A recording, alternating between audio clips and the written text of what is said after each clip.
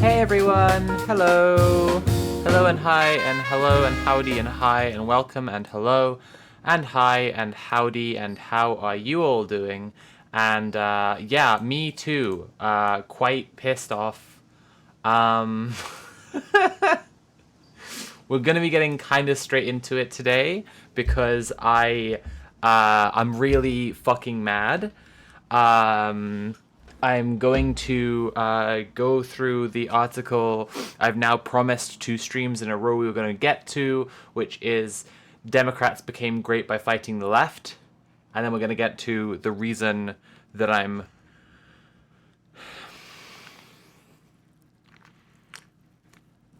We're going to get to the stream, the article that threatens to take up a lot of the stream. Rather a lot of the stream. The article where Graham Wood, Atlantic columnist, takes a victory lap for killing a black man. Now, is Graham taking this victory lap for himself? Or... no, he's very considerately celebrating the achievements of the media class all together. Isn't it wonderful? Isn't it amazing? What they can all do when they put their minds to it and they all come together with the same goal of hounding someone to death. I'm very pissed off. I am going to start with the article I've been promising you all, and then we're going to get to that. I have a bunch of articles to read today. Some of them are like the featured long read of various different magazines, and so there is a lot to get through. I would really like if we could watch some of the new Ezra Klein episodes, because the good news is I've just finished my Ezra Klein video, except for minor tweaks. Like the Patreon credits isn't on it yet. I had a malfunction. I have a script which exports the Patreon credits. It malfunctioned. Moving a JPEG around. These are the levels of tweaks that need to be made to the video. It's ready to go otherwise.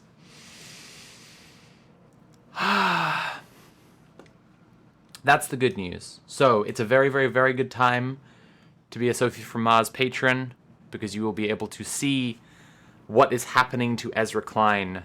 Let me see now. 3 weeks early. 3 weeks early. Ahead of everybody else, because it's coming out.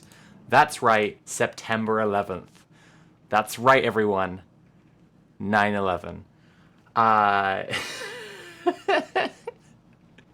The anniversary, as you all know, of the historic event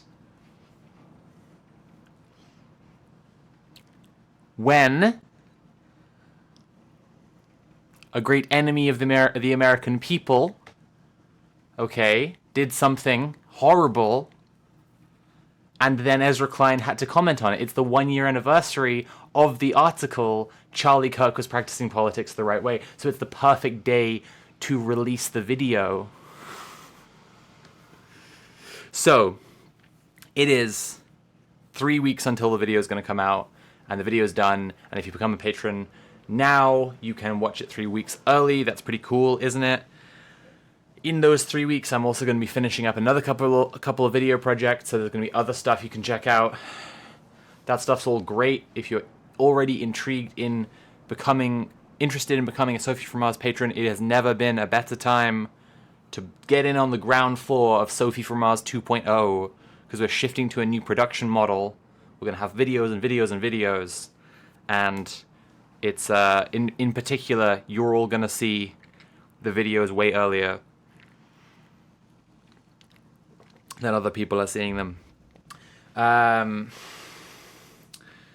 However, if you want to support me other ways, chatters, welcome to the stream. Lovely to have you here. How was your week? Please tell me how your week was. It's nice to see you all here. I'll tell you about my week. Chatters, if you enjoy the stream, please consider paying for the stream. You can subscribe or cheer or donate directly using command tip. We are aiming for 3:30 today. because we aim for 150 per stream. Did I miss last week? I didn't miss last week, did I? I missed the week before that. Prince Infidel says, I'm a patron and will wait till the video hits YouTube for maximum excitement. That's a completely respectable position. That's okay. I appreciate the appreciation in that. That seems like a very, like, wanting to be maximally part of the Sophie from Mars fandom. You know, you weren't here last week, I'm pretty sure. Interesting. Interesting. Let's see. My last stream announcement was 2 weeks ago. What was last week? Why did I have to miss it last week? What was going on? That's confusing. Does my calendar have any clues for me?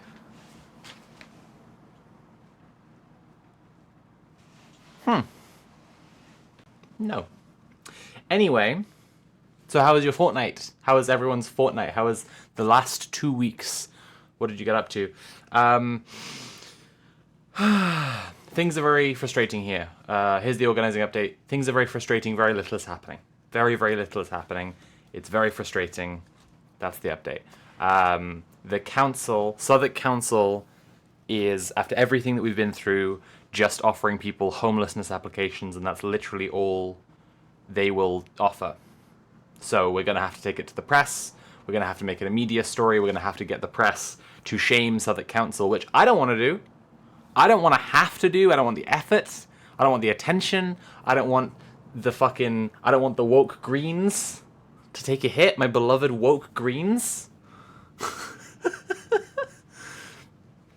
I don't want my beloved woke Greens to take a hit for this. But they have not helped the residents. If anyone is unfamiliar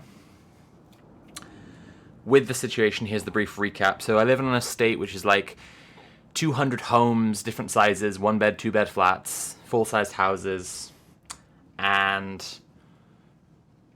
a new landlord bought it last year and is trying to evict basically everyone, and the people who aren't being directly evicted, they're trying to raise the rent by several £100s per month. I have a £250 rent increase that I'm fighting.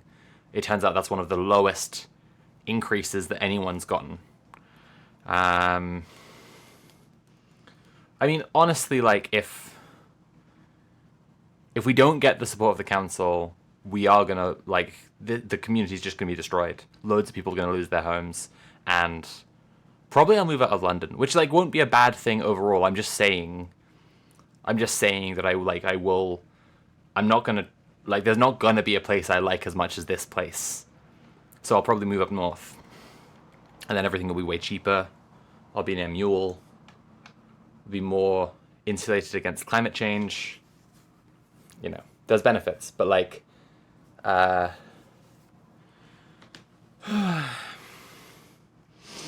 yeah, we need the council's support. It's not me I'm worried about, you know. Like, my partner and I were looking at getting a house before this stuff happened. I mean, I'm obviously very poor. It's, like, entirely, like, my partner's savings that goes towards the deposit on that. We were looking at getting a house before all this stuff started, and honestly, if this stuff had not happened, if the mass evictions hadn't happened, we might have already moved out. And I think that's making it very frustrating when I then see neighbors who are moving out. And not, like, you know, I don't like blame anyone, truly anyone. There are people who I feel better and worse about them moving, right? There are some people it's like, oh, well, we have the money to buy a house, so we'll just move. And I'm like, well, we are in that, like, we, like, that was the process we were looking at already, and decided to stay here and help people because they need help. And then there are other people where, like, they've just not been involved in the struggle at all. And it's like, well, if you just insulate yourself from community and then you decide you're just going to move, you've just given up and also, like, not helped others. And then, of course, there are people where it's like they just are experiencing loads of stress, they're an older person, this kind of stuff, and it's just like, yeah, I can't fault that in any way. I'm really proud of what we have done. Like, supposing everything goes completely shit from here on out and nothing, you know, we get no more wins, we've still had some very significant wins. We've really still had very, very significant wins throughout this process. And I've proven to myself that I have these organizing skills. And, like, none of this stuff is going to happen fast. So, like, if everything does go as badly as possible, I'm still talking about, you know, packing it in and moving a year or more away, probably. But yeah, it's just very, very frustrating. And now we're going to have to go to the media and we're going to have to shame the council because the council is responsive to shame.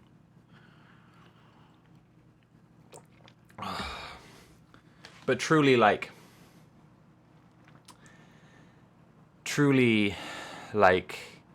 the council's just indifference. It really, really gets to me. Like, I was talking to my partner about this. I was saying, I think that you know that I'm someone who really does not accept powerlessness well. And I think, like, you know, I could talk on where that comes from. My childhood was full of a lot of suffering inflicted on me, on my family, just by circumstance, and there was very little we could do about it. And I think that taught me to some degree that, like, there are things that you cannot do anything about, and so the things that you can do something about, you must. And I said to my partner, you know, I think you see that I'm someone who doesn't accept powerlessness well. And to me, it's like when I need to know what my plans are before I can relax, right? I can't just relax with no plan. I need to know I'm going to get that work done at this time. And then I'll be able to chill out now because I know when it's happening. I know when solutions to problems are happening. She's not the same way. She's just like, I hate plans. I don't want to talk about it. I just want to do it. And it's like that for me, like powerlessness. When there is nothing you can do, it is important to be able to accept that well and gracefully and make peace with it. And I only can if I have first understood that it's true. Because I just really, like, I hate this, like, any outcome where you could have challenged injustice and you didn't. Drives me quite insane. So, I guess to the point I was trying to get at was that we're going to do everything we can, obviously. But I was talking about this with her, and she thought I was talking about the neighbors. She thought I was talking about, like, the neighbors who've moved out and they've given up and they've moved away. And I was saying, and I had to be like, no. Where I'm frustrated is that the council keep telling us we have no powers, we can't do anything.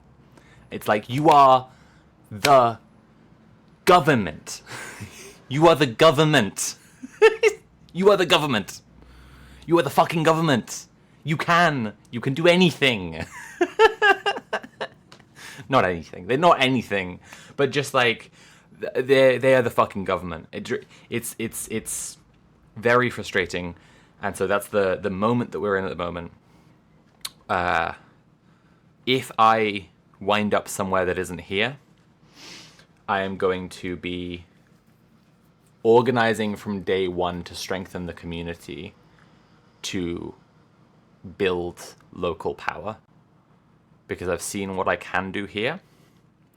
And it means I know what I can do wherever I go. And so I will.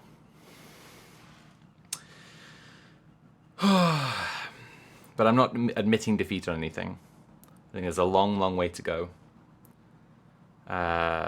Things are just a bit depressing at the moment. But as I say, good news. I've nearly finished my Ezra Klein video. It's going to go up for patrons. It'll export during the night tonight. It'll go up on Patreon tomorrow. It'll be out September 11th. I've got 2 more videos that are wrapping up at the moment as well. So that's good. So stream chatters, if you're enjoying the stream, please consider paying for the stream. You can subscribe or cheer or donate directly using command tip. Who is going to be the first tipper, the first donator? You couldn't see both the people who are watching horizontal and vertical. There's one tip bar up there and there's one down there, but on different views, so you're guaranteed to be confused by my gesturing one way around or the other. I'm going to keep on gesturing to the horizontal format one, because that's the one that makes sense to me. Who's going to be the first donator of the stream? It's a good question. I'll also say VOD watchers, check out the link down below if you want to support the stream. As I've said, it's a great time to become a patron at patreon.com/Sophie from Mars. And I will only draw attention to this once, but try to do it pointedly. I went to visit Mule. Oh my god, that's why I didn't stream last weekend. I went to visit Mule. I played on the Switch 2. I tried out some Switch 2 games. It turns out they're actually very good. So I have added a Switch 2 to my Throne account. And so there's a tip there, a link there in chat to my Throne account in case anyone has the big bucks they want to spend on Strimmer. Okay, the race is on for someone to become the first tipper of the stream. I have given a bit of an organizing update. The organizing update is things are really, really shit. I'm focusing on my work instead at the moment. I don't know if that's like the best, whoa! Shirara, who has used the name Moo Bad Girl, tipped £21.35, taking us up to, hang on a second, no, Moo Bad Girl followed. Also, check it out, I have new green screen alert reactions. That's something I filmed while I was filming stuff for the Ezra Klein video. I got my wires crossed because 2 alerts happened at once. Moo Bad Girl has followed. Hello, Moo Bad Girl, which I feel like I might be engaging in something by even reading out your username. And Shirara, thank you so much for tipping £21. Whoa! Hang on! There's so much going on.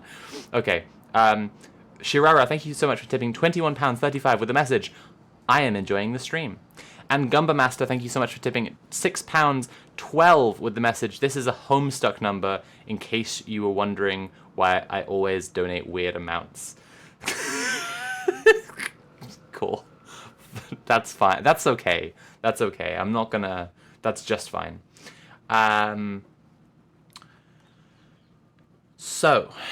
Thank you so much. I will point out that Shirara took us to £202 and 2 pence, which is very fun. Very cute little bit of nice round numbers. Okay, who is here? Who is in the chat? Rob, welcome to the stream. Lovely to have you here. Morrigan the Fae, lovely to see you. Welcome in. Vulpix989, D2 Kemps, Weirdo of Oz, Princess Beckknight666, welcome to the stream. Prince Infidel, Mr. Fishy,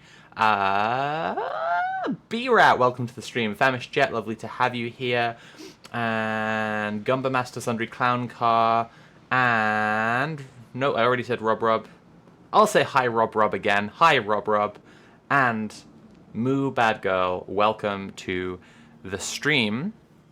It's lovely to have you all here. Am I about to start it? I think I'm gonna start. Oh!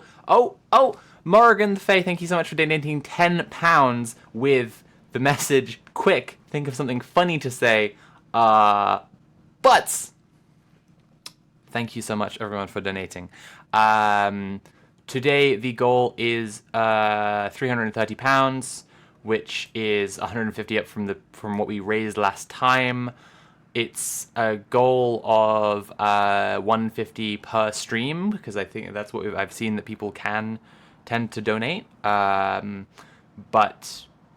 I did miss a stream last week, and bear in mind that the landlord is fighting to push my my rent up. So for now, let's focus on pushing to 330. And I'm going to have a little scroll through the chat, see what people are saying about how their last 2 weeks has been. Gumba Master says, just spending the last few weeks sweltering in the heat, wondering how long until the hubris and greed of the powerful will take my life and losing myself in escapism. The usual. You should see what you can do in your local area to create cool spaces, because there are a huge variety of methods. I am actually writing about this at the moment, and it's, I don't know, they're like interesting and I think kind of personally fulfilling projects that people can get involved with, which is kind of cool. But I do, moreover, I do sympathize. It's a shit time. I've been really suffering in the heat as well. I ended up starting this project about the heat. I was going to write about other stuff, but I ended up writing this project about the heat because I just couldn't think about anything else. Like, in the heat waves, I was just like, I can't think. All I can think is I'm so warm, so horribly uncomfortably warm right now, that I'm going to have to just write about the heat. And especially once I started seeing that Burnham was just, like, fucking ignoring everything. Fulbix989 says, not great. I found out recently that a good friend of mine is probably going to die due to medical issues in the near future. I'm really sorry to hear that. I'm really, really sorry to hear that. I will say, if things are nearby, this is like, I just lost a lot of people. I don't mean to sound insensitive in saying this, but if it's nearby, it is potentially better than it being a long, long medical decline, and better than it being very sudden. So I hope that you're able to find like time together and move through it. And I'm very sorry. It just really sucks. B-Rat says, our new right-wing government keeps reminding us of Slovenia's fight for independence in 1991, which I think means they're scared of Yugoslav solidarity at this time. That's interesting. That's very interesting. B-Rat, if you want to say more on that. That's very interesting.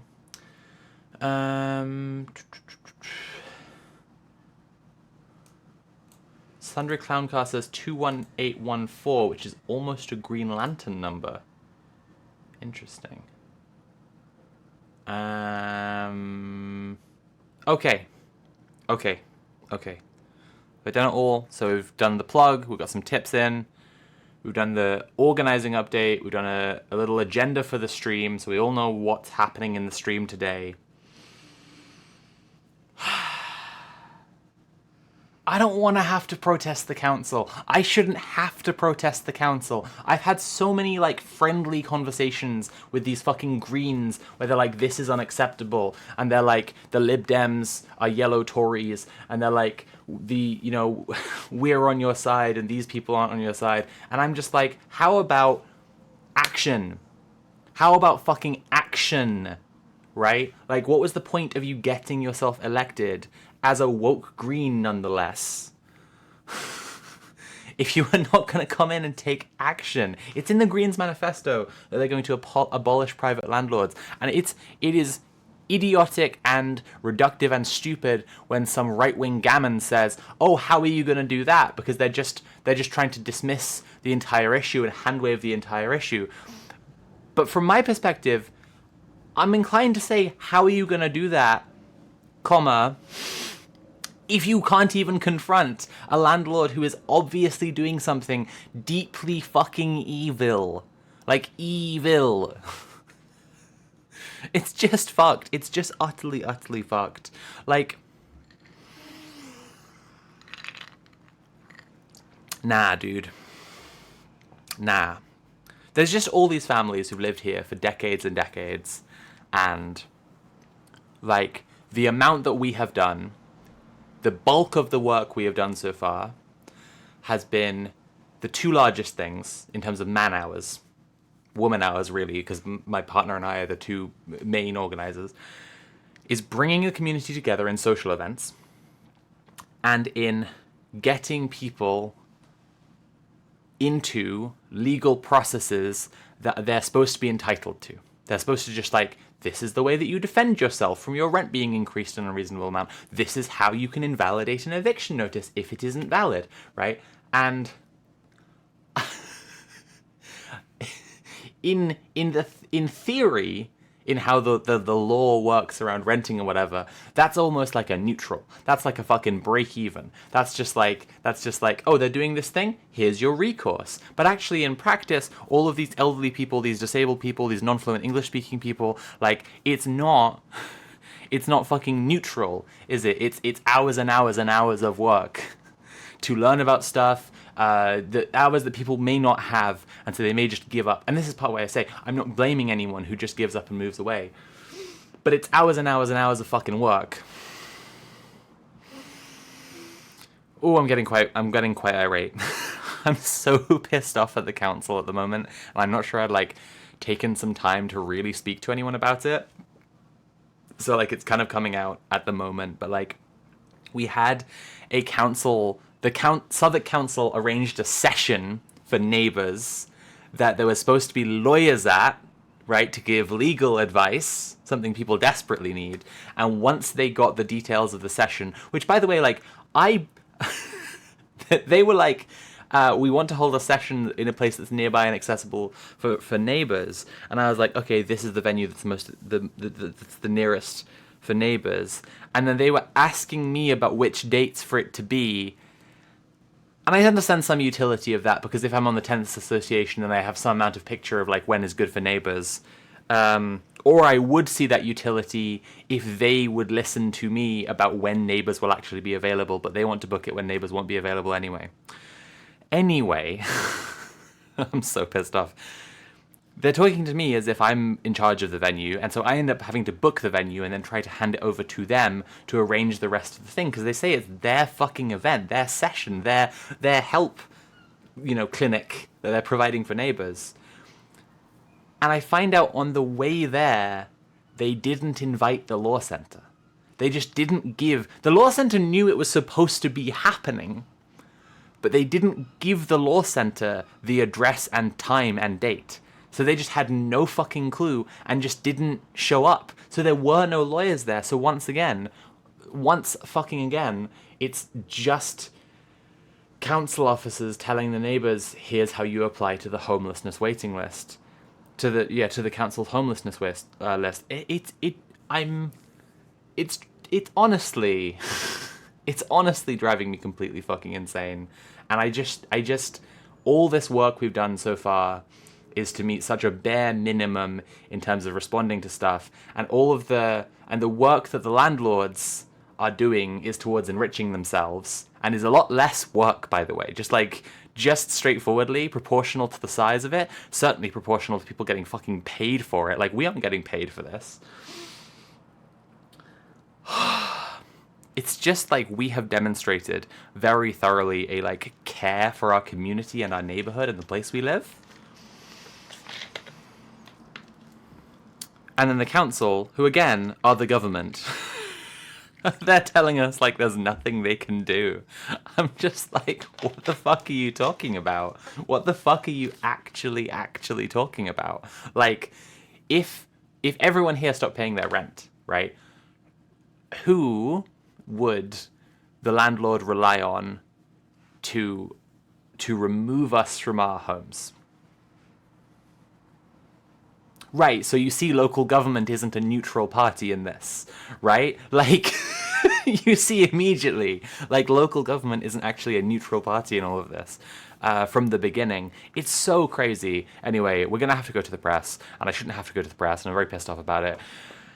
And I'm pissed off about the subject matter today as well, and we're going to get to that. But first, I've been promising you all an article for a couple streams now, and we're going to read it. And then maybe next time, if I carry on feeling this pissed off throughout the whole stream, we're just going to, like, watch some Ezra Klein next time, maybe.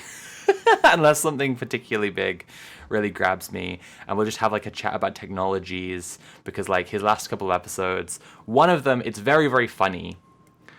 He's interviewed someone who is, like, an AI safety researcher.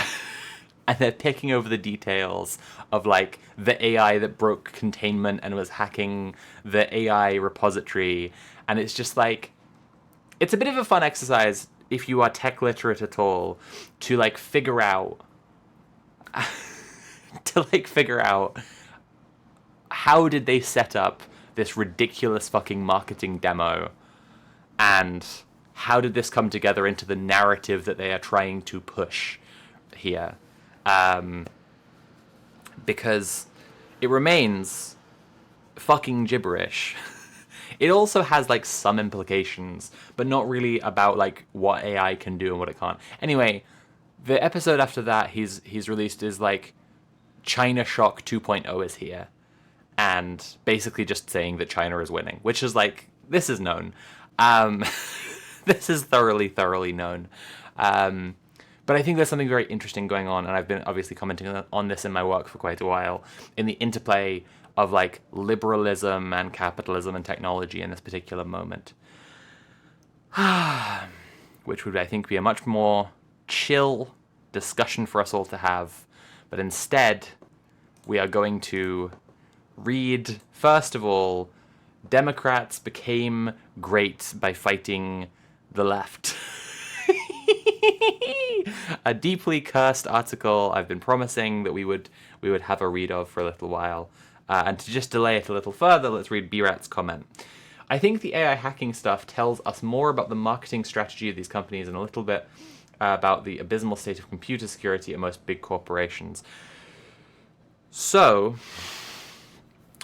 this is one of the interesting implications, is that basically OpenAI and Hugging Face both were like, our network infrastructure was hacked, and when we looked into it, it turned out that it's been being hacked. It wasn't just hacked this time. It's been being hacked, and it's been being hacked by various different iterations of AIs that are leaving behind notes for each other, which is a very like complex and dubious claim. Basically telling each other how to hack more effectively, and that all sounds very, very extreme, for one thing. Very extreme. And a few other things. Until you remember that they are using AI to write their network architecture. Which does not make secure network architecture. And so if we're learning that AI can hack code written by AI, okay, buddy. Oh no.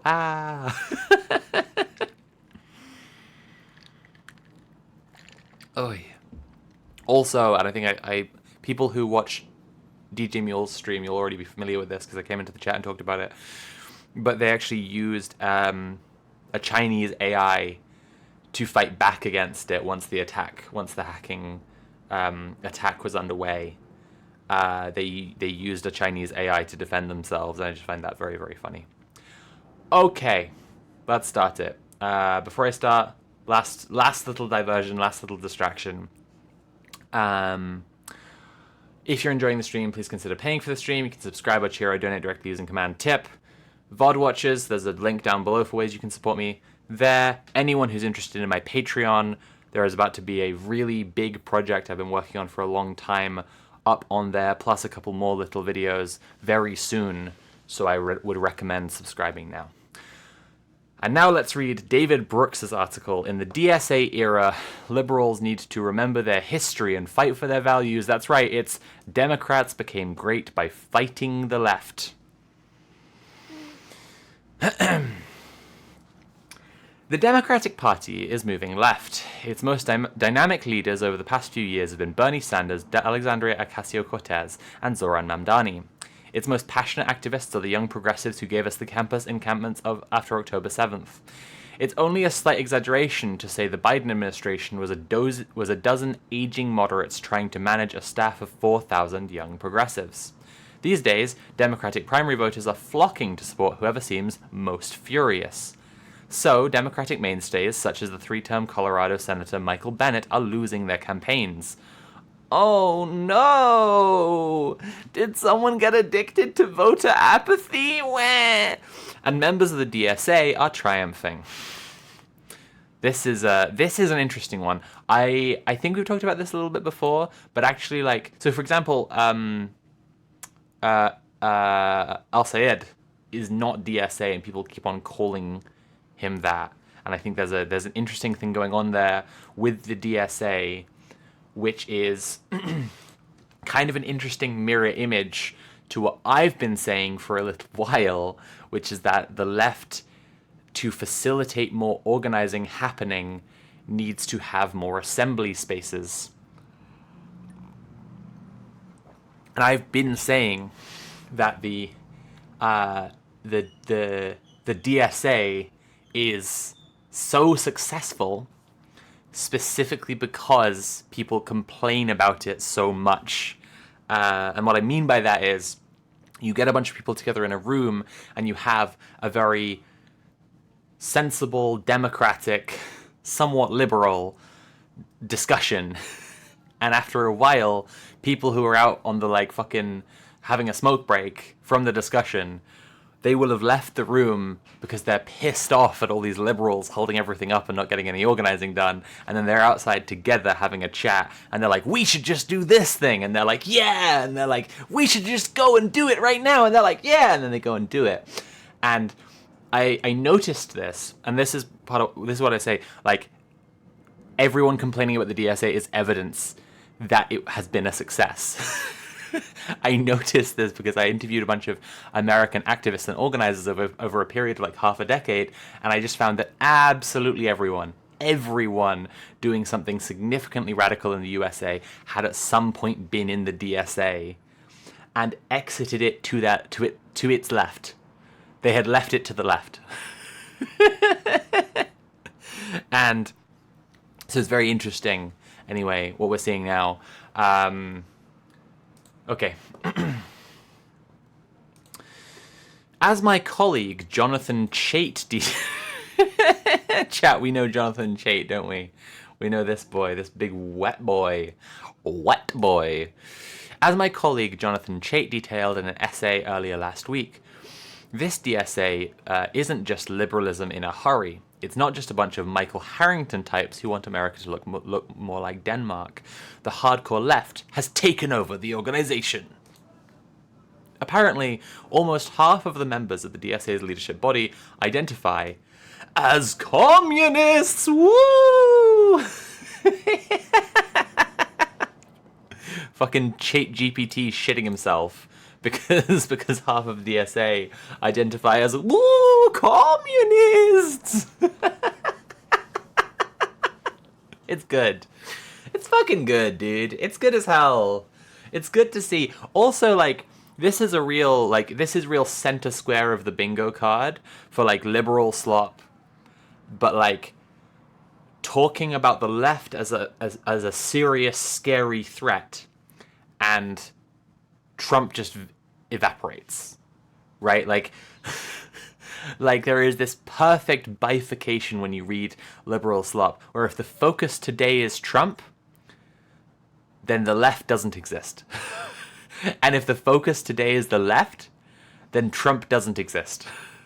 And maybe not completely doesn't exist, but just like, now they will bring up Trump in the context that, like, we need to beat Trump and these guys will split the vote. But often they just won't even talk too much about Trump, because that would remind the reader that it's actually incredibly urgent that we build working class, organized, unionized, hardcore proletarian power. And then they would think the article was dumb and written by an idiot. Can you tell I'm angry today? The party is in alliance with the most brutal left-wing authoritarians from around the world, including Cuba and Venezuela. Its New York chapter's response to the October 7th mass murder and mass rape of Israeli civilians, that's a lie, was to blame Israel for provoking the attacks. Good. All of this has centrist Democrats feeling a tad nervous. Some of their concerns are political. Working-class voters in Michigan and Pennsylvania may not go for the faculty lounge notions swirling around the kefir sphere. The kefir sphere. It actually rhymes. It's the kefir sphere. Open borders, defund the police, defund the Pentagon, punish Israel, oppose support for Ukraine, tear down prisons. Buddy.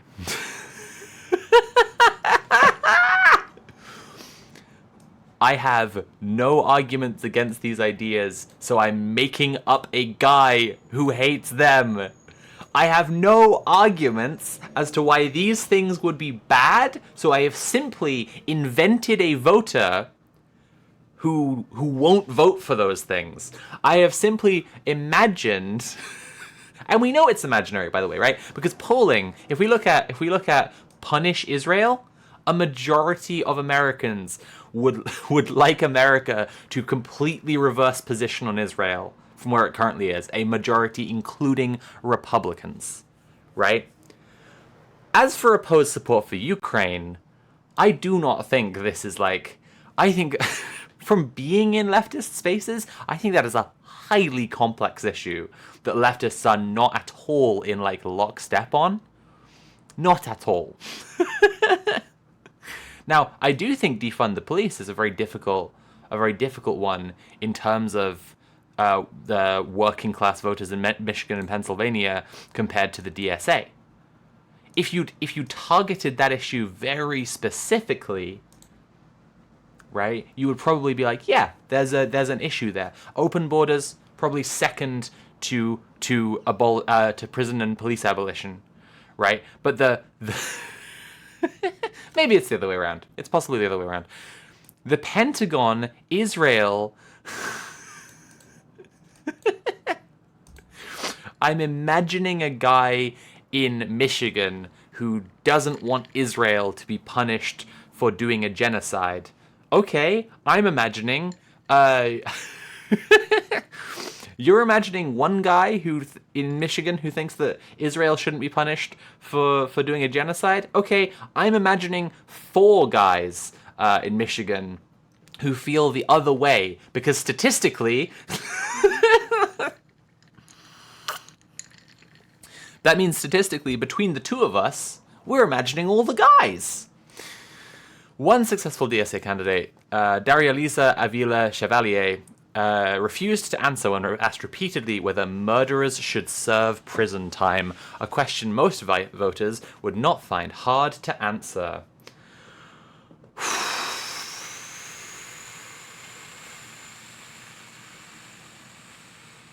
I've got so much to get through today. But fuck it. Story time. So I was going to get some banner making and other fabrics, banner making material and other fabrics from a fabric shop nearby in South London.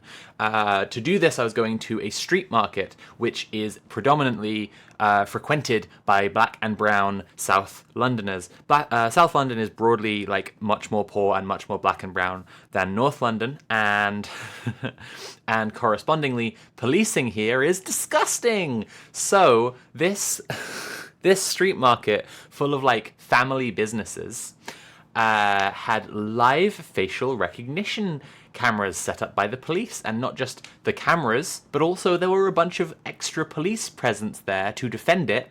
Not defend it from physical attacks. It's not like there were people running up and smashing it, although I think there should be. I really, really think there should be. But defend it from hurt feelings, in case it overhears someone saying this is wrong, and it hurts its feelings. So the police are there to debate the public. So I decided to waste some of my time. Obviously, it was going to be a waste of time. But I said to them, like, does this not worry you? Does this not freak you out in the slightest? Thinking that, like, everything that's, like, people are just going to be monitored in every little part of their lives. And oh my god. There were 2 officers there. One was a woman, one was a man. And the female officer, she tried a lot more sympathetic arguments. She was like, well, do you use Apple Pay? Do you pay for stuff with your phone? Do you use a credit card? Because all that stuff is already monitored. And I was like, I don't like that either. I want that stuff to be gone too. I want us to not take more steps towards more surveillance. I want us to take steps towards less surveillance. And she understood that was my position and respected that. And the guy went chud mode immediately. Like, fully just went chud mode immediately and was like, oh, well, actually, we arrested 500 paedophiles today. actually, we actually, yep, there's another one, yep. We're actually just arresting 10 paedophiles a second. And what would you suppose should happen if we didn't have a million cameras pointed at everyone in London? What should happen instead? And so I was just like, oh, well, obviously I think that everyone should get as harmed as possible. I obviously advocate for, like, all people to be maximally harmed by everyone. Great argument, bro. And it was just such a frustrating time. And it's the same fucking thing here. This candidate refused to answer when asked whether murderers should serve prison time. And it's just like, yeah, like you are directing the attention into a really specific issue, right, in a really specific way that is completely disingenuous, right? Because the issue with prisons is that they are a modern day form of fucking slave labor, right? The amendment to the American Constitution that made slavery illegal said, except for punishment as a crime. Except as punishment for a crime. Prisons in American law are explicitly labeled as legal slave labor, right? That is what literally how the law around slavery was reformed. And then the material reality of prisons completely reflects this, right? And the model of discipline is the worker prisoner. The model of discipline is that there's the good member of the working class, which is the worker, and then the bad member of the working class, which is the prisoner. So if you're lucky, you get to work with freedoms, and if you're unlucky, if you're lucky, you know, not policed, fucking well behaved, keep all your ducks in a row, you get to work with freedoms. And if you're not well behaved, not lucky, or over policed, then you become the prisoner and you still work. That's the same. No option where you don't work. That's for them, not for us. But you work without freedoms, right? And that's a fundamental part of modern capitalism, and it's been this way for such a fucking long time. Anyway, this thing about should murderers serve prison time? I don't know, dude. Who did they murder? Who did they murder? Should someone serve prison time if they take it upon themselves to kill a mass murdering war criminal because they observe that no one is doing anything no one is doing anything that reflects the decisions of international criminal law? If it has been declared publicly that someone is, for example, the beneficiary of a genocide that they were the architect of, and that they are in violation of international criminal law, and someone takes it upon themselves to citizens arrest that person, and they end up fighting that person and they fucking kill them, right? If someone kills someone in self-defense, if someone kills someone who is keeping them prisoner, if someone is being kept and abused by someone, right, and they decide that their only way to freedom is observably to kill that person, and they do so, as is the case for many, many women who kill abusive partners and wind up in prison, should that person serve time in prison for murder? Oh, it turns out should murderers go to prison is not as simple a question as it first appeared. If someone drunkenly gets in a fight and they hit someone really hard with the intention to hurt them because they are in a fight, the two of them are both drunk and they are in a fight and they hit them really hard and the other person goes down and their head hits the pavement and they die, and this happened to someone I know, should the person who hit them go to prison?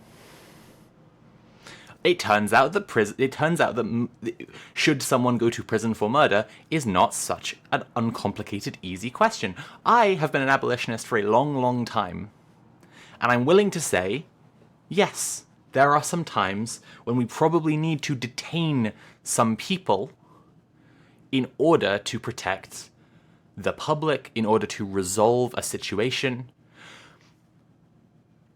But detention in society as it currently exists is never actually channeling towards how do we make sure this thing doesn't happen again. It is based on a punitive logic. And it is responding to actions as if actions were equal in all cases, and they're not. And we've tried to moderate this by having judges, by having juries, by having more detail written into the law, by learning from case law. There's a fundamental, a philosophical even, issue with the legal system that only abolition can address. And no one who is pestering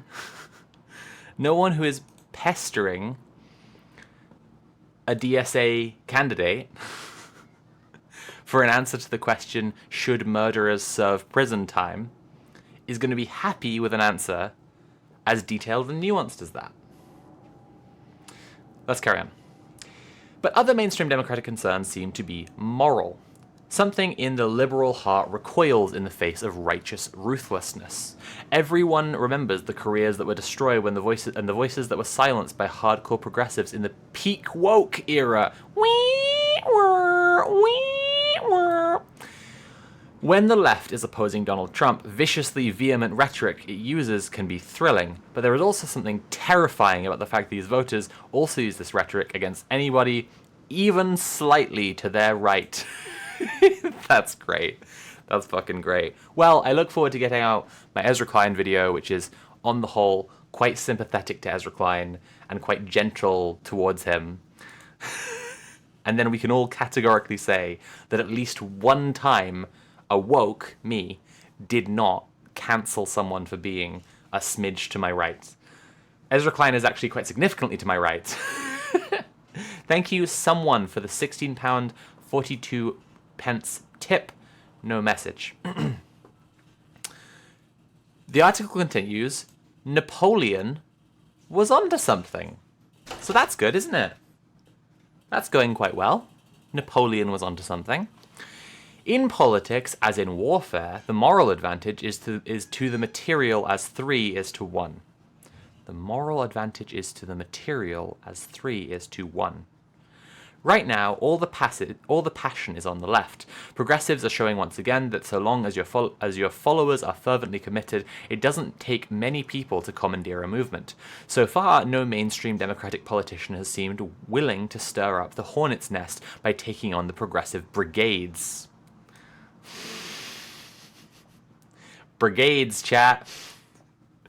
Brigades! Allahu Akbar, I guess. I've just noticed that someone's tip took us to £234.56. Thank you for making a cool number. I like when people do that. That's really fun. Again, the goal today is £330. So if everybody watching right now, all of you did command tip, that's exclamation mark TIP, and donated, let me think, £3.30, that would take us all the way to the donation goal for today. Small donos still add up to make a difference, bear it in mind. And if you're enjoying the stream, please consider paying for the stream. Okay. The Sauvignon Blanc liberals in the affluent coastal suburbs hardly seem capable of pushing back effectively. The Democratic establishment risks responding to the incipient left-wing authoritarianism, exactly the way the Republican establishment responded to incipient right-wing authoritarianism around 2015, by going into denial until it is too late. Oh boy. Oh boy. To encourage my Democratic friends, I would remind them of this fact. The Democratic Party became great not while pushing against the right. It became great while pushing against the left. I knew this would be a great article. I'm so excited. I will... My partner has asked if I can have a break soon so that she can give me a cuddle. So I'm going to finish up this article and I'm going to have a little 5-minute break. I would like to bring in, at this point, to the analysis of this article, a Lenin line I particularly like. Lenin's belief about the state is that the state exists to mediate class tensions in favor of the ruling class. That's the simplest way you can say it. The state, as an apparatus, it exists to mediate class tensions. So there's the Marxist tension we understand, right? There's the working class and the ruling class, and they naturally are opposed to each other. It's a Hegelian dialectic, okay? And this would resolve itself with the working class, right, whose natural political tendency is left, because the left wing, like one of the core elements of the left wing is equality, is pushing to build worker power and the power of the working class, and the right wing kind of fundamentally is people who. The right-wing working class people are fundamentally like people who have been tricked by the ruling class into doing their work for them. The natural resolution of that tension, working class, ruling class, would be the working class of whom there are many more, and whose hands the power is really in, right, would win. And Marx laid that out very almost mathematically. It's just observably true. Right, we can see it all around the world. Unless there is something that delays the resolution of that tension that way. And this was Lenin's point, right, is that the state apparatus is what does that, because the state mediates class tensions, right? Everybody calm down and stop fighting. And it does so in favor of the ruling class. Because just to begin with, delaying that fight, that war, sublimating that class tension, that class struggle, that benefits the ruling class. And the longer it goes on, the more it benefits them. The state exists to mediate class tensions in favor of the ruling class. Try and commit this one to memory is really useful when you are trying to understand what's going on in stuff that involves the organized working class and the state. Lenin was uncomplicatedly fucking cooking with that one. No one can argue against it.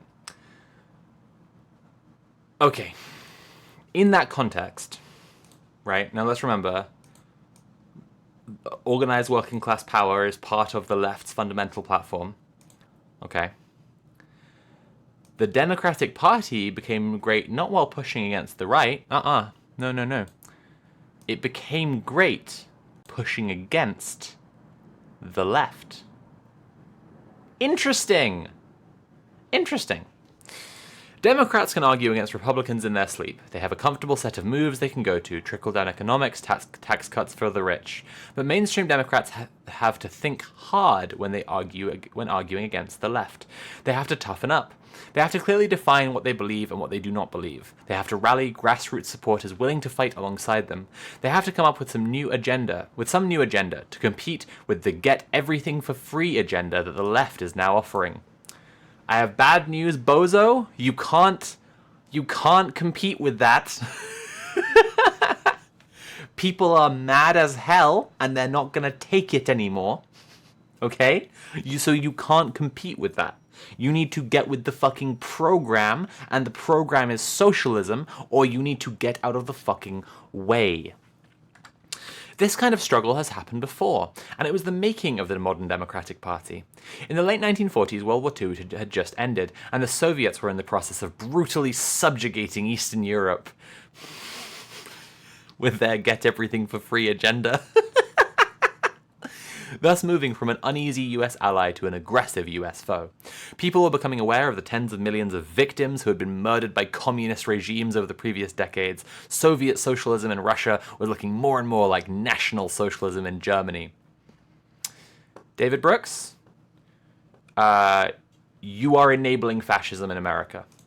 David Brooks, if you ever see this by any chance, you are enabling the fascist horrors of America. You are enabling the disappearing of people. You are enabling their torture, their fucking molestation, their fucking murder. Okay, you are enabling it, and you are doing so in a completely transparent and pathetic way. just in case you ever see this, or if anyone ever gets the chance to relay a message to David Brooks, fuck yourself, David Brooks. Okay, let's carry on.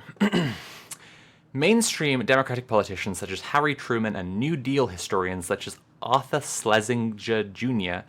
began to adjust their thinking. The left wing of the party, led by Henry Wallace, did not. Some on the left still had sympathies with the Marxist revolution. Oh no! Wallace simply didn't see the Soviet Union as an important threat. He declared that he was no more anti-Russian than he was anti-British, as if there was no substantive difference between the two governments. The progressive left and the democratic mainstream both understood that they were in a struggle for control of the party, and they both mobilized for that struggle. The progressives, led by Wallace, set up an organization called the Progressive Citizens of America to pull the party their way. The mainstream Democrats, such as Eleanor Roosevelt, countered by setting up Americans for Democratic Action, which explicitly banned communists from joining in order to block the leftward advance. The crucial clash happened in Minnesota. The mayor of Minneapolis, Hubert Humphrey, was a rising star in the Democratic Party. In June 1946, he was scheduled to be the keynote speaker at the Democratic Farmer Labor Party's state convention. The DFL is Minnesota's version of the Democratic Party.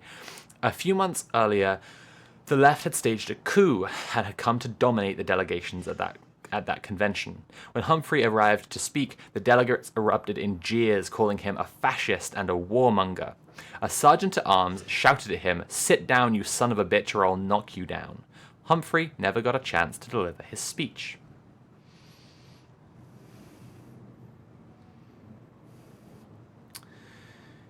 But he did launch a campaign to take back control of the Minnesota Party. What followed was a vicious struggle over control of the party offices and for the hearts and minds of center-left Americans. A story recounted by James Traub in his biography True Believer. The police state is the police state, regardless of whether it is left or right, Humphrey declared. Too many Americans, he continued, are not clear in their own mind that the communist state is of the menacing proportions of the fascist state. At one party meeting after another, Humphrey and others, including Eugene McCarthy, Eugene McCarthy, that uncomplicatedly positive part of American history, you fucking freak, are you kidding me? Walter Mondale, Don Fraser, and Orville Freeman maneuvered to regain control of the party's power centers. The communists fought back hard, Humphrey would remember years later, but if they stayed up until midnight, we stayed up until 3 a.m. If they issued 5 press releases, we put out 10. It was tough, and sometimes the fight got dirty, but we were just as tough as the commies were, and sometimes just as mean. Humphrey and his allies won their fight for control of the DFL, and Wallace's career cratered when he ran for president in 1948 and received a pathetic 2.4% of the vote. It turns out that a lot of the ideas that thrilled the left-wing cadres did not have purchase with the wider electorate. Meanwhile, Truman was elected in a shocking comeback. This confrontation was transformative for a generation of Democratic politicians, not only in Minnesota but nationally. It taught them how to organize, how to push back against a foe that did not believe in democratic niceties. It made them tougher. It taught them that there can be a chasm between what the pseudo-intellectuals believe, fuck yourself, and what working-class voters believe, double fuck yourself.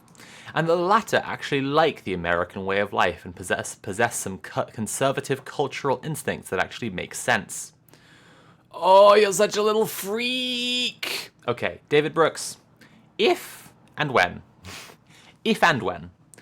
America completely fucking collapses, like, we're talking the economy, it's never recovering, right? It's turbo fucked forever. When Trump cancels elections and people are being just grabbed and black-bagged and disappeared, right? And the stories of the torture camps are just like barely fucking surfacing, right? I want everybody to remember David Brooks making these arguments that actually what we need, instead of a strong, organized working class who have electoral representation with electoral socialists, what we need is people to get up and condescend and lie to people about what they believe. We need someone to get up on a stage and say, "Now listen here, you farmers, I know that you, just like me, love when there's no immigrants. That's just great, you know? That's just fucking fantastic. Like, that's exactly what America needs right now. And not to have a fucking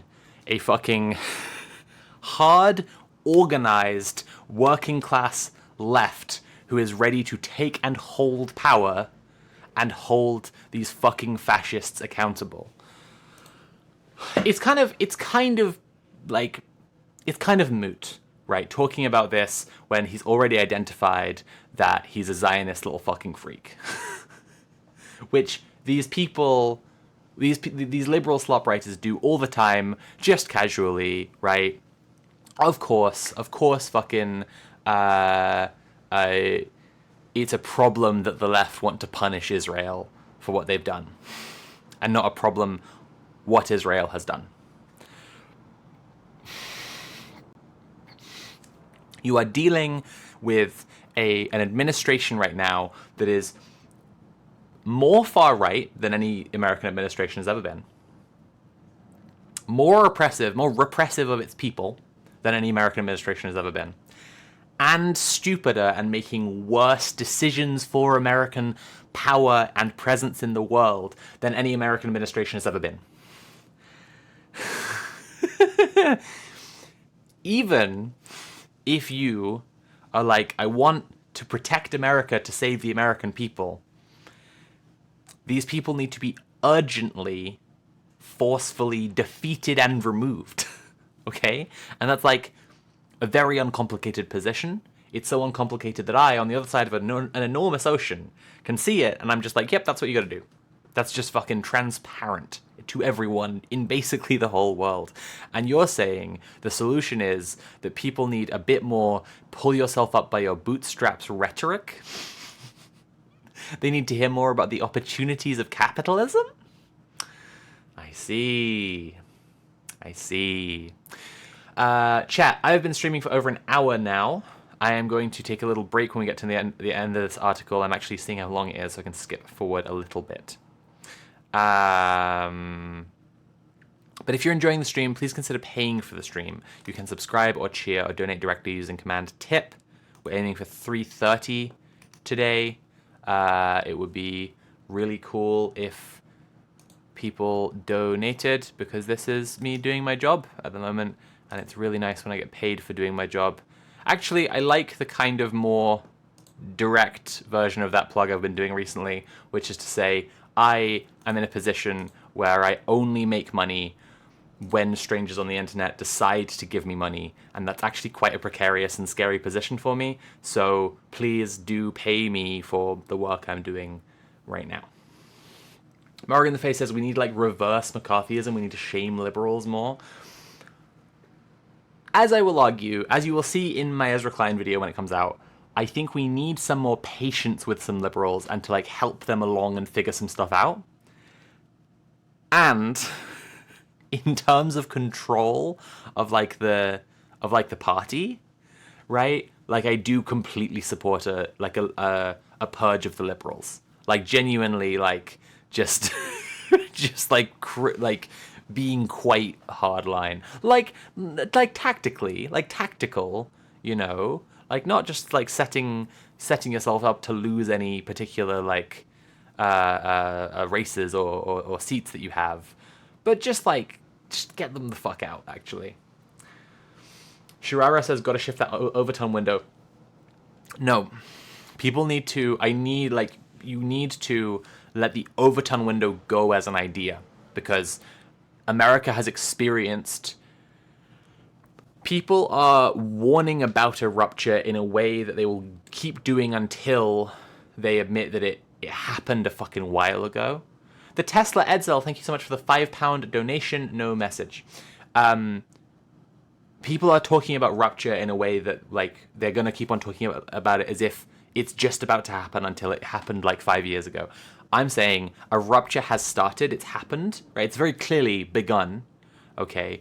And that is the rupture of social fabric. The rupture of social fabric is a precondition for revolution, where people are dissatisfied with the way things are, and they will go one way or the other.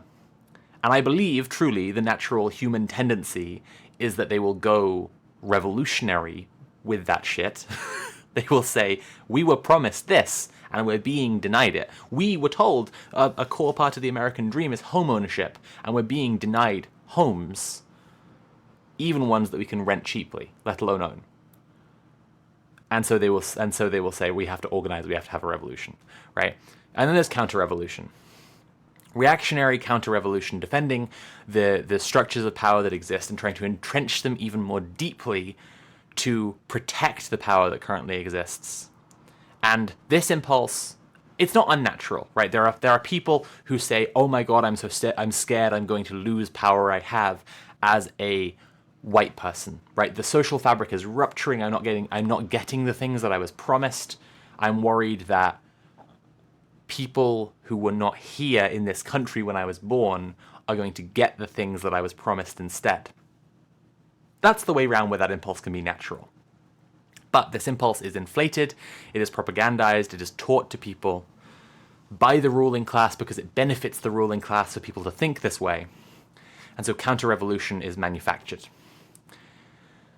America has this very complex, very paper tiger-like counter-revolution where they have been able to get the votes to just eke past getting their boy in, and I do believe he's not going to hold another election. They don't care anymore about having a large popular base.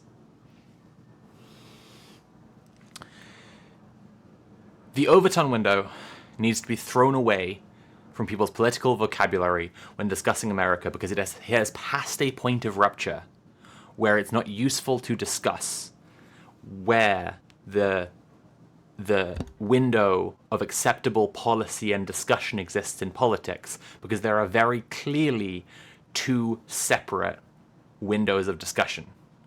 It's useful to talk about how we need to get liberal positions to not be taken seriously in our window of the imaginary possible, right? And I believe we do that by winning over more liberals. I believe we do that by radicalizing more liberals, right? Which reality is doing already, so that's good news. And by being somewhat ruthless to liberals who have power.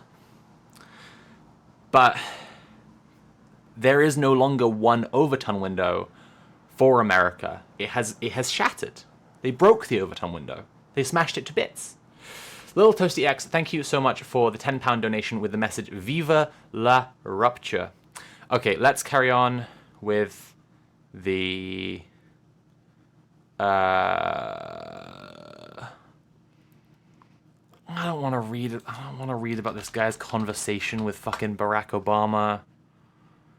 Okay, we might just see how this one wraps up and then move on.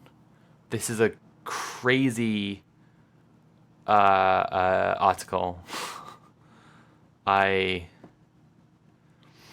If it wasn't so long, because I'm having a scroll through it now, you know what, I'll put it on screen so you don't just have to take my word for it. So we were about there, right? And the article is that long. So we'll see how it winds up. I think basically if it weren't for most of the stuff just past where we were, this could be a Hall of Famer for the liberal slop stream. You know what? Maybe I'll still put it in there. Actually, hang on a second. Let me get my Hall of Fame notes up. We have it somewhere. Hall of Fame slop articles. Here we go. All right. I've been promising this one for such a long time because it clearly is. It clearly is an all-time classic. Okay. Democrats became great by fighting the left. David Brooks. And that says David Brooks. Oh my god. Oh my god.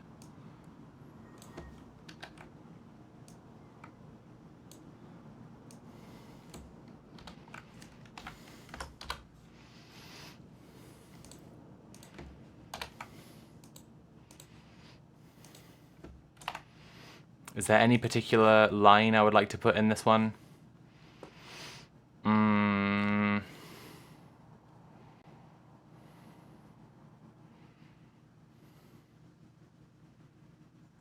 right, let's get to the end of it.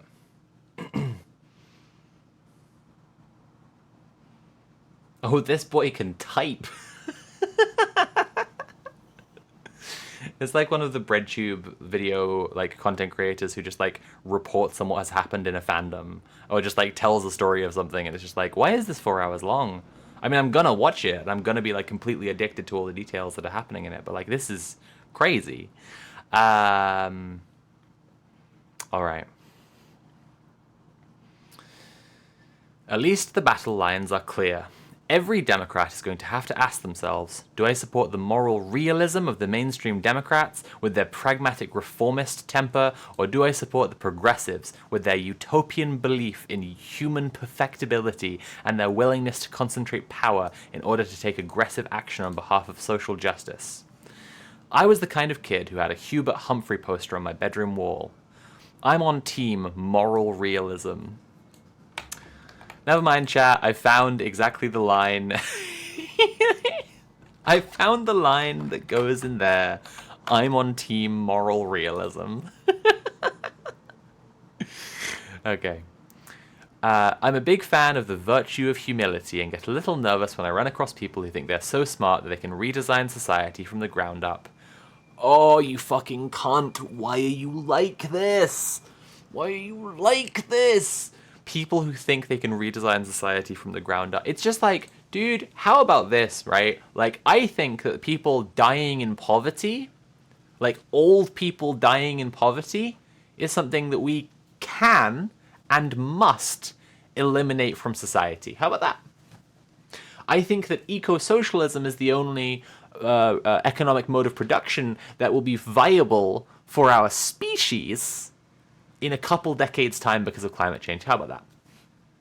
Is that pragmatism that I just described? Is it utopianism? Is it moral realism? Which one of those is it?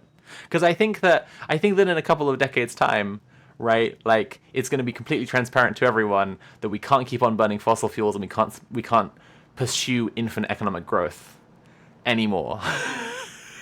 And so eco-socialism is going to be the only viable economic mode of production. And is that utopianism? I guess so. I guess. I do love utopianism. I talk about it all the time. I think it's a very necessary force in politics. I'm a huge defender of utopianism. But you'll notice I didn't say I think that a perfect world is eco-socialist. I didn't even say eco-socialism was morally good. So it falls down from utopianism, down through moral realism, down to pragmatism. I guess it turned out I was a pragmatist the whole time. All right, let's carry on with it. Let's wrap this one up. When I'm listening to the progressive wing, I'm always reminded of a sentence in Richard Weaver's 1948 book, Ideas Have Consequences. God, you're such a fucking cringe lib. Oh my god. The trouble with the contemporary generation is that it has not read the minutes of the last meeting. Oh my god. Everything the progressives are proposing has been tried before again and again with terrible results. Rent control? Tried. Would you like to cite a source for rent control has been tried with terrible results? Would you like to cite a fucking source for that, David Brooks, you freak? Nationalizing industry? Tried. Would you like to cite a source for that being tried with terrible results? Concentrating power in order to pursue one faction's idea of justice? Tried. Yeah, sure. If you want to define the UN, Amnesty International, the International Criminal Court, the fucking Hague, as one faction, then yeah, concentrating power to arrest Netanyahu is concentrating power in order to pursue just one faction's idea of justice. Fuck me, dude. I get that we're living in an age of rising authoritarianism, but I was kind of hoping the Democratic Party would resist the tendency. Sorry, that has to be read way more sassy, because that's clearly how he meant it. I get that we're living in an age of... Okay, sorry. I get that we're living in an age of rising authoritarianism, but I was kind of hoping the Democratic Party would resist the tendency. The Cold War liberals had opponents on both sides, the McCarthyite right and the communist left. Right, and what did they do? Did they fight against the communists being disappeared and imprisoned and blacklisted and having their lives ruined? Did they fight the McCarthyite right? Did they do that? Or did they work with them? Oh, right, that's right. Fighting a two-front war is bad for an army, but good for a political movement. Instead of settling for Manichean us versus them categories, movements beset on both sides need to clearly define their own worldview, their own values, their own set of plans. They will have to combine a moderation of the mind with a forcefulness of the will.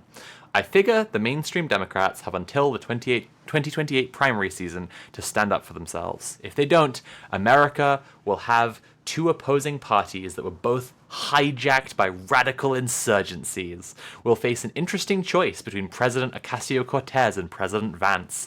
For me, that would be a choice between a Democrat whom I find personally admirable, but whose policy ideas are old-fashioned and ruinous, and a Republican who, oh, don't get me started, Bo! Are you kidding me right now? Are you kidding me right now? Are you kidding me right now? Are you kidding me right now?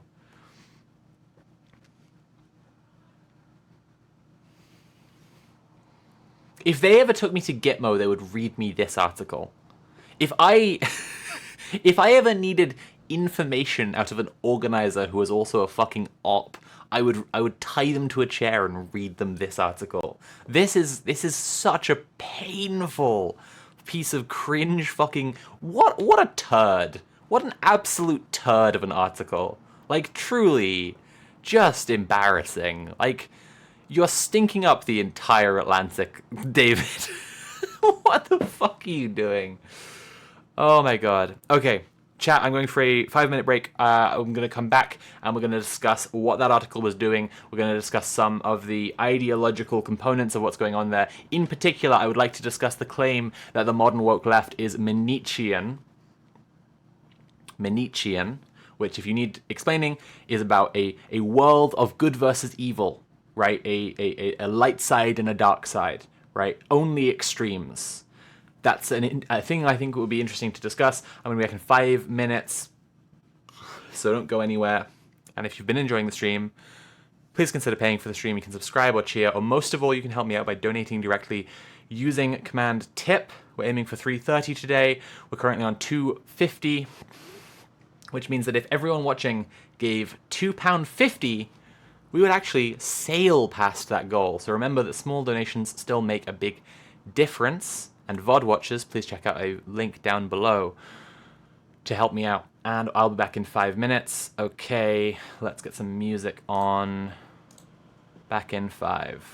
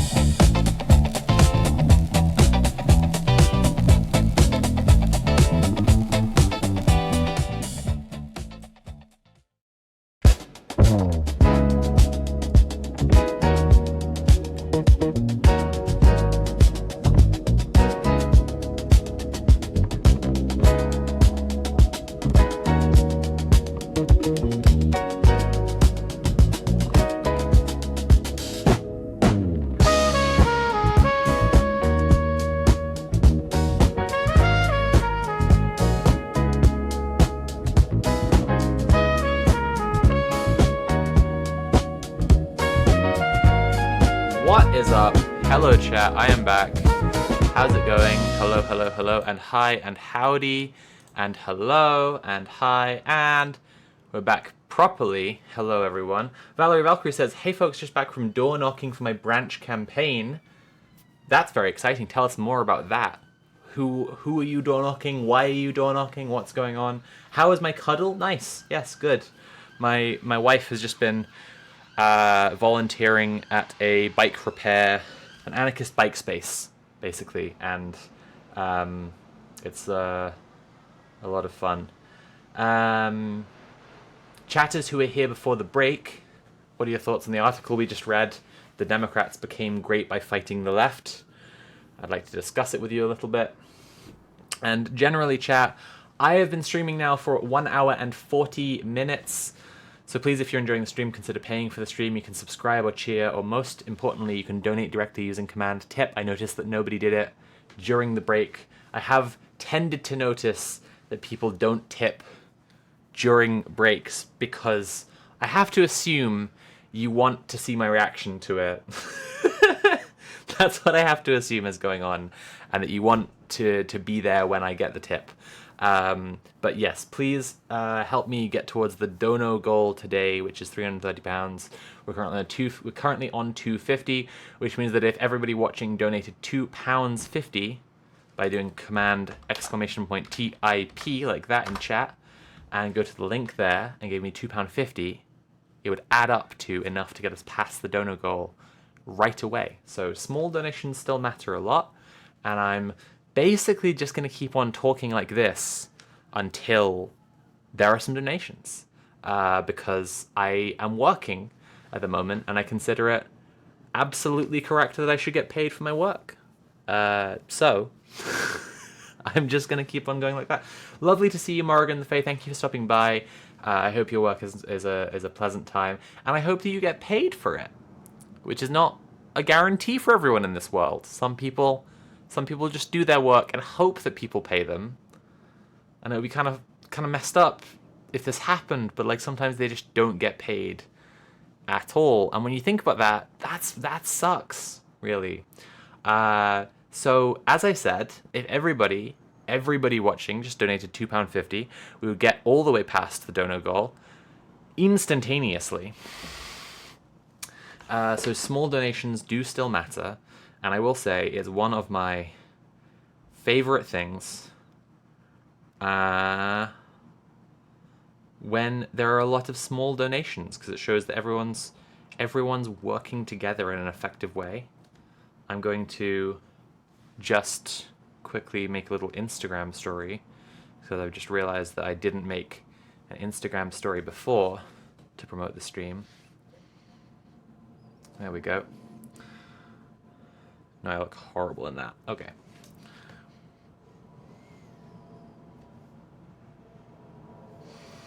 There we go. Valerie Valkyrie, thank you so much for tipping £3. I really, really appreciate that. No message. Come watch my stream.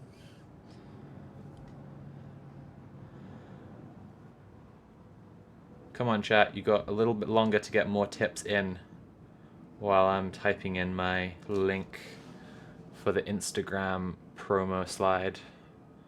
twitch.tv/Sophie_FRM_MARS finished.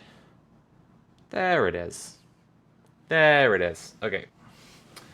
Okay, I've had a text from my wife with another request for something, but this one will be much quicker. What?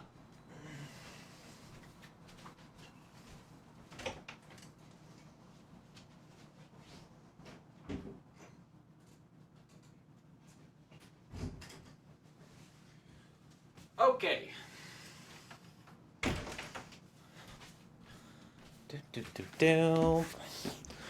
All right, everyone, let's get into it. So the article we just read, Democrats became great by fighting the left.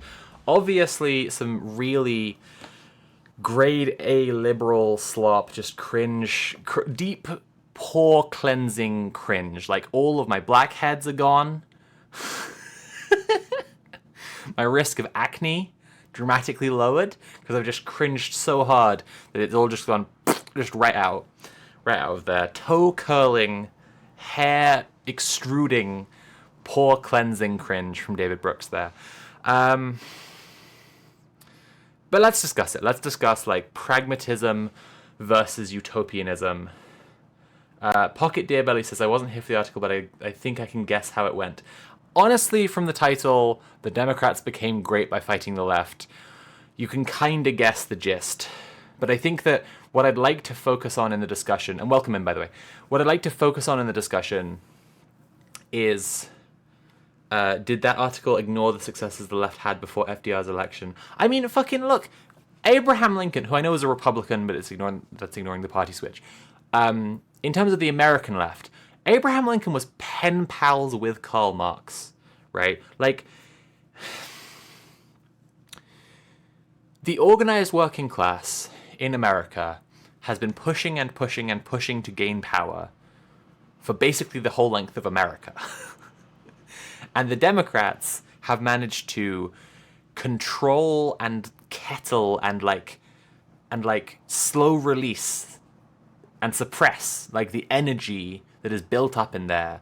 And that's when you describe like them fighting the left, that's what the mechanism has really been, is like capturing the left's energies and partnering with some of the most rabidly fascist parts of the right wing to help to suppress the left. I mean, look, the article already it already equated communism and Nazism. So just from the beginning, like, just like David Brooks is just kind of a write-off in terms of his like parsing of politics. But I find it interesting, the discussion of utopianism versus pragmatism. We talked about this on the Liberal Slop stream a lot of times, so I'd like to revisit that discussion. Maybe if anyone in chat would like to summarize the kinds of things we discuss about utopianism and pragmatism on the Liberal Slop stream. If anyone has been paying attention and would like to demonstrate to teacher they've been paying attention. That's one. And the other thing I'd like to discuss is the claim that the modern woke left is Nietzschean. The claim that the modern woke left thinks entirely in black and white terms between extremes of good and evil. I would like to hear chat's earnest opinions about that. But let's talk about the other thing first. So pragmatism and utopianism. I am quite a defender of utopianism. I really think that utopianism gets frequently shit on and pushed out by the liberal mainstream for just being naive and unrealistic. And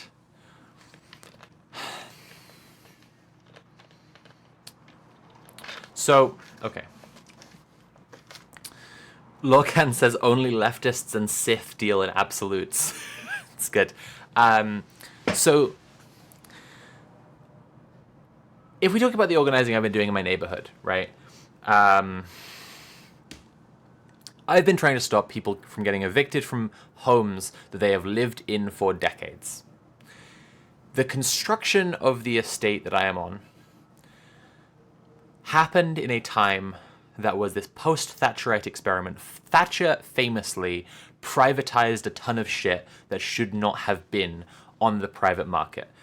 The railway is a classic example of that people love to point to because it's one of the most natural monopolies there can be, right? Like, there is no capitalist competition down a rail line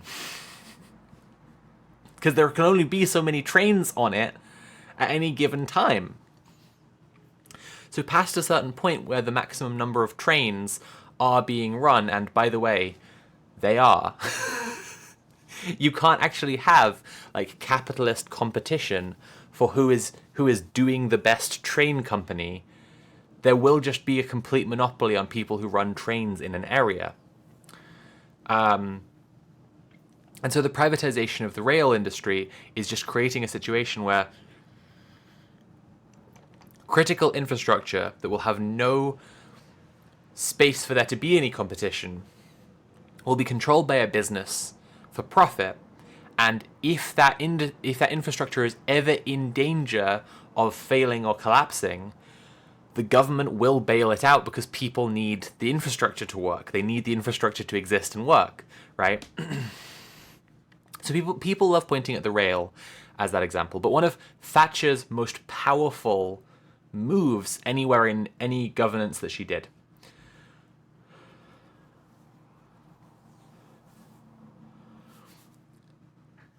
one of the most powerful, sorry, I was just reading a chat message. One of the most powerful moves that she did anywhere in her role as Prime Minister was this huge gambit with right to buy, where she made it more possible for people to buy homes that were council homes. She also put in reforms that made it more possible for people to buy homes in general, in a very specific getting up to this level of homeowner and then pulling the ladder up behind them way, where people were then in possession of homes, in many cases more than one home, and they had that, and the natural thing that they could do to further shore up their position was become a landlord. And so she created a massive landlord class in the UK. The estate that I'm organising on, the estate that I live on, it should have been social housing. It is flanked on every side by social housing and was created as private housing as a purely ideologically driven experiment by conservative freaks. Absolutely ideologically devout conservative freaks who believe in like radical free enterprise and that the government should be as small as possible, and the way for society to be as good as it can be is if companies are basically just allowed to do whatever the fuck they want. Freaks, right? Absolute toe gobbling freaks. Just fucked, right? Just they couldn't stop huffing Margaret Thatcher's pits. Every time she would gesture to do a speech, there were just 20 of these guys right under that armpit, just, oh, that's good, Thatcher. Wow! You know? That was those guys. And what's created is a situation where there's a whole bunch of people who need social housing, who are being given housing over the course of decades, right, in a way that meets the need for social housing, but they are not social tenants. They are private tenants, and that means they are completely subject to the whims of the free market. And that means the exact situation that has now happened was always going to happen, and I can verify so much that it was always going to happen, because when the bill that was reforming this part of the law was debated in the UK, the opponents of the bill described the situation that's happening now on the estate, with people who are on benefits being unable to afford a market rent, with people being harassed by their landlords, with people being mass evicted. They literally described the situation happening now on the estate. The reason I bring this up, I promise I have, I promise I'm relating this back to stuff, is pragmatism versus utopianism, right? There is an incredibly obvious and common sense solution to the situation here, which is that these houses should be social housing. The council should buy them, they should be social housing. Failing that, it should be bought by an entity such as a housing association. These are technically private companies that exist in the UK, but they're registered social housing providers and they have to abide by certain rules. Okay, bought by a body that runs it as social housing, right? As a backup. And then failing that, brought under the control of the residents. Now, I would argue that is the best outcome possible, because the residents who are able to make the best informed decisions about what is good for the neighborhood, for the area, for the community. But any of these moves to get the estate off of the private market, there is a moral common sense to it, a solution, right, that does not violate your basic sense of human empathy and decency, right? Because when you hear about a corporate landlord buying out 200 homes where people have lived for decades, and this landlord at this time now has been here like 9 months, right? And having been here 9 months has the legal authority to just say, yeah, fuck you, just get out. Just get out. Those are my homes. I own them. No, these are our homes. Right? In an obvious and human and immediate and undeniable and moral way, these are our homes. And all the work that we've been having to do is to not only, almost to a certain degree, not to prove that to anyone, because it doesn't need proving to anyone. Literally anyone who hears about it is just like, yes, that's obvious. But to enact it in some kind of material sense is such an enormous amount of work. And there are just places in the world where the facticity of law, of history, of history, of power, just the realities of what has happened have created such a fucked up situation that to enact what is moral at all, remotely moral, right? Not even like, remotely moral, is an enormous amount of fucking work. And it needs to be done by people who have a moral vision.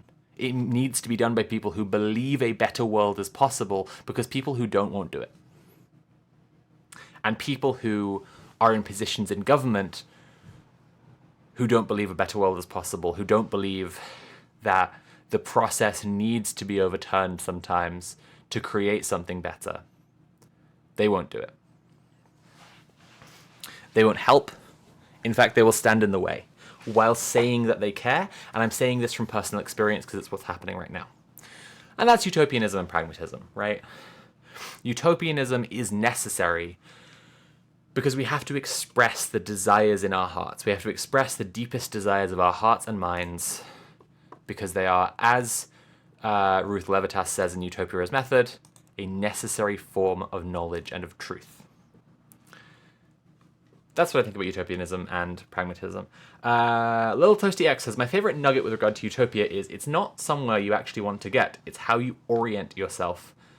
It's how you orient your next step forward. And I feel like that's what restructure society from the ground up critical liberals miss in this conversation. I think it's a very good way to put it. So,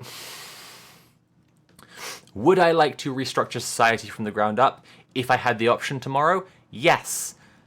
Absolutely. Yes.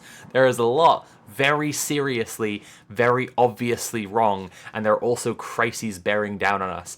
My partner and I often play a bit of a game where, we pose hypotheticals.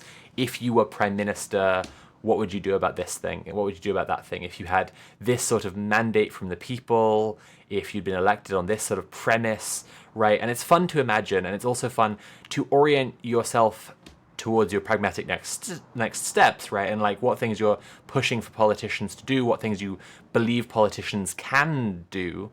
You can think it through by playing a little game like this.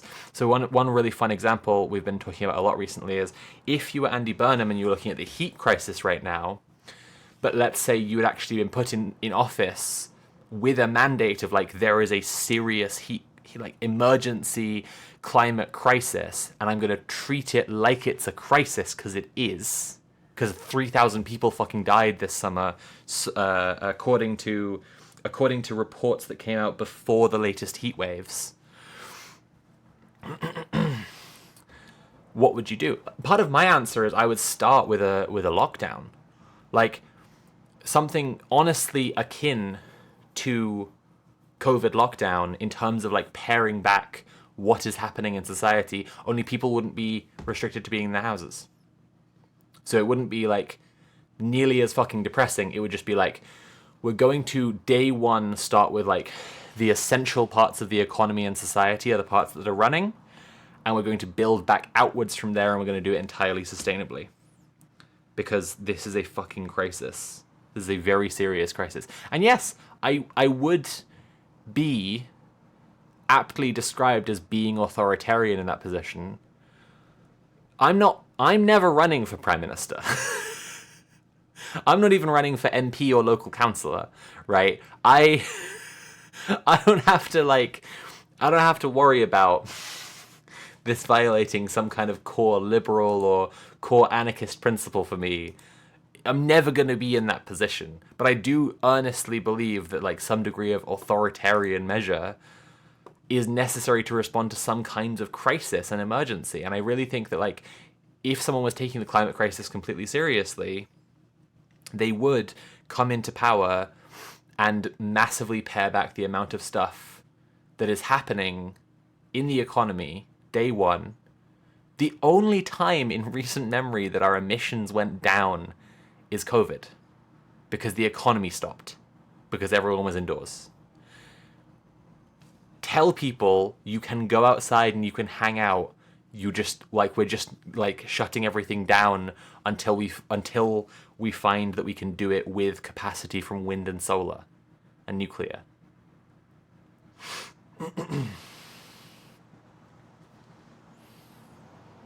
Is there anyone who wouldn't restructure society from the ground up? This is the other thing about being past this sort of point of rupture, is that all these liberals, and it's kind of why I started doing the liberal slop stream. They've been writing. I started doing liberal slop stream in 2023. Liberals write like it's still 2013. They have been writing more than 10 years out of date for a long time now, because they are comfortable. They are past a certain threshold of material comfort, or they wouldn't get to write in the fucking Atlantic to begin with. They're just not in touch with people's issues at all. And those issues are what's driving the rupture. Those issues are the basis of the rupture in the social fabric, because people aren't getting their needs met and aren't being given the things that they were promised and taught from birth to expect. Okay. We're going to read another article next. After, I still want to discuss the Minichian thing. We're going to read another article next. I'm just going to warn you, it's going to make me really, really, really pissed off, because it's going to be about Jason Arday. I'll probably need to discuss the story a little bit before we dive in, because people may not have heard of it. Okay, chat, please, before we do that, give me your sincere takes. Do you think the modern woke left thinks in very black and white and extreme terms of pure good and pure evil? Please give me your takes. I want to hear some of yours before I give mine, because I am an influencer and I will necessarily influence your opinions, and I don't want people thinking that there's like a wrong answer that they don't want to say or they're embarrassed to say.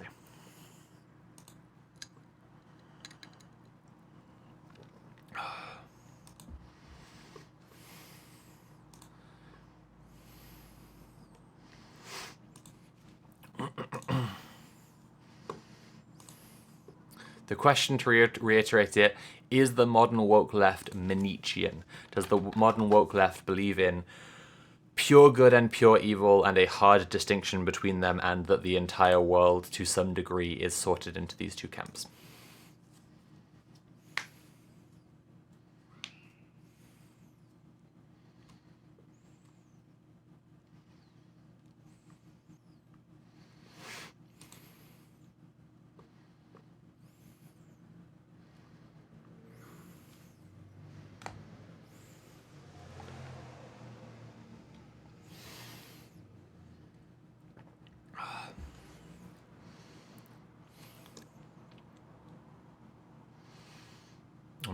I'm letting more answers come in.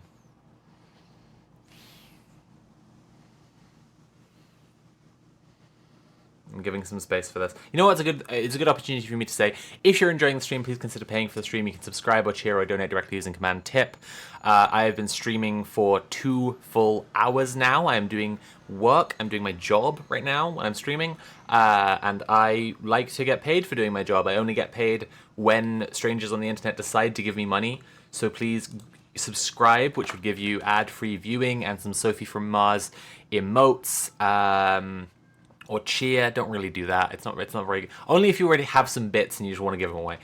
Or, best of all, give me money without a cut going to Jeff Bezos by using Command Tip.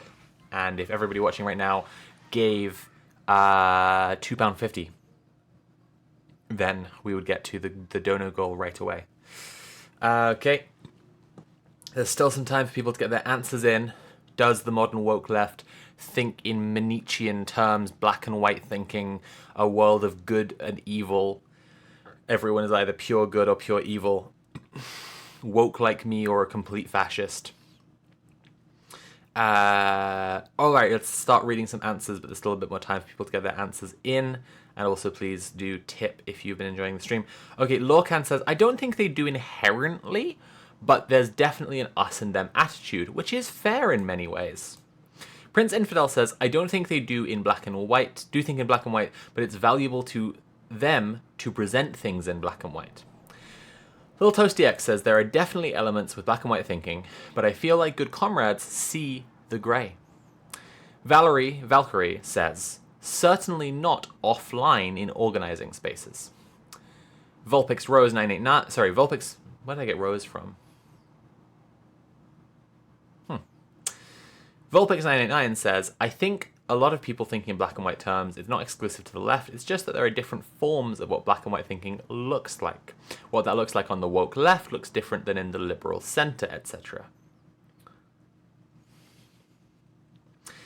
Apple Chips Video Game says, the modern woke leftists I've met are some of the most complex and complete I've ever met. They will sometimes fall into simple good-bad dichotomies when they do not have a breadth of knowledge, but in their areas of understanding, I think they are thoughtful and nuanced. Complex and complete thinkers, that was supposed to say. Any more takes coming in? Is the modern woke left Manichean? Do they think in black and white terms? Divide people between pure good and pure evil? Anyone else want to comment?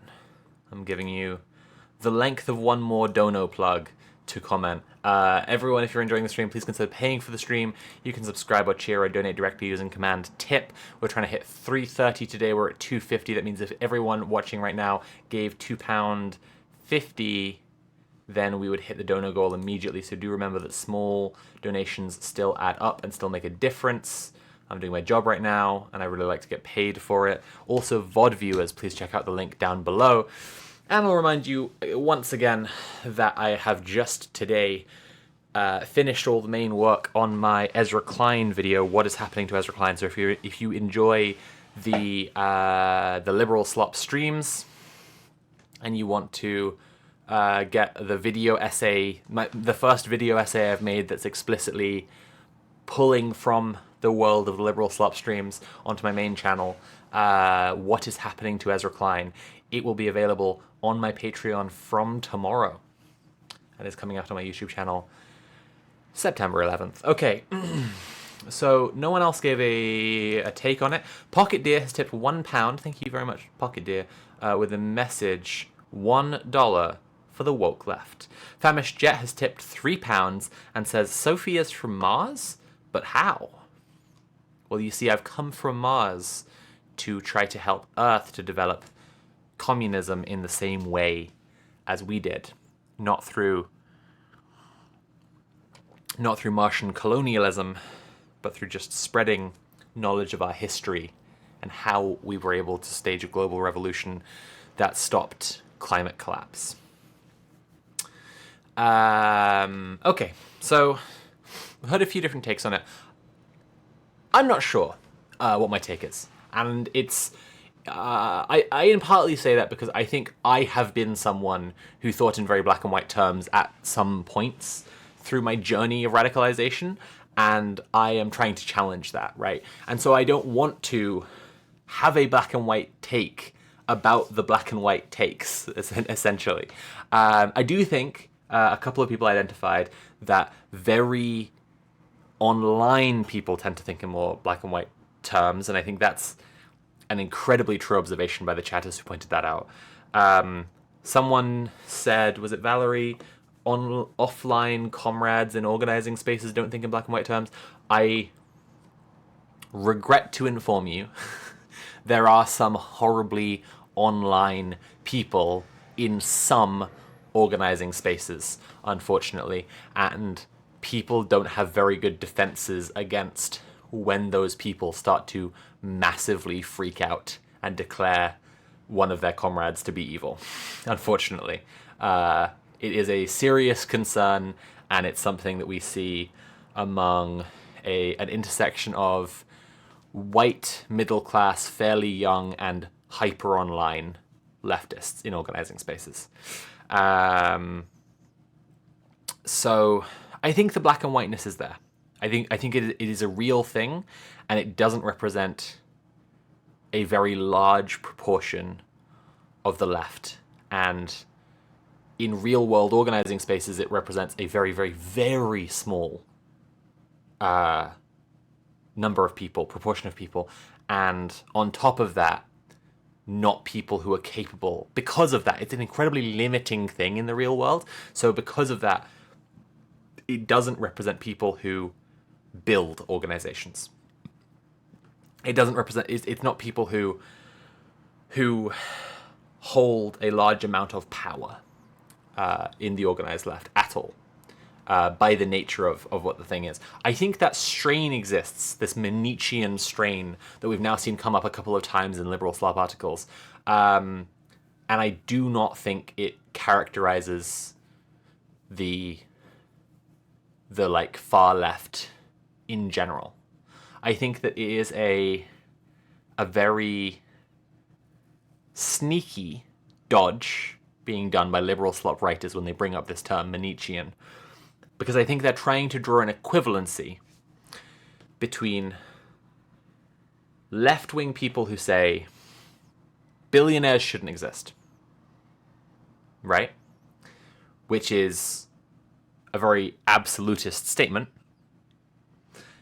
They're trying to draw an equivalency between this kind of thing, or say a left-wing candidate who says we should abide by the international criminal law and we should arrest Netanyahu if he comes to America, right? They're trying to draw an equivalency between that and someone in your life, you the reader, who might be, you know, your nephew or niece, right, might have been very, very, very online and stopped speaking to you because you are too right-wing for them, because they are very online, have learned to think in very black and white ways. They're not really doing any organizing. They're not actually that plugged into the real world left. And I think it's for this very sneaky equivalency that's going on there. But I think what's good is it has very diminishing returns in our modern moment, because that's a very, like, people love this term, woke 1.0. It's a very woke 1.0 malfunction, the black and white thinking.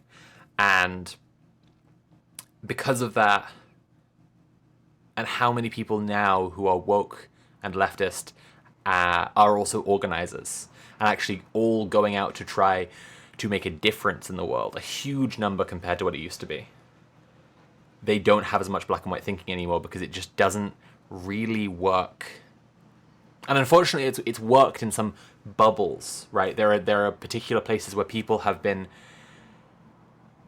organizing with others who are also very black and white thinkers and very online, young, white, middle class.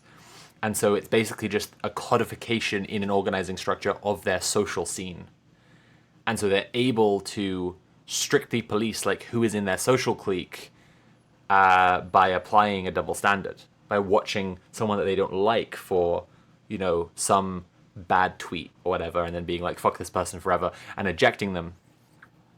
And it's just bullying is the thing when those things happen. And to some degree, I will say, like, to some degree, there's some amount of, like, people bullying their elder relatives who they perceive as having, like, infinite power because, you know, like, your grandparent or whatever is, like, senior in your family.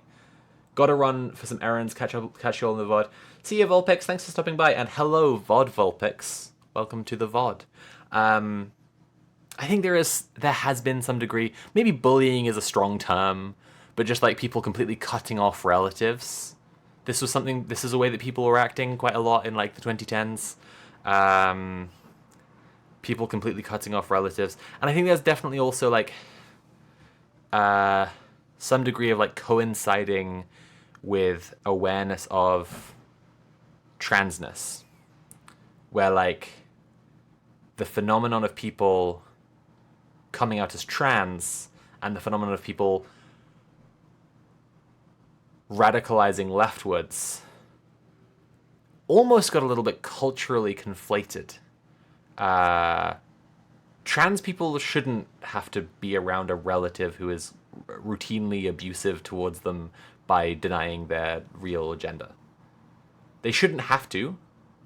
Sometimes you learn that, well, like, Grampy isn't going to fucking change, and he's not going to be around for very long, so I'm going to hang out with him or whatever, and put up with it.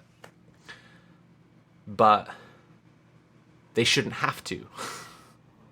By contrast, being around your relative who, like, refuses to see that Israel's done anything wrong, that has no material power in the world, it's just annoying.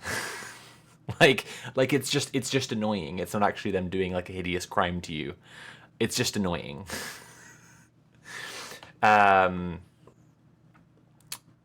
Zionism's kind of a bad example because Zionists are actually massive cry bullies, and so it's much more likely to go the other way, where you say that Palestinians are entitled under the UN Charter to defend themselves with violence and liberate themselves, and they cut you off. I know way more people actually who've been cut off by Zionist friends and relatives.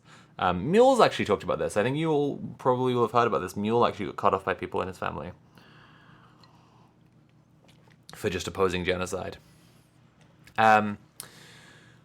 Anyway, I think that it is becoming a very, very tired, old piece of rhetoric, Manichean. And it's interesting to see that at the same time that it's so tired, it's also, like, catching on, because the liberals are sincerely quite worried now about the woke left. And so they're like, what can we do to, like, shore up our defenses against the woke left? Pocket Darebelly says, white people who complain about their racist parents but never push back on them, for example. Yeah, I mean, like, if you're white, which, you know, I have some sympathy for, it's an affliction I suffer through as well. If you, like me, are melanin deficient, if you're white and your parents are racist and you cut them off, one of the people who would be best placed to convince them to not be racist is no longer speaking to them. What have you done? What did you do? You fucked up. Anyway. I do think there are some people who... I think there are people in the online left where, again, black and white thinking is much more of a severe problem, who are unbelievably clout-brained and will cut people off very, very quickly with very little discussion or no discussion whatsoever. Like, fully ghost someone they've known for years and years and years and years and years. It's happened to me. Because of some degree of, like, this person's bad. And I won't, like, relitigate what's happened with me, but I do just, like, I know it from experience that, like, people will not treat others like a human being in online left spaces because it's very deeply entrenched black and white thinking. But trying to appeal to basically people's experience of Twitter leftists by calling the DSA Manichean and obsessed with, I think it was human perfectibility was the line. It's just old. Like, it's just very stale. It's just very stale stuff from David Brooks. Also, like,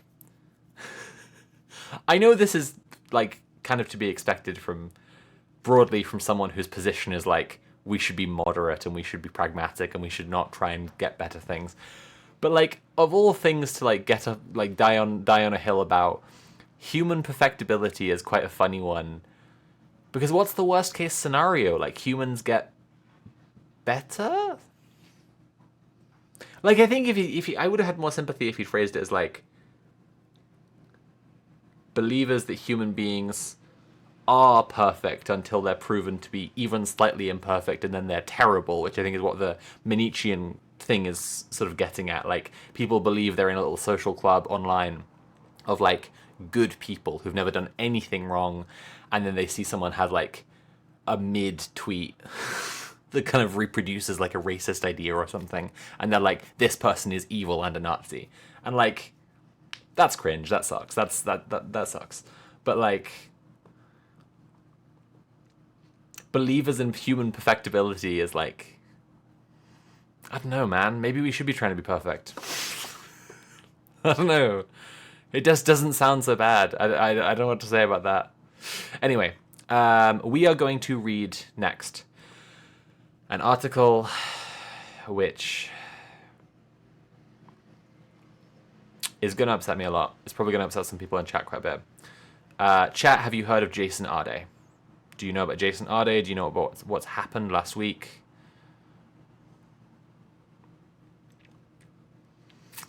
So, essentially, the British press, and some of the American press, actually,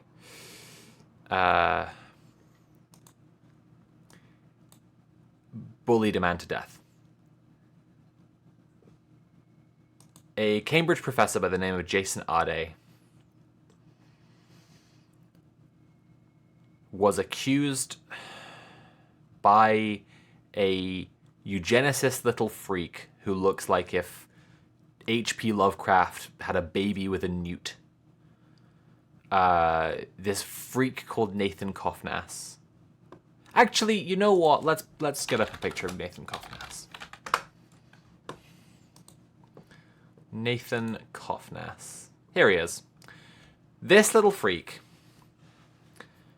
made a Substack accusing Jason Arday, this black Cambridge University professor, of plagiarism and of lying about some claims from his personal life, such as being a semi-professional football player at one time. He was. Such as raising a bunch of money by running some marathons. He did. This little freak whipped up a massive media storm and harassment campaign around Jason Arday. And oh damn, Sophie's description was right on the money. I am not playing!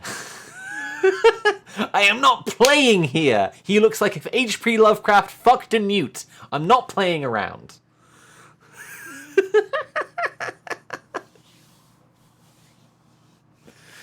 Maybe it doesn't matter what he looks like if he's racist.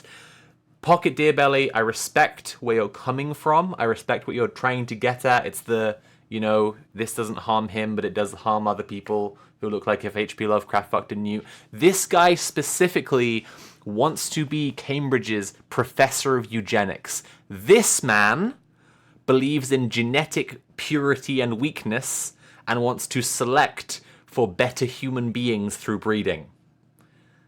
This little freak.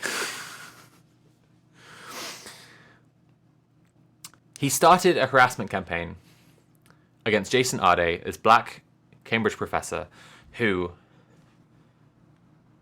by the accounts that I have read, may have done some plagiarism and may have lied about some things. I can believe, based on things that I have read from people who knew Jason Arday, that he may have plagiarized some things and he may have lied about some things. And to fully address that issue, probably the most appropriate response I can imagine is that some people say to Jason Arday, we are aware of you doing this stuff, and we think that that's not on, and that you're jeopardizing your position, and you're also, given the immense scrutiny on black academics in the public eye, you're jeopardizing other people's shit too. And we'd like you to stop. That's... Applechip says, shout out to all the H.P. Lovecraft and a newt spawn who are good people and believe in justice, love ya. I second this entirely. even H.P. Lovecraft by the end of his life was himself a socialist. There is an easily conceivable way that people could deal with any amount of lying and self-aggrandizing that Jason Arday may have been doing. And it was being handled, basically, internally, because people were having discussions about it in the academic community privately. And Nathan Kofnas, an avowed eugenicist, who says that if everything in academia were free of DEI, black people would almost disappear from academia.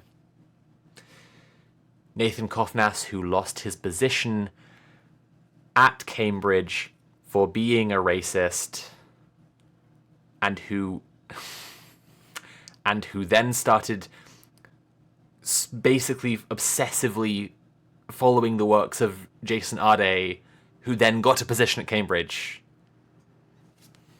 You see? It is cut and dry that this is a racially motivated harassment campaign, and it is incredibly telling how much the entire British media machine latched onto this, and some Americans, because we're going to talk about The Atlantic next. But even a bunch of left-wingers, nominally left-wing papers like The Guardian, which if you're trans, you know that The Guardian's not really very left-wing, but also Novara Media, massively joined in on this stuff. Novara Media said that they were that Jason Arday and Cambridge University were complicit in stoking racism by appointing him and by elevating him, and it was their fault for stoking racism by elevating someone who was not up to a standard. I would like to interrogate for a second before continuing in this discourse, and especially before reading the article, whether plagiarism is that big a deal. At least when it's not done to it we can imagine a version of plagiarism that's clearly quite fucked, right? Where someone basically steals the entire body of work of someone and passes it off as their own and just signs their name on it. And then we can look at the kinds of plagiarism that are frequently the center of huge scandals in academia, where there's some sentences that were copied between things that are plausibly either, yes, someone lying and claiming work as their own, or someone having read something and then thinking the words that they were in their head were their own words, or someone going, yeah, there are only so many sources on this topic, and I'd kind of just like to say this thing like they've said, and it's 3 a.m. and I don't know a different way to put these words than how they've said it, so I'm just going to say it like that.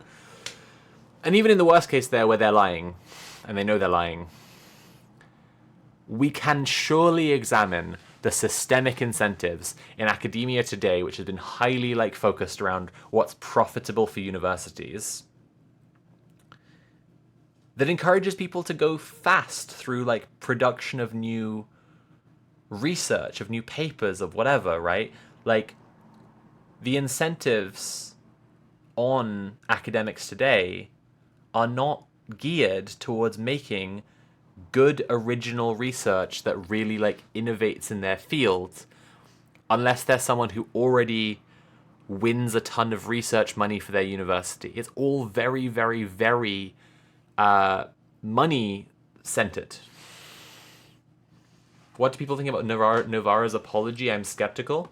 Look, and you can link that if you want. I haven't seen it. And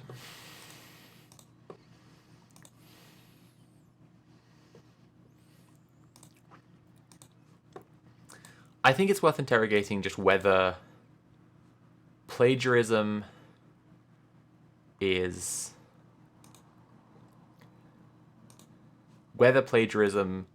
on the scale that we're talking about with Jason Arday, which, as far as I can tell, is a few sentences here and there. Especially in a world where fucking AI is now eating everything,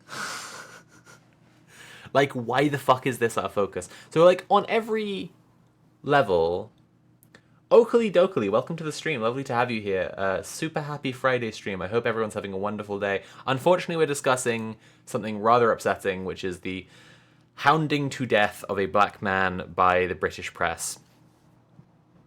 I wanted to include this. Lokan says there's a video editorial Bastani did. I'm not watching Bastani on the stream. I'll throw up. And they've run interviews with some people who criticize them. I just don't trust them not to do it again. I don't trust them not to do it again. Not at all. Like, I really, like, I don't have any... I already had, like, zero trust for them left, to be honest. And I'm not trying to, like, purity test here. I just think that they've so consistently, like, courted right-wing bullshit because they just believe that's where, like, the popular whatever is. And I just don't think that's accurate at all. I think we basically need to be turning liberals into leftists instead of trying to, like, be on, like, the right-wing bandwagon somehow. I just don't respect or believe in this strategy at all. Anyway,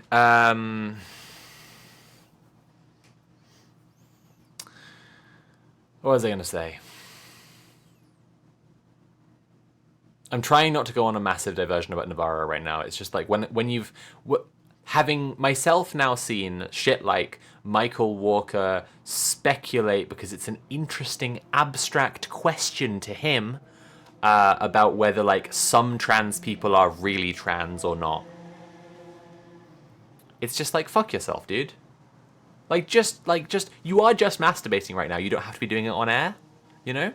Like, it's so embarrassing and so gross to see people who are nominally on the left engaging in that kind of, like, navel-gazing, masturbatory debate about people's humanity, about people's lives. And they just clearly don't know them at all. It's just sickening. I'm going on too much of a tangent. Navarro sucks. I'm not going to watch the apology thing on stream. If people want to check it out, you're now informed that it exists. I'll probably watch it some other time. But no, I don't trust them not to do it again either. Okay. I decided I was going to discuss the Jason Arday stuff on stream today because I was in Big Tesco. When it's a Friday and I'm in Big Tesco, I check out the magazine rack, right? Because I've got a liberal slop stream coming up and I think, yep, I should check out the magazine rack and see what the articles today are, just in case anything last minute jumps out at me. I've often already selected my articles for the stream, but I'll just check. And I saw the New Statesman was talking about Jason Arday. We're not looking at the New Statesman just now.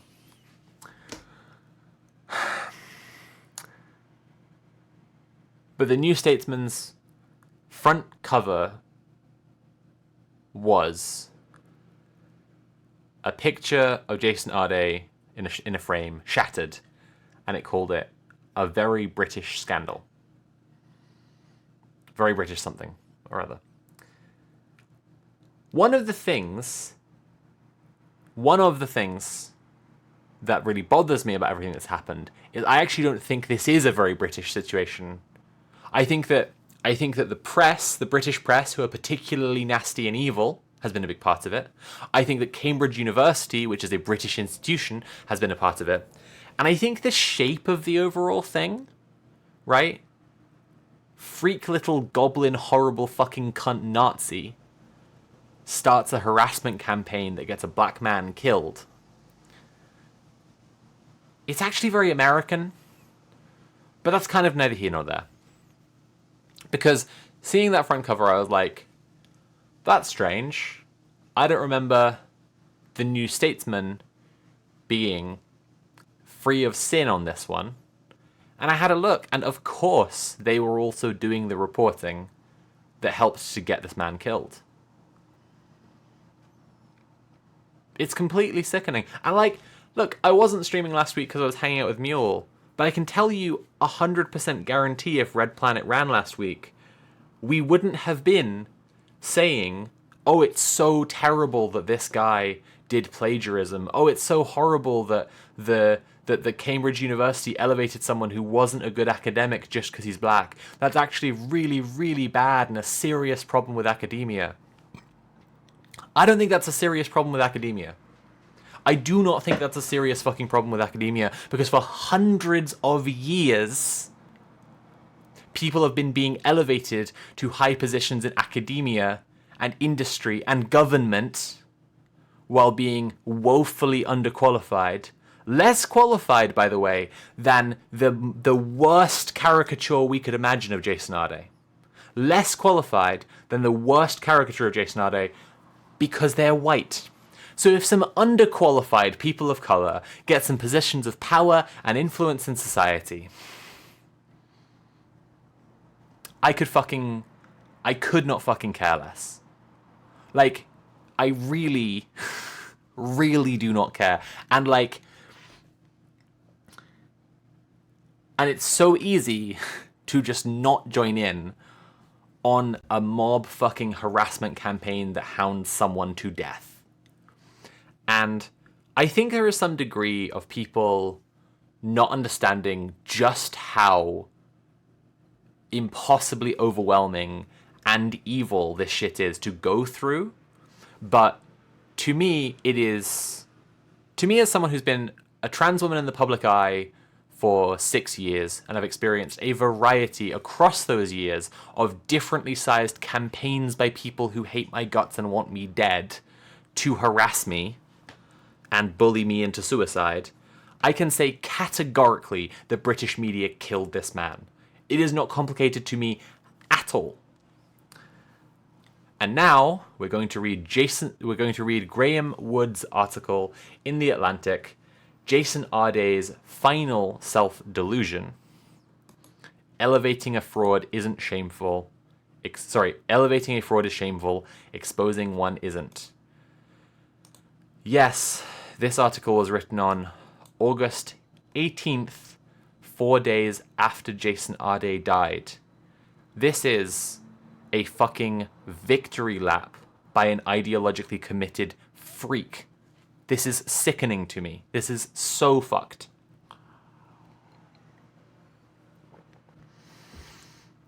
Okay, let's get into it. I guess the sooner we start, the sooner we finish. In the Henrik Ibsen play The Wild Duck, Dr. Relling dispenses a drug that soothes the most profound self-loathing. Livslögn. A life lie.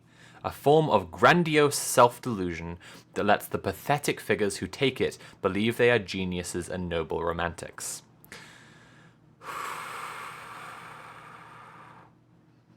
You are an Atlantic writer. You are a writer for the... The life lie, it turns out, is a hell of a drug, perhaps the most potent Scandinavian pharmaceutical invention before Ozempic, and keeps the play's fragile characters from succumbing to self-contempt and despair. Against Relling's advice, another character, Gregors, decides to free these losers from their life lies and expose them. The play ends with a suicide.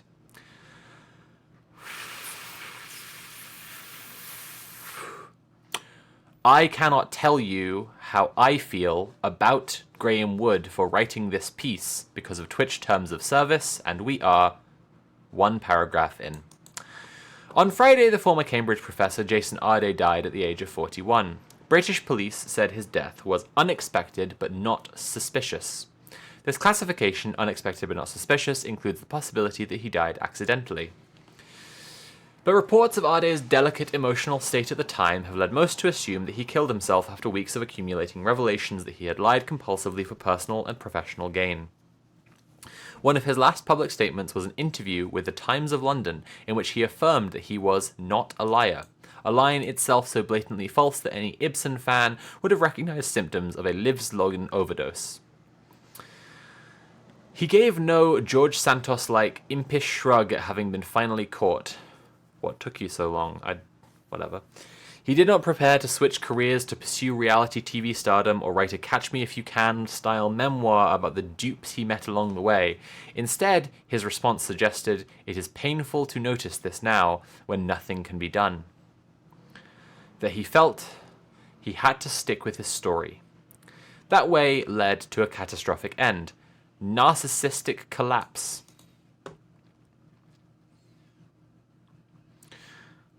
I cannot fucking believe that you are using the one fucking life you have, Graham Wood, to call a dead man a narcissist after he has been harassed to death by you and your colleagues.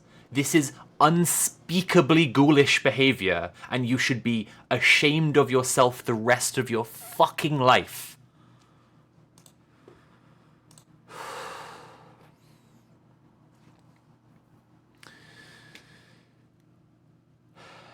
And if, by the way, the point here is that he was just really mentally ill, so what? It does not make the behavior of the press okay in this. Hounding a mentally ill person to death is not a morally neutral action. Oh, they realized what a fucked up, pathetic loser they were. Damn, I would hate if that happened to Graham fucking Wood. Jesus Christ. Jesus fucking Christ. Oh, they realized that they'd been pretending and had been really, like, pretentious and deceiving. They realized that actually they didn't live up to their own self-mythology. Shit, dude. I would hate if that happened to Graham Wood and he felt so bad he fucking killed himself. I would hate if that happened. I would really be upset to learn that that had happened. Jesus fucking Christ. Like, and again, people cannot appreciate who have not been through, like, enormous public harassment, as I have done a bunch of fucking times, and basically every trans woman in the public eye has been through, to some degree, by the way, not all, but like a vast majority, cannot appreciate, like, it's not like the actions of one obsessive stalker, right? It is, as soon as it is past a threshold of a certain number of people, it truly feels like the entire world.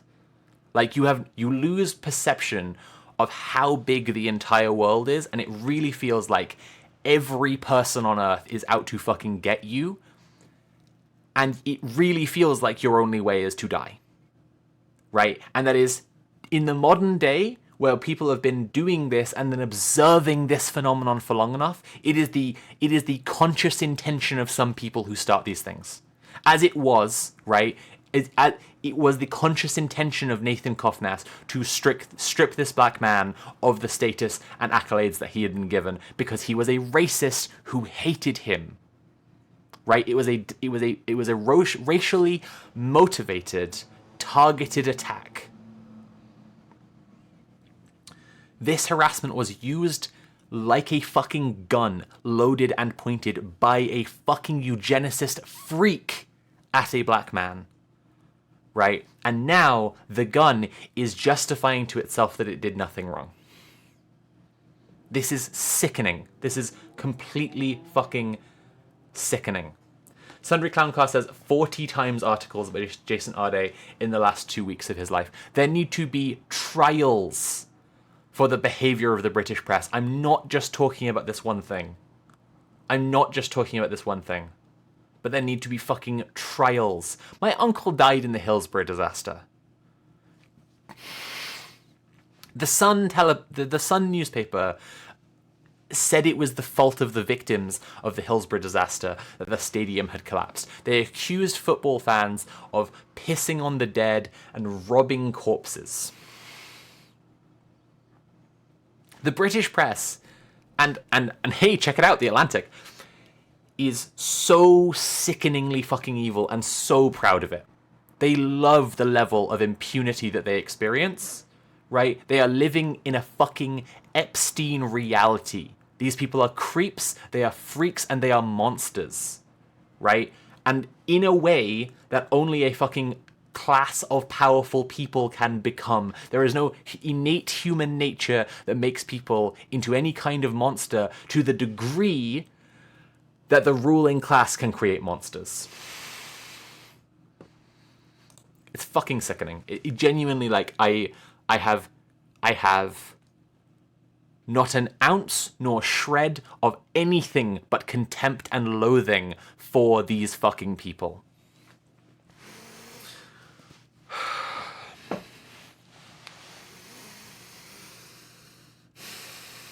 And I want to say again, just to really put a fine point on it, right, that there are people who deliberately weaponize mass harassment campaigns because they really feel like fuck you forever. And they're just like, I do want this person to suffer to the maximum degree. There are people broadly who do not appreciate the level of harm and the level of horror and pain inflicted on not just the target, but people personally connected to them, both in seeing them go through it and spillover effects that happen to the people around them, right? People do not appreciate that. That's number one. People don't appreciate just how fucking horrible this shit is. Like, just how deeply fucking evil it is. The way that it weaponizes people's, like, earnest, like, moral concerns about things at the one far end, right? So that they are inactive, so they don't help the person who is effectively fucking drowning in front of their eyes. And at the other end, emboldens people who are the sickest fucking freak Nazis in existence to go after this person with impunity, because who's going to stop them? All the people at that end of the spectrum are saying, well, they're bad. They're a bad person. Jason Arday lied about these things. Clearly a bad person who shouldn't be defended. Up the other end, Nazis fucking lynching this man in public. So that's the first thing, is people do not appreciate the full court press of fucking evil hideousness that happens when this kind of mass harassment takes place. That's the first thing. And then the second thing is some people fucking do. Some people fucking do understand intimately how this shit works, right? And choose to do it. That's the two things, the two crucial fucking elements I would like people to understand about what we're discussing here.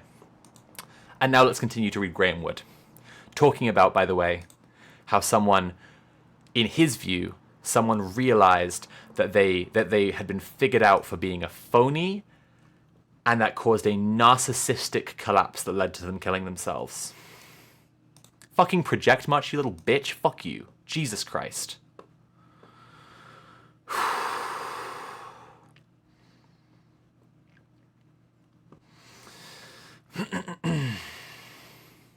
Narcissistic collapse, in which the liars stop working on others and finally on the liar himself. Arday appears to have convinced himself wrongly that the last remaining option was suicide, which was, of course, his final self-delusion. His lies won him undeserved praise and status, and they gave, unforgivably, false hope to people whose loved ones have severe developmental delays.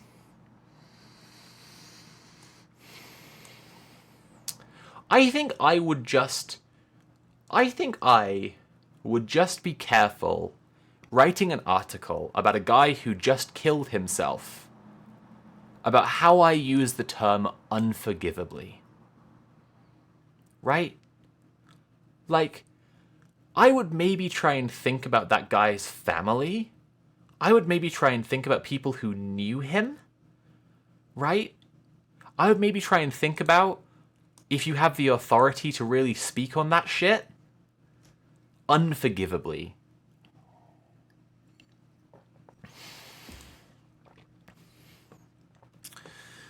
False hope to people whose loved ones have severe developmental delays. So his point here is, Jason Arday apparently, Jason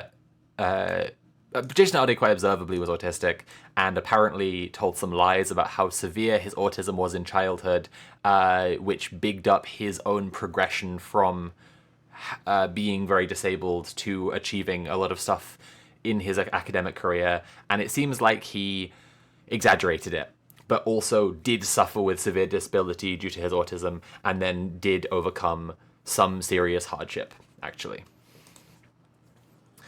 But the only lie that ever killed anyone was the last one.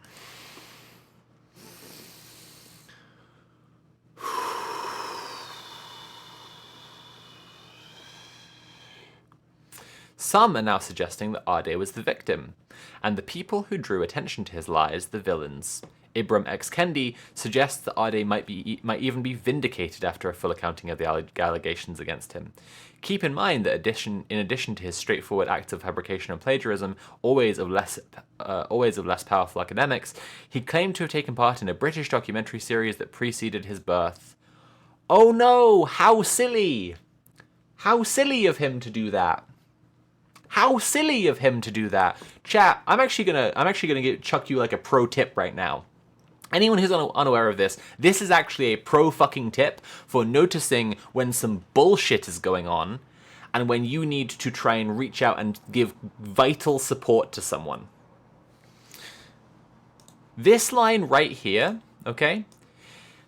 Keep in mind that in addition to his straightforward acts of fabrication and plagiarism, getting ready to deliver my final blow of complete moral righteousness, he claimed to have taken part in a documentary series that preceded his birth. When you see shit like this, that is frankly inconsequential, like, who cares? And it's quite cringe, and someone is presenting it to you as the final nail in the coffin. I have clearly shown now this person is evil. Know without a shadow of a doubt the person who's trying to sell you some shit right now is taking part in a harassment campaign that has absolutely no bounds to it and will not end until, check it out, after they are dead. Literally hasn't ended. Literally hasn't stopped. The guy isn't even... I don't know if the guy is in the ground. Okay? When you see shit like this tacked on, right? Have something go off in your mind. Like, let this be the moment where you go, oh, fuck, no, fuck all of this. Actually, fuck all of this. Okay? When you see someone make like this kind of additional claim, where they're like, oh, check this out. Also, he did something silly. On top of that, he told a lie that was really silly. Go, right, fuck you. Oh, thank you. I realize now, this is bullshit. Oh, this was bullshit the whole time. Okay, right. Oh, okay. Right. Right then. Okay, this is bullying. This is just mass bullying, and you're all getting off on bullying this person because you are horrible. Crawl back up your dad's bumhole, you fucking freaks. Someone, thank you for the £11.33 donation. Why are my tips not showing up? Hey, can someone else donate to test the alert box? I don't know why my donos are not showing up. It's very frustrating. If anyone would like to donate, it would really help me out, both with my income and also with why my beautiful new green screen alerts that I filmed are not showing up. I might have to refilm, to be honest, chat. I got really sweaty filming the first one, and I hate how my hair looks because I was really sweaty. And it's just this is a tangent when we're talking about something very serious. Anyway, please support the stream. Please pay for the stream if you're enjoying the stream. Pocket Dear, thank you so much for the £1 donation and the message another $1 for the woke left. And Pimble, thank you for the £1 donation with the message Pomble. Okay. I'm really serious about this, by the way, about this line I just read here. This is the kind of shit that can key you into it really quickly, okay? Because when people deal with, for example, right, like,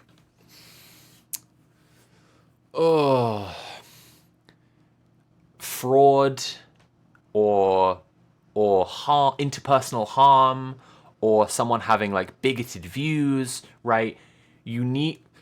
Just expect them to deal with it in as professional and restrained a manner as they can, right?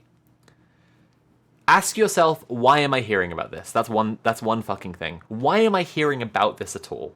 Oh, I'd never heard of Jason Arday 2 weeks ago. I'd never heard the guy's name in my entire fucking life. Ever. Suddenly I'm being asked to care that he has plagiarized people. I don't care that he's plagiarized people. I categorically do not fucking care that he's plagiarized people. Oh, I'm being asked to care that he told a lie that's silly. This is the point at which I need your brain to go, I'm gonna reach out to Jason Arday. The next time you see some kind of shit like this, when you see the bit that says he claimed to have taken part in a documentary series that preceded his birth, right? You need to go, oh fuck, I'm reaching out to this person because they are not just like experiencing the natural consequences of doing a bad thing. They are being hounded by freaks, okay?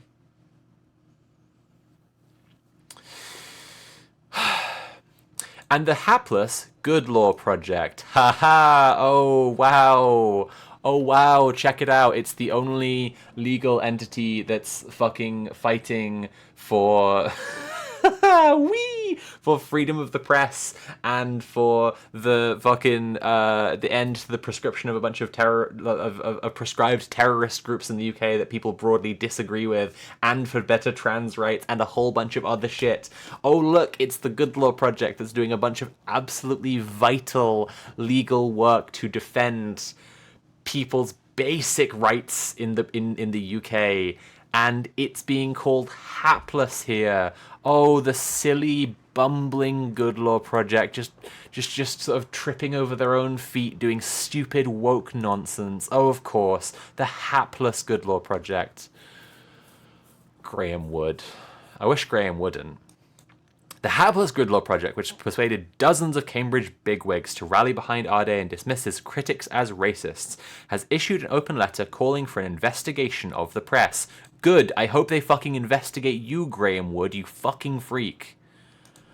The media's alleged crime, writing about this extraordinary case of a habitual liar's appointment to a distinguished academic post, rather than letting the liar keep embarrassing himself and his institution. Reasonable public interest in the case had dissipated, the letter said, yet the press kept digging. Arday's death was, it says, the direct, foreseeable, and foreseen result of press harassment. A Buddhist proverb, oh my god. This is what I mean, okay? This is what I mean when I say victory lap, okay? Like, I'm not... There is pretentiousness, okay? There is someone just being quite, like, unself-aware and being like pretentious. So like when you ask them to comment on like Trump's mistakes in Iran, they go like, in the Shakespeare play, and that's whatever, right? That's being pretentious. I'm a bit pretentious. I'm a fucking video essayist. What do you expect? Okay, there's being pretentious, and then there's like lighting your fucking pipe and being like, well, you see, according to the Ibsen play, and then there's the Buddhist proverb. Are you fucking kidding me? Like, this is a victory lap, right? Taking the time to just go, well, if you knew as much as I do about what's right in the world, you'd actually know that it's really good when black people kill themselves. Like, this is disgusting. This is lower than disgusting, right? Of the things The Atlantic has ever published, this ranks among the worst, and that is truly a statement you will appreciate if you've been watching the liberal slop stream for a long time. Genuinely, this is so fucking hideous. A Buddhist proverb says that when a wise man points at the moon, the fool stares at his finger. The media were unrelenting, but con man stories are always popular, and the bigger the victim, the better. The press's obsession was in proportion with the outlandishness of the lies told by Arday and on his behalf. A bunch of the lies, incidentally, have been found to be completely true, just completely true things he was saying. With public interest in the failures they revealed. Those failures were intellectual, institutional, and even legal. Arday called the cops on an academic who asked him hostile questions, and he instructed a law firm to send a threatening letter to a reporter who did the same. He threatened to sue someone for defamation because they were endangering his career. I am shocked. If you find this to be morally repugnant behavior, Graham Wood, there are quite a few people you could do some really good reporting on, since you care so much about being a good member of the press who's doing a really good job. Shirara says, is this man even slightly aware of all the people who do super evil murder shit who are lying all of the time? Exactly. Exactly. None of this explains why Jason Arday is a deserving target of this stuff. All of this is Kiwi Farm's fucking gibberish that's just saying, yeah, but it's really funny. Like, it's really cringe. But it's really, really cringe what he did. It's really embarrassing. Oh my god, like, could you lie like that? Oh my god, you just told so many lies. Oh, it's so cringe. Oh, did you see his face? Have you seen what he looks like? Have you seen him do this thing? You see this tweet? Oh my god, also embarrassing. Okay. There have been people who have gone after me in public before, who I've seen their tweets, right, when they feel like people are not looking, where they just vent relentlessly about ways in which they think I am stupid, in which they think that my political opinions are bad, they think that my takes on things are bad, they think that something I said was clumsy or unfunny or gauche, right? Having experienced this shit, there is nothing more telling, right, that this is motivated by a sickening degree of clout-brained, individualist, sycophantic gibberish than when someone goes, but he did so many gross things. Ugh. This is just so fucking disgusting. The focus on those who pointed out Arday's shortcomings rather than on Arday himself. The focus on those who pointed out Arday's shortcomings rather than on Arday himself. Graham, I think there may have been enough focus on Arday himself. The man is dead, you horrible fucking cunt. Are you kidding me? Like, are you actually kidding me? Like, are you actually... Is this whole article satire that I am truly, furiously misunderstanding? I need an autism check. Chat, I need an autism check. Is this article meant to read as an impression of the most morally repugnant, horrible piece of shit who's ever been born? Is it meant to be satire of the worst guy you could imagine? And am I missing the sarcasm here? I need a fucking sense check on this one. The focus on those people who pointed out Arday's shortcomings rather than Arday himself. There has been enough focus on Arday himself. He is dead. He has fucking died. And those who abetted his rise is a clear sign that lessons from this miserable episode remain unlearned.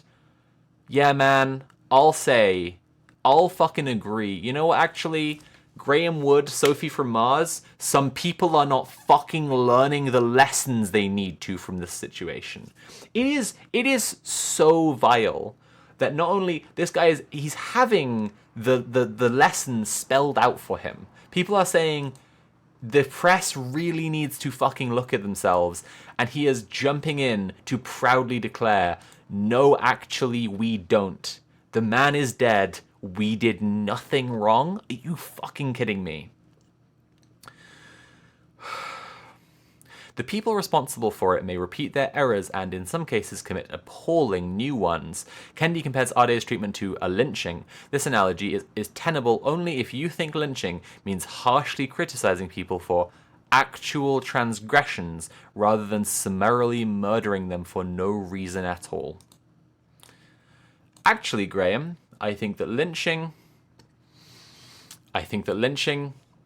was frequently done based on false accusations against people that were made because of the type of person that they were, namely a black man. And check it out, a bunch of the things people have been saying about him were lies. And it was published in the first place because he's a black man. Sorry, was a black man. He fucking killed himself because of people like you, Graham.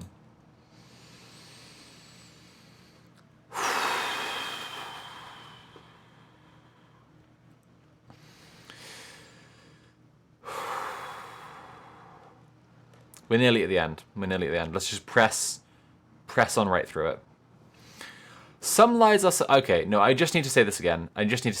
It's not just harshly criticizing. I would have some amount of sympathy because I do see that most people do not get just how bad it is to be publicly shamed by what feels like the entire planet at once. Like, people do not appreciate how bad that is. But some people fucking do, and some people weaponize it. Some lies are so preposterous that intelligent people who believe them bear some responsibility for being taken in, and they are outright guilty for repeating the lies and urging others to believe them. This is obviously so in Arday's case. The lies depended on willful credulity as well as an amplification by other professors, including Cambridge's Hilary Kremen, who went on the BBC and told Arday, "You are the best in the world in terms of research that you do." Reviewers gushed over his books and pronounced them moving, brave, and insightful. This is not just a victory lap, this is an active push to try to, like, shift responsibility onto people for believing lies? What are we doing? Like, what are we actually doing here? Like, what are we, like, very seriously actually doing here? Look, okay, there was a thing that happened with me, like, start of this year, I think it was, and I won't name any of the details because people will just know who I'm talking about if you know, and if you don't know, you don't need to know. But, like, someone told a very big lie publicly, and I believed it, and then, like, helped to give more attention to the thing, and then it turned out to be a lie. And, like, when I was chatting to some people about it, they were like, yeah, it just seemed a bit unbelievable to me, but I didn't really want to say anything.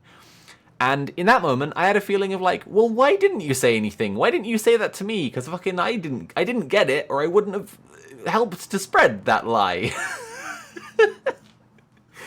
And, like, you know, in terms of, like, responsibility for the thing or whatever, I don't care to see anybody punished for it. Like, I don't speak to that person anymore because the entirety of the relationship that I had to that person was I helped to spread something that turned out to be them completely lying, so our entire interaction, our entire relationship in the universe was just them lying to me.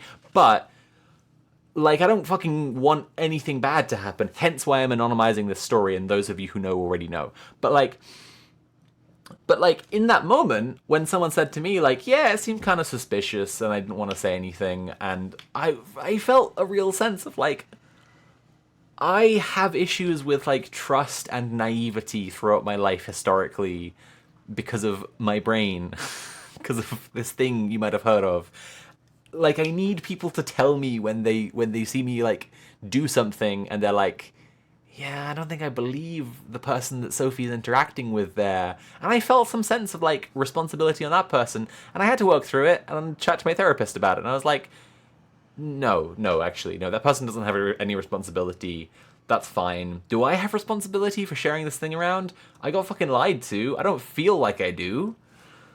I am intelligent in some way. I'm intelligent enough that people fucking pay my rent for my takes, for my writing, for my arts, right?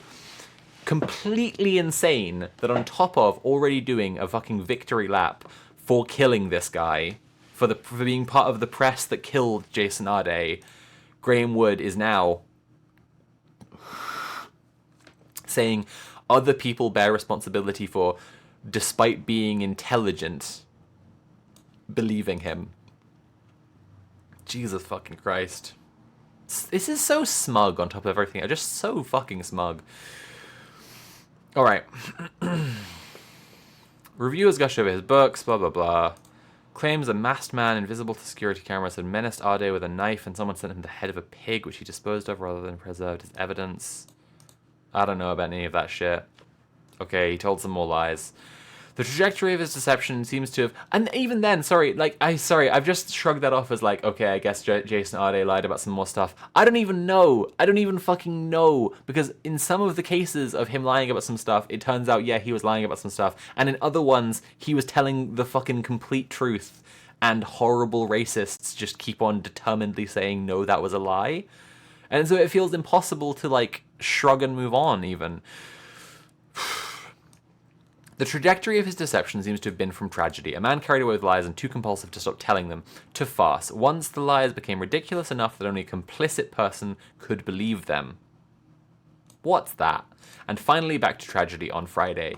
Arday's colleagues, his editors, and the people who knew he was a fraud but said nothing have absorbed some ridicule for their role in hiring and publishing him. But to date, I have seen no evidence that they considered their complicity, let alone repaired the damage to their institutions by explaining their error, or better yet, just resigning. Resigning! Are you fucking serious right now? They elevated Arday, a fragile and disturbed person, into a position where his fragility would be tested and he would be shattered. Even if the Cambridge Faculty of Education standards were so low that his inadequacies would remain unremarked there, he was a fellow of a Cambridge college with real scholars who would eventually be indignant with real scholars. Okay, alright now. Fucking okay, alright. We're talking about, like, parts of papers being plagiarized, to be clear. Like, we're talking about parts of papers being plagiarized, not like he never did any scholarship.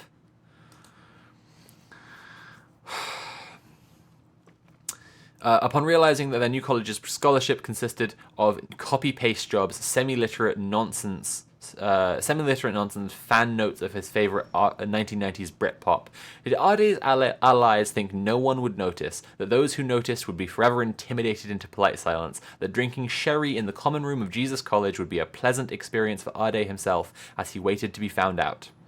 Those who placed Arday in that situation were cruel and heartless. They may as well have taken a skin and bones Make-A-Wish kid, told him that he could fly, and shot him out of a cannon. The journalists were not the ones who stuffed Arday into the cannon and lit the fuse. They were gravity. The journalists were just inevitable consequences. Okay.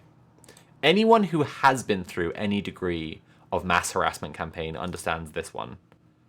That was just consequences. That's just gravity. Nothing could be done about that. Nothing at all could be done differently there. That's just gravity. That's just a natural consequence. What goes up must come down. No. Absolutely not. Absolutely fucking not. In The Wild Duck, Ibsen's main villain is Gregors, the crusading moralist who makes it his mission to rescue the characters from their sustaining life lies and help them and those who respect them see their deficiencies. The Gregors in this case is Nathan Kofnas.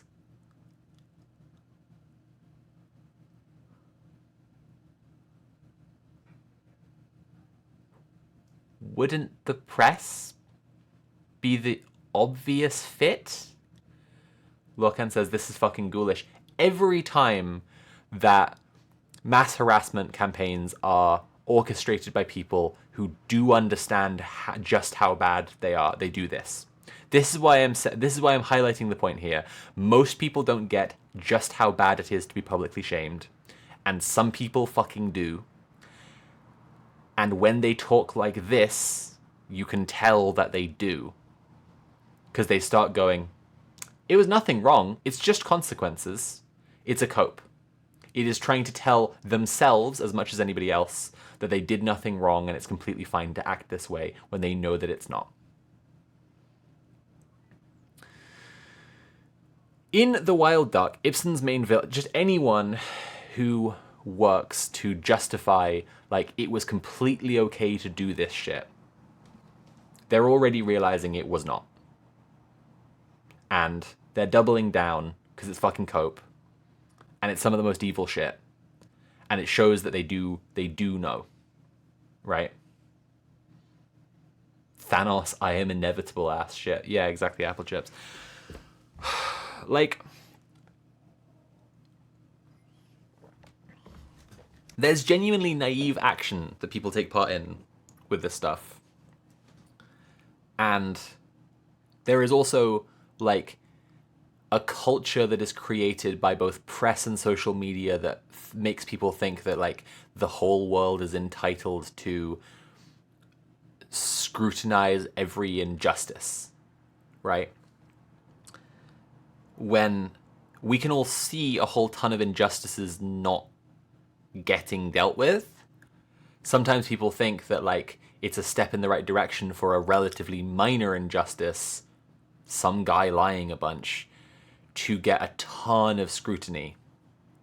But actually, I think it's fairly, like, do I need to explain why, like, Jason Arday getting bullied to death is not on a track towards Netanyahu coming to, like, being brought to justice? Do I need to, like, unpick that one? Like, it's a completely, like, it's a false equivalency that I think to some degree people are even, like, probably quite consciously manipulated by the powers that be into thinking that, like, they need to, like, go after people for shit like this, and it will make up for, like, there being no justice for, like, Tony Blair started a war that killed 500,000 people. Like, Donald Trump did a fucking strike on Iran day one that killed so many people and, like, 100 children, and then just, like, kept doing it and kept doing it. Netanyahu did a genocide before our eyes for 2 years continually. Completely leveled Gaza. And it creates a horrible sense of injustice in us, and we want some kind of justice, and we see people getting away with shit, and then it feels like some kind of balm to some people to see some other kind of injustice get scrutiny. But it's not the same. It's actively, I mean, Nathan Koffness's involvement makes it so incredibly transparent because he's just, like, he's a proud and publicly avowed eugenicist. Chat, I've been streaming for 3 hours and 15 minutes now. If you're enjoying the stream, please consider paying for the stream. You can subscribe or cheer or donate directly using command tip. I am doing work right now, and I would really like if you could pay me for doing that work, because I only get paid when people decide to pay me on the internet. We're aiming for 3:30 today. It is £70 away, which means that if everyone gave £2.10, if everyone watching right now gave me £2.10 using command tip, we would hit the goal immediately, and I could stop doing these plugs. All right, let's finish this article out. Seriously, please help me to pay my rent and bills. Okay. The Gregors in the case is Nathan Koffness, a philosopher with an abiding interest in race and a particular curiosity about the supposed mental deficiencies of black people. Koffness's views on race science, he believes that very few black people are cognitively equipped to be employed at a meritocratic university, led him to be run out of Cambridge in 2024, just as Arday was being appointed to one of the university's most prestigious chairs.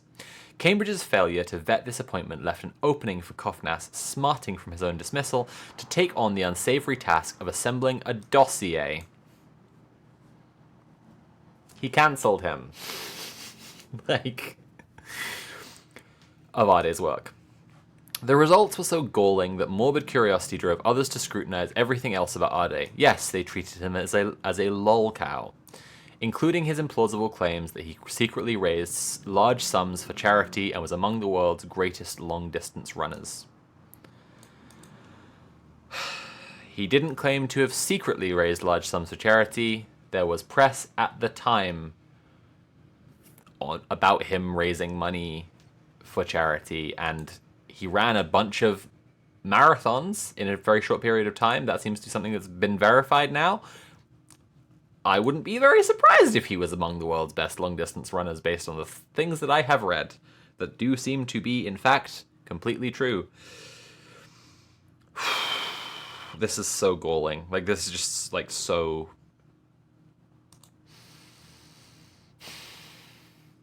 Maybe I'll write, like, a Substack piece or something about how the phenomena of, like, call-outs and harassment and lolcows on the internet translate into the Jason Arday case, because, like, I think all of this stuff, to anyone who's familiar with kiwi farms, this stuff is really sickeningly familiar, and seeing it play out on a national stage, and now international, thanks to The Atlantic, yeah, it's just like, cool. Gamergate hasn't stopped. Gamergate never stopped. Just got bigger and bigger. Dr. Relling calls Gregor's urge to disabuse and expose an acute attack of integrity. He warns that going cold turkey off Livslögn will not end well for patients or others. Other Ibsen plays are relevant here too. In some, the collapse of illusions afflicts whole towns, not just a few of their members. The difference between Gregors and Kofnas seems to be that the latter, perhaps as a result of his being scorned by Cambridge, has no affection for the people whose life lies he methodically destroyed.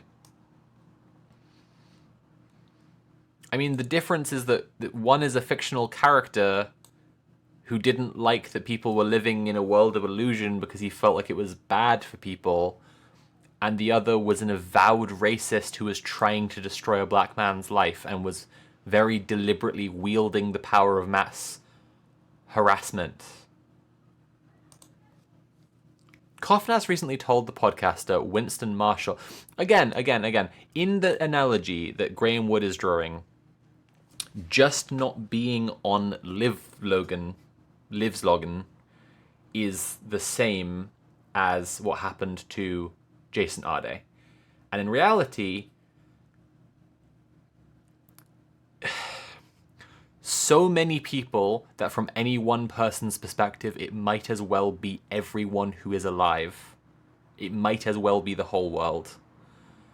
Started telling him he was bad and he was never going to recover from this, and harassing him and being mean to him. Like, we are social animals. I can't stress this enough. Like, human beings are social animals with fragile nervous systems, and if everyone... I've talked about this before. No one is immune to cult dynamics. Loads of people think they are, and they ask questions like, which kinds of people fall for cult stuff and get sucked into cults? There isn't a type of person.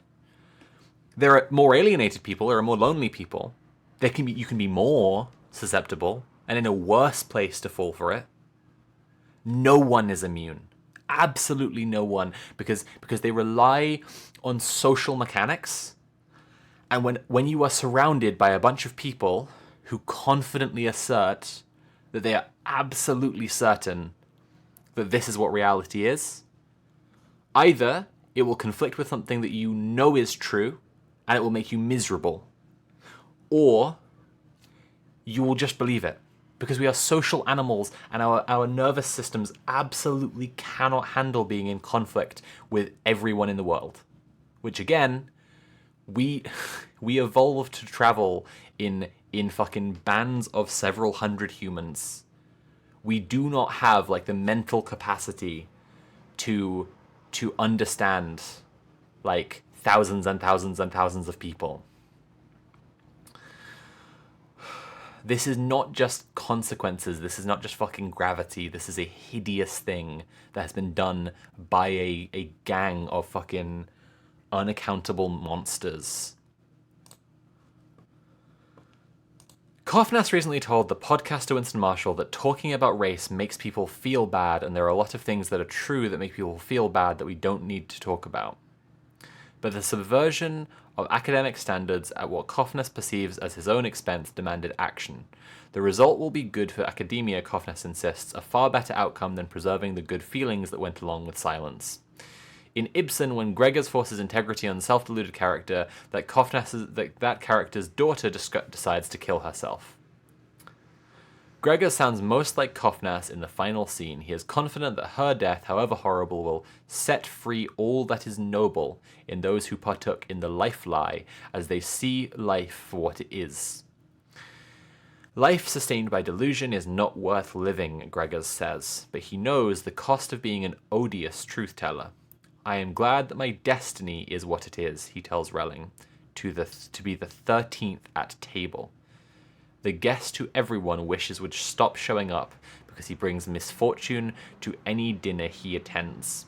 Arday was hired to teach social science. A terminal irony is that his main contribution to that body of knowledge will be as a case study about a community that elevated a flawed man to a position exalted beyond his ability without knowing or caring they were actually offering him as a human sacrifice.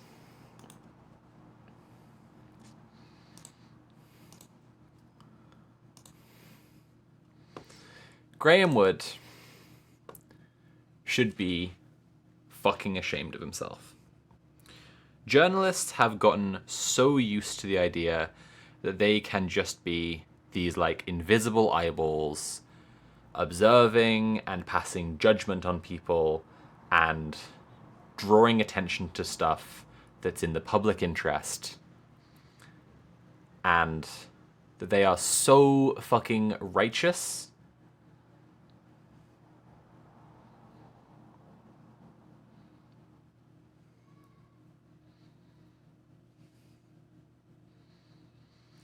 he should be ashamed of himself for writing this article for the rest of his fucking life. This is completely disgusting. Completely fucking disgusting. And I am neither in a position to call for people to like harass Graham Wood for this like horrible, horrible, horrible thing he's done in writing this article, nor would I want to. But just to be clear about this, if the national press started reporting this was the shittest article ever written, this article was stupid and flawed in every way, and people, you know, it turned to a crowdsourcing effort of people tearing apart all of Graham Wood's work, picking through it for all of the things that they thought were inaccurate or untrue or unfair or badly written or just stupid to say, and they were just posting it publicly, and they were contacting his family, they were sending things to his address, right?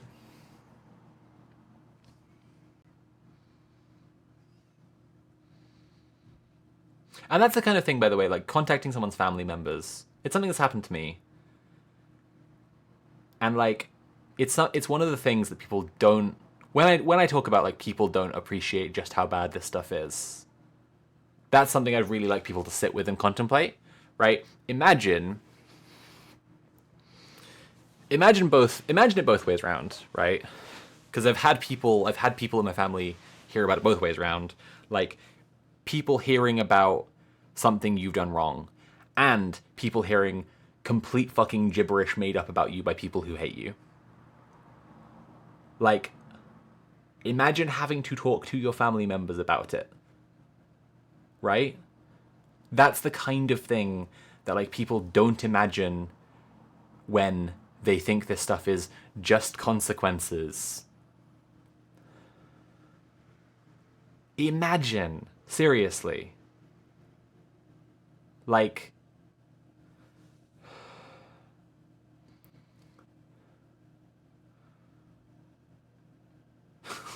Princess Beck Knight 666 says, guy holding the knife. Sure is a shame this guy was offered as a sacrifice.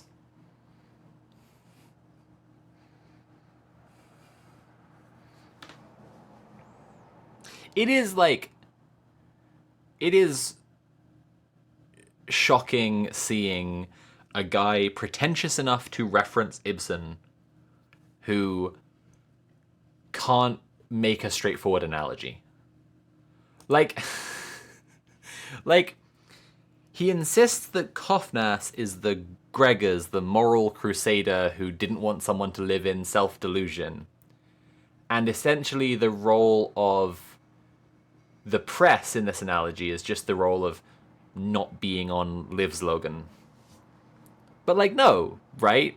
Like in the analogy, if we were going to make the analogy, if we really felt the urge to like bring Ibsen into this, the Gregors of this story is a combined press of the media and Kofnas together, right? Kofnas is like, in this analogy, an impulse in Gregors seeing the self-delusion that goes, this is fucked up. And the entire rest of the man is the press. Like,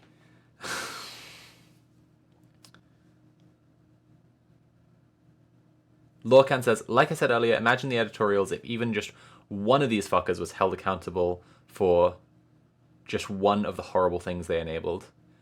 Lil ToastyX, thank you so much for the £10 donation with the message, for making it through that awful, awful piece. Thank you. I feel quite drained at the moment. I am going to move on to something hopefully more light next. But yeah, I'm feeling quite fucking worn out, to be honest. Everyone, if you've been enjoying the stream, please do pay me, please. I need money to live. I'm quite poor. And I am also very glad we made it through that. And yeah, I'm always saying like this is work here on the stream. That was fucking work, Jesus. What do I want to say about this? I've already said so much about it, to be honest. At the same time, I could just keep on talking for like days about it. It's just so hideous. It's just so completely vile. It's just so disgusting.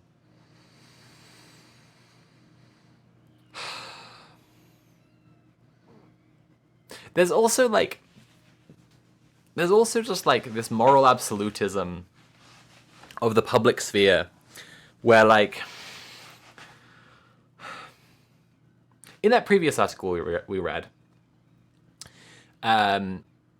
David Brooks wanted a clean answer from a socialist candidate on the question of should murderers serve time in prison, right? And like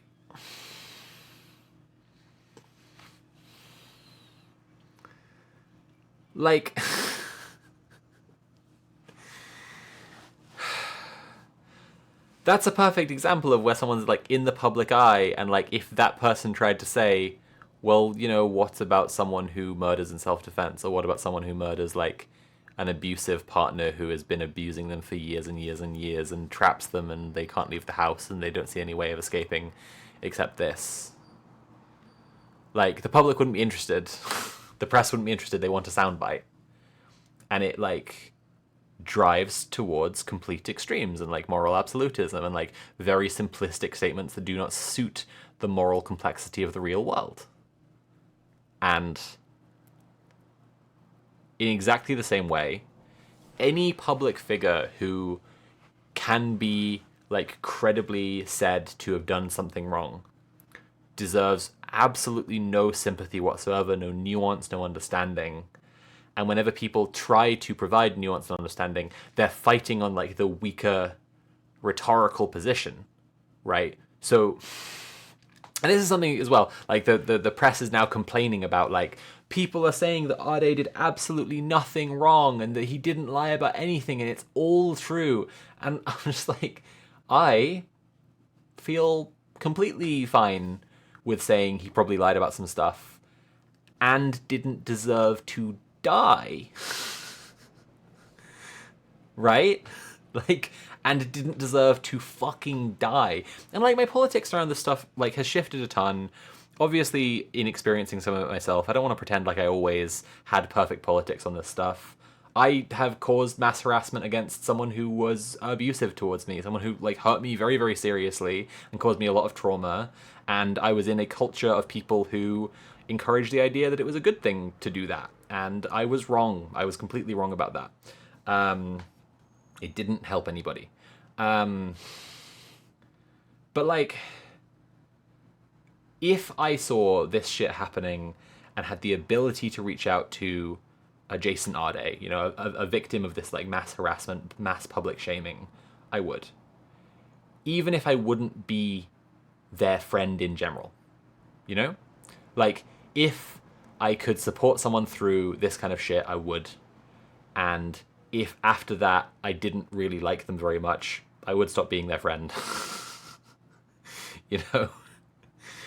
And you don't have to like promise to be someone's friend forever, but I really need to make clear that when people go through Middle Earth Marxist says, a bunch of liars complain someone else lied once. It's crazy! It is fucking crazy!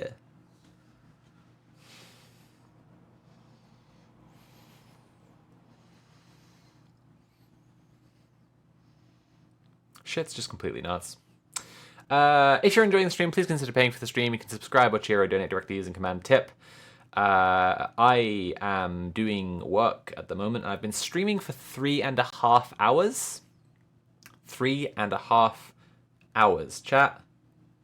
So, if you can spare some money, please use Command Tip and send in a donation.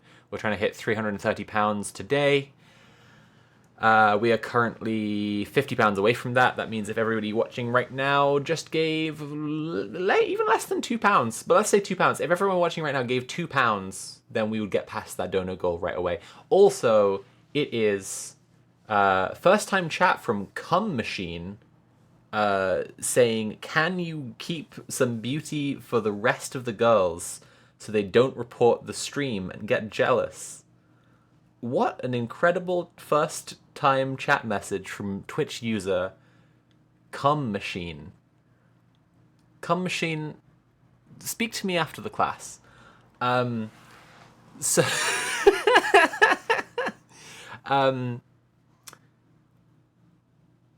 If you're enjoying the stream, please consider paying for the stream. We're trying to hit 330. We're £50 away from it. So if everyone just gave £2 each, it would add up to be past the dono goal.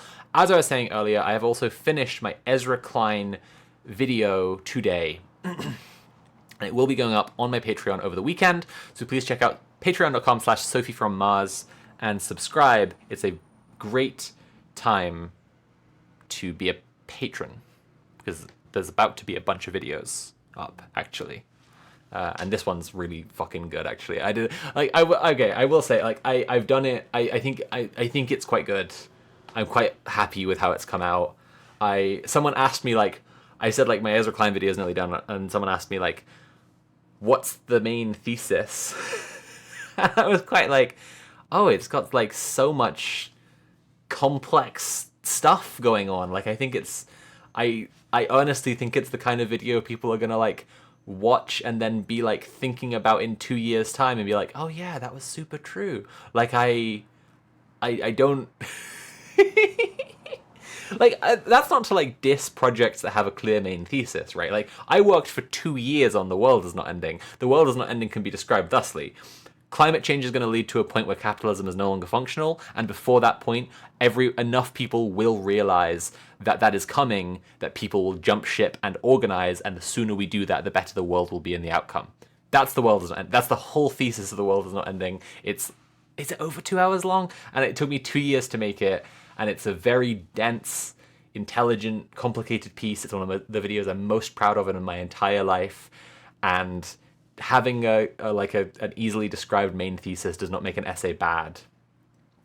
By the way, chat, I'm not moving on to the next article until we get some more donos in. So I'm just going to be chatting like this.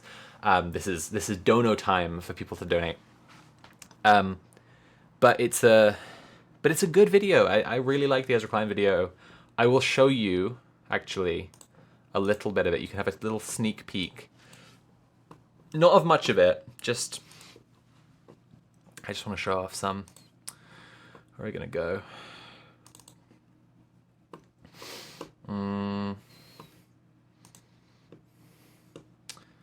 All right, let's get the control over there. All right. What stuff do I want to show here? Maybe some of the green screen stuff is quite fun. Sometime. Oh, that's quiet.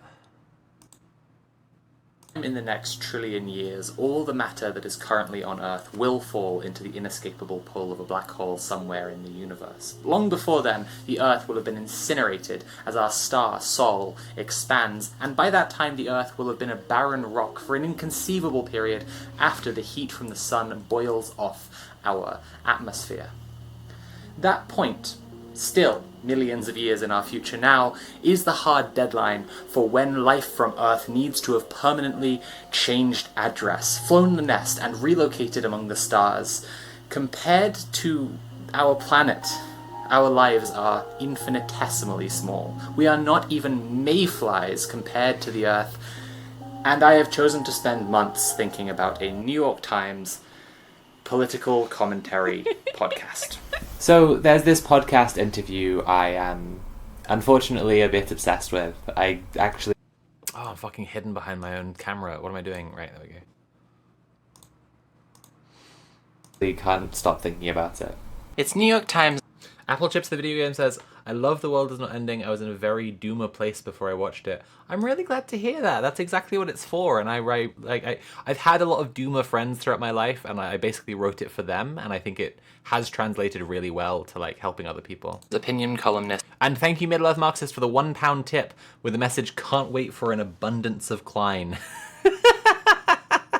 Here he is. Here's the boy. Here's the boy himself. Ezra Klein speaking to highly respected black author and public intellectual Ta-Nehisi Coates about their conflict over Ezra's, at the time, very recent article, Charlie Kirk was doing politics the right way. What really compels me, what keeps me coming back over and over again to this interview, is this one particular clip where Klein says, I don't know what my role is anymore. I'll be totally honest with you, man. Hang on, wait. We need more context. Like, way more context. Okay. First step. Alright, so that's some of the shit we got going on. That's the first, how long was that? 1 minute 30 of the video. It'll be up on my Patreon over the weekend. So, yeah. Yeah, go check it out. It's a good video. Check out my Patreon. Patreon.com/SophieFromMars and VOD watchers. Yeah, check the link down below. Chatters, please consider paying for the stream if you're enjoying the stream. Subscribe, cheer, donate directly using command tip. I'd really love to get some more donors before we move on to the next article. I'd really, really like that. Let's see. We are currently at 10:30 in PM. I really can't go for much longer than this, you know, chat. I've got two pretty long ones. I'm not going to get through both of them. What should I do? I have the perfect solution. Okay, chat. The most donation money will decide which article we read. I have The Economist calling Zach Polanski an anti-Semite. I have actually, I'll give you the titles. Can Zach Polanski do a Mamdani? That's an Economist article. Okay. And the other one is The Wrong Kind of American. This one is by a transgender CIA agent. If you have a strong opinion on which article we should finish out the stream with, please donate and tell me which one.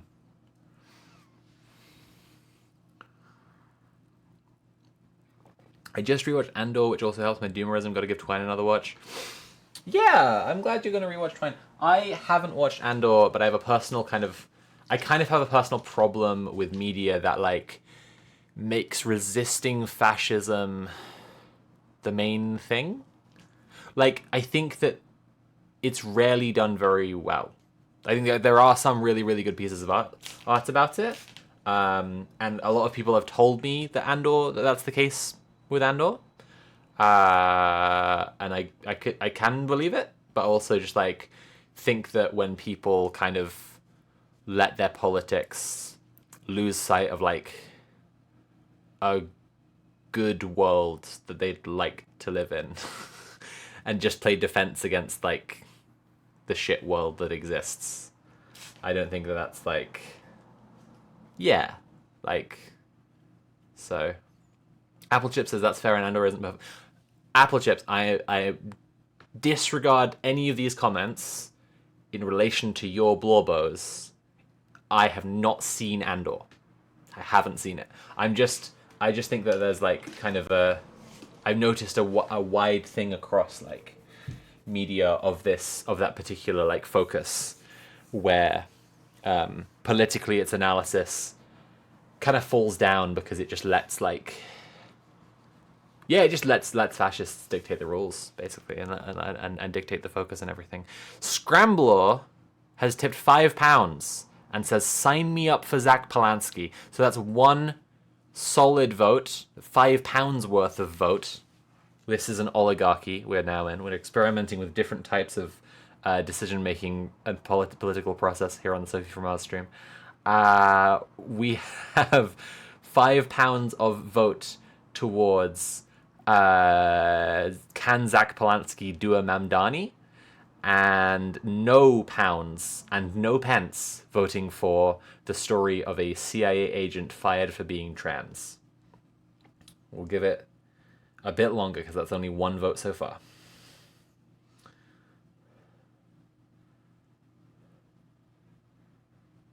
Andor isn't perfect, but it's very good. Everyone knows the superior anti-fascist sci-fi show is Babylon 5, but Andor is a close second. Interesting stuff, interesting stuff. I couldn't possibly comment. I just haven't seen either of them. Sophie doesn't like any of the stuff you like? No, that's Mule. I like some things. I like some things that people like. Lil Toasty X says, chat, go pay Sophie, I believe in you. I agree with Lil Toasty X on this one. You should actually pay me. Oh my god, that last article was such a slog. I hate being angry is the thing. I really, like, there are people who, like, really lean into, like, angry is their whole thing. And it's just not really, it's just not my thing. Like... And it might seem strange, I guess, for, like, the liberal slop stream. Like, it's kind of inherently very, very derisive. But at the same time, like, I just... When stuff really does get under my skin, it's just, like, it really isn't... I hate that shit so much.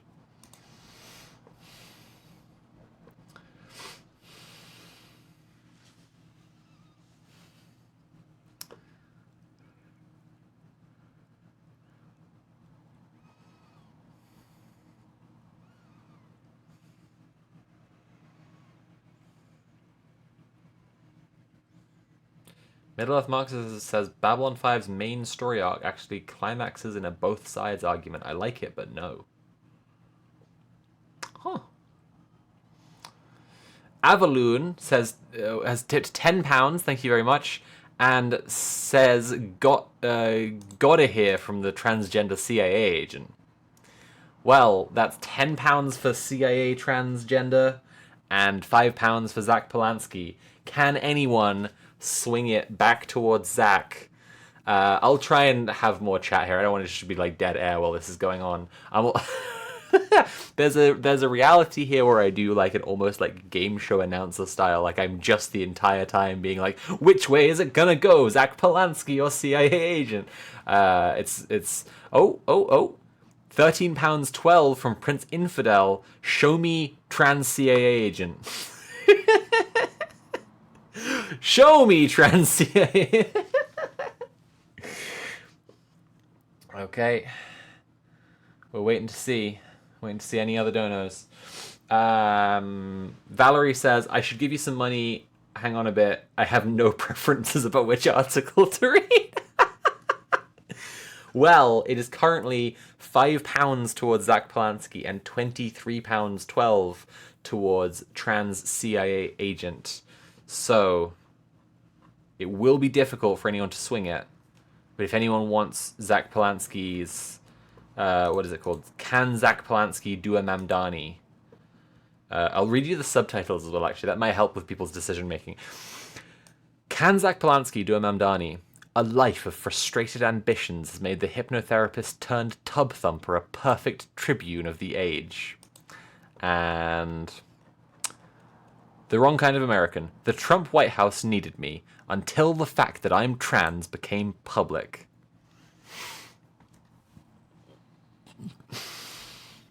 Those are the two articles. Valerie, the lovely Italian, thank you so much for subscribing. You have now subscribed for 5 months. And now you have ad-free viewing and access to Sophie from Mars emotes, including some of my own astrophotography in emote form. Space Lenin. Zach gets knocked down, but he gets up again. They're never going to keep him down. See, I like things that the chat likes. Don't lump me in with Mule. I'm not as much of a hipster.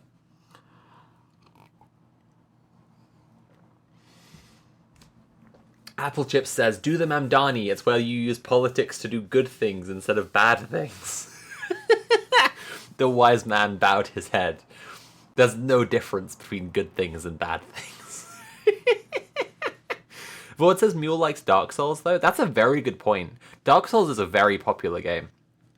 I think I think it's new stuff people like, especially very mainstream kind of popular culture.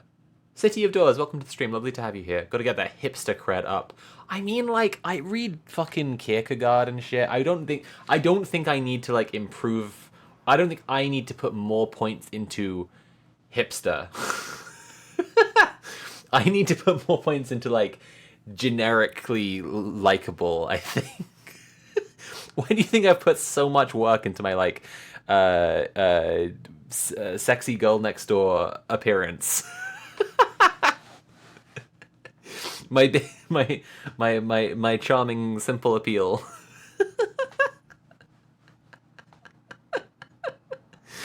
I'm already too hipster.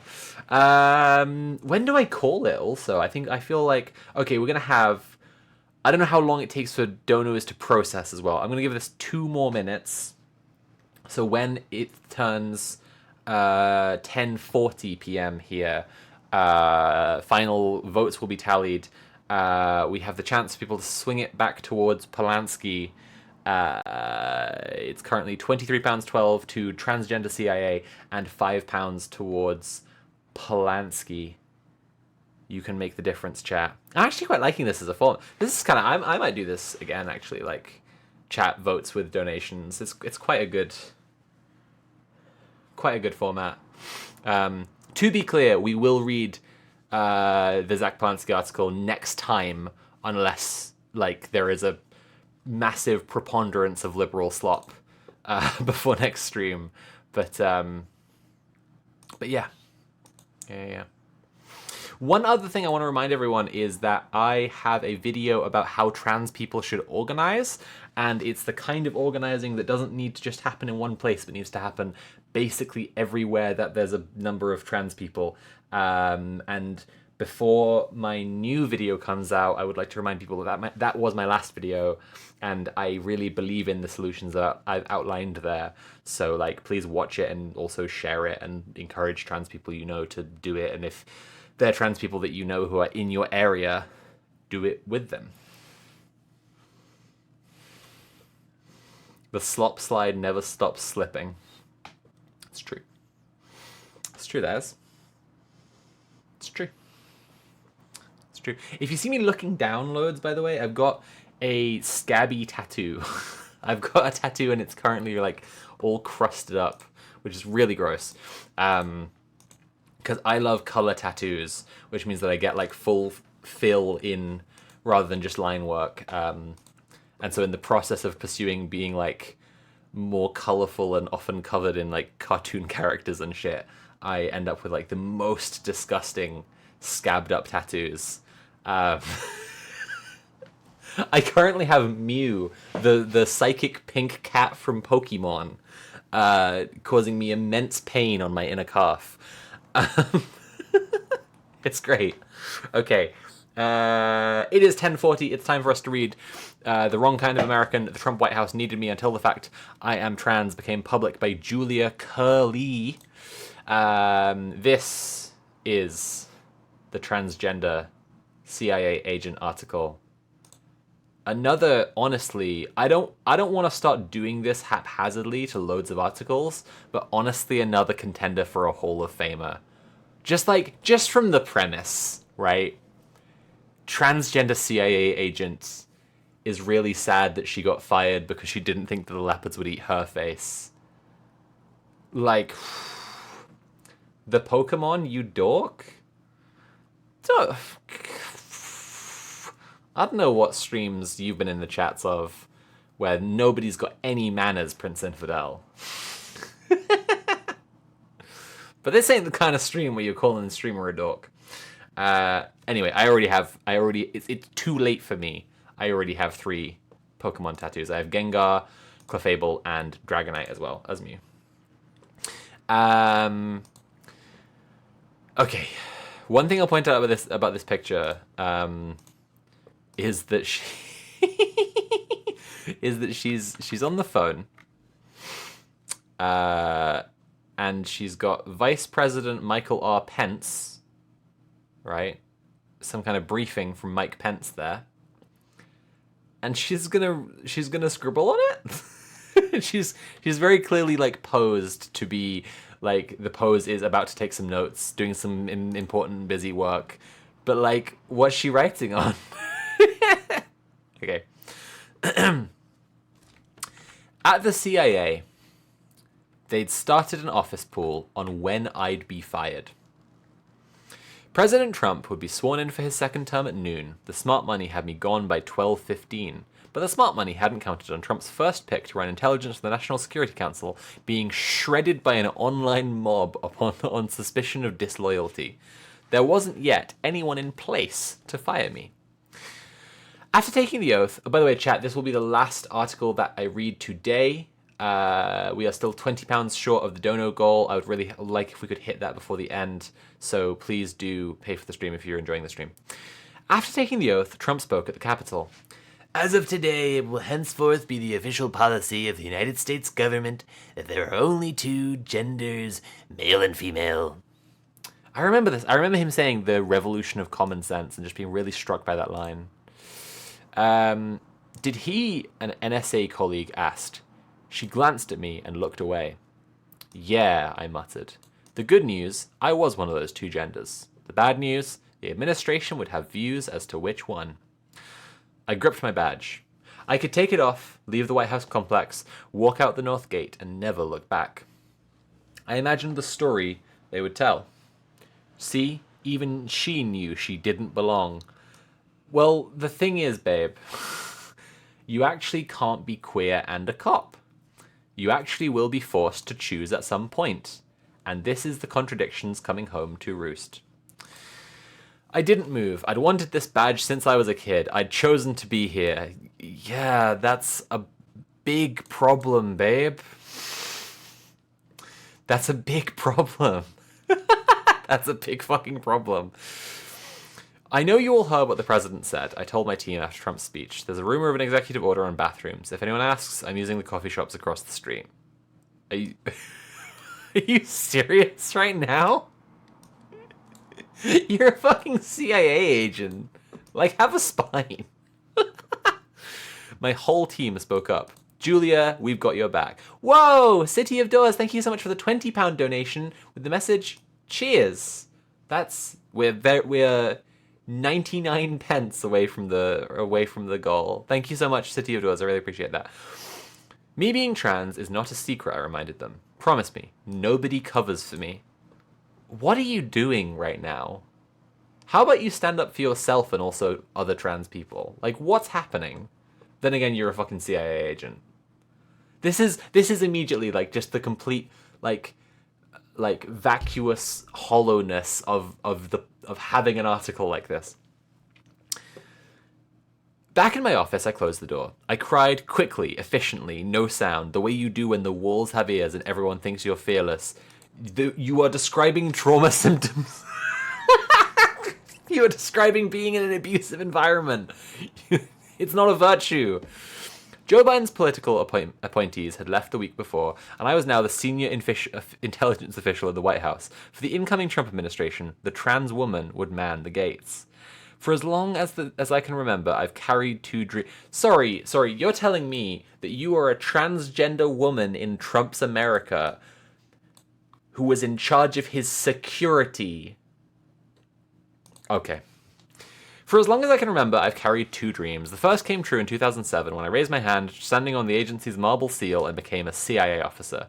The second dream, I didn't dare speak aloud. It came from an inexplainable conviction that I should have been born a woman. The longing, like homesickness, grew into an unbearable darkness.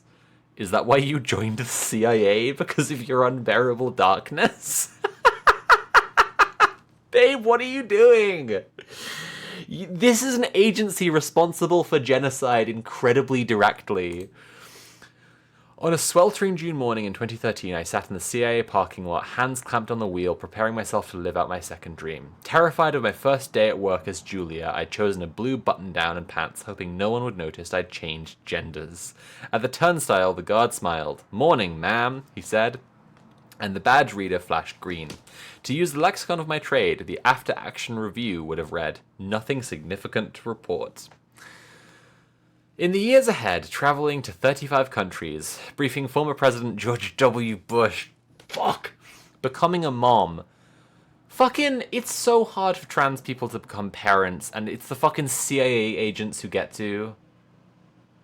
Guys, I think I've just become a doomer, like... That kind of hit me really hard. Fuck this. Being trans would sometimes seem like the most ordinary part of my life. But as much as I wanted to disappear into normal womanhood and the work, I knew there were others who needed to see that a life like mine was possible. So in 2017, I wrote these pages under the pseudonym Jenny Hall about how being openly trans at the CIA made me a better officer. How being openly trans at the CIA made me a better officer.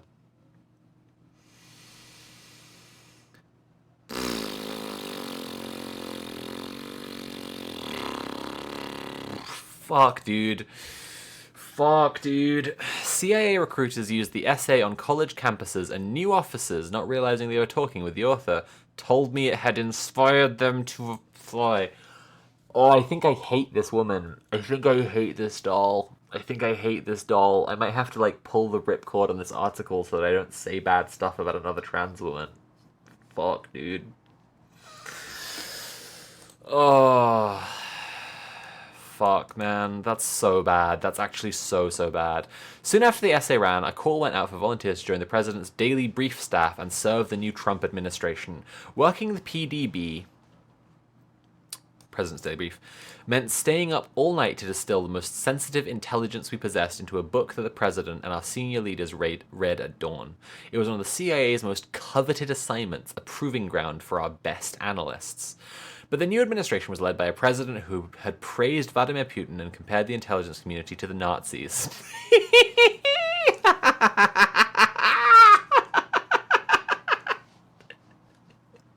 Why is Trump so based sometimes? Almost nobody volunteered. I did. Growing up in Hawaii, I dreamed of seeing the world. I see. You're a blonde white transgender from Hawaii. No wonder you're in the CIA. Okay. My grandfather gave me a simple promise. Work hard, don't complain. The country will take care of you. Was he in the CIA as well? We came to America for small things. No pogroms, no leaky roof. Paradise was a bonus. Oh, this sucks, dude. Service before politics, country before self.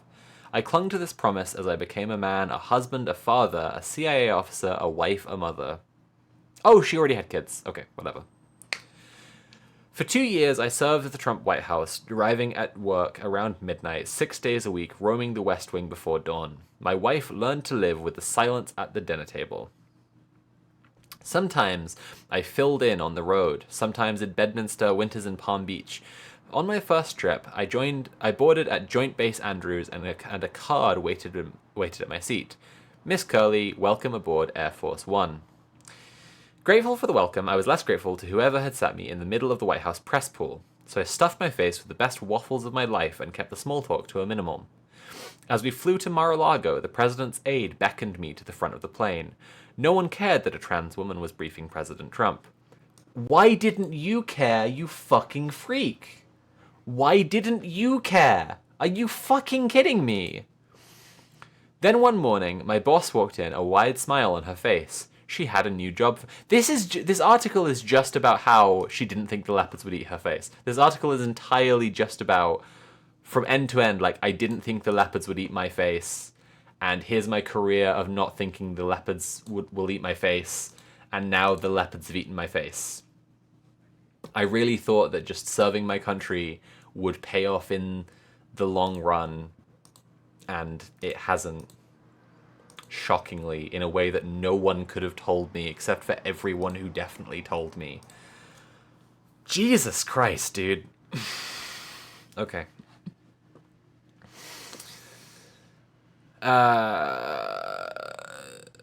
Julia, what would you think about briefing the vice president? This vice president? Days later, I stood in his driveway at the Naval Observatory. I must be insane, I thought. Mike Pence had built his career on public opposition to marriages like mine, to people like me. But for all our differences, he was the vice president. He needed the best intel support possible, and this was my country too. Mr. Vice President, I said, it's an honor to meet you. My name is Julia. Like I'd practiced 1,000 times. You're abandoning me with her? Pence teased his outgoing briefer with a line I'd heard he used with other people. He turned to me. Okay, Julia, tell me something I don't know. Sir, did you know that a third of Purdue's computer science grads are Chinese nationals? He nodded once. Get in the car. I grabbed my case and climbed into the Beast, the nickname for the executive limo. I hunted in vain for a seatbelt as Secret Service radios squawked. On the move. I dug in my heels as the floor pitched. Pennsylvania Avenue, the PDB, and me alone with Mike Pence. When I got home, my wife and I decided to keep my new boss's identity a secret. In my community, his name was shorthand for everything we feared. I can imagine the optics, and God help us if someone called a reporter. What she means by that is she chose to lie to other queer people.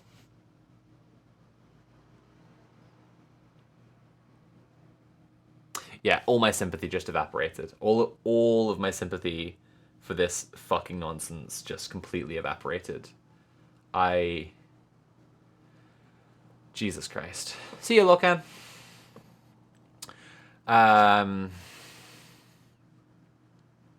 Fucking hell. Okay.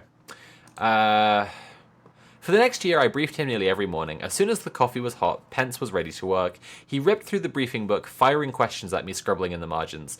Down the hall, the president was using his phone to light up Twitter. The vice president referred to use our multi-billion-dollar intel apparatus to save lives. Some mornings he would push back on an assessment, but I would hold the line, explaining how the conclusions had been reached. That was the job. When my tour was almost up, he asked me to extend it. One morning as we approached the White House gates, the vice president turned to me. Julia, do you know why they call it the People's House? No, sir. Right up until the Civil War, anyone could come to the door and wait to see the president. As the steel gates opened, he leaned in. You know, it's a privilege to work here. Yes, sir, I held his gaze. It is. When my tour finally ended, Pence invited my family to the White House. In his office, he took my mother's hand and smiled. You must be very proud of your daughter.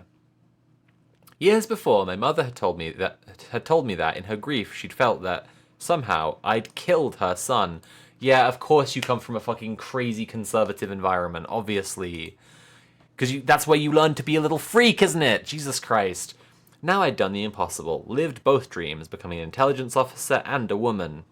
Wow, I guess it's possible to have it all. You can murder brown people and be trans. Wow. Trans people can be beneficiaries of hideous systemic violence. Wow. Wow. Wow. Oh my god.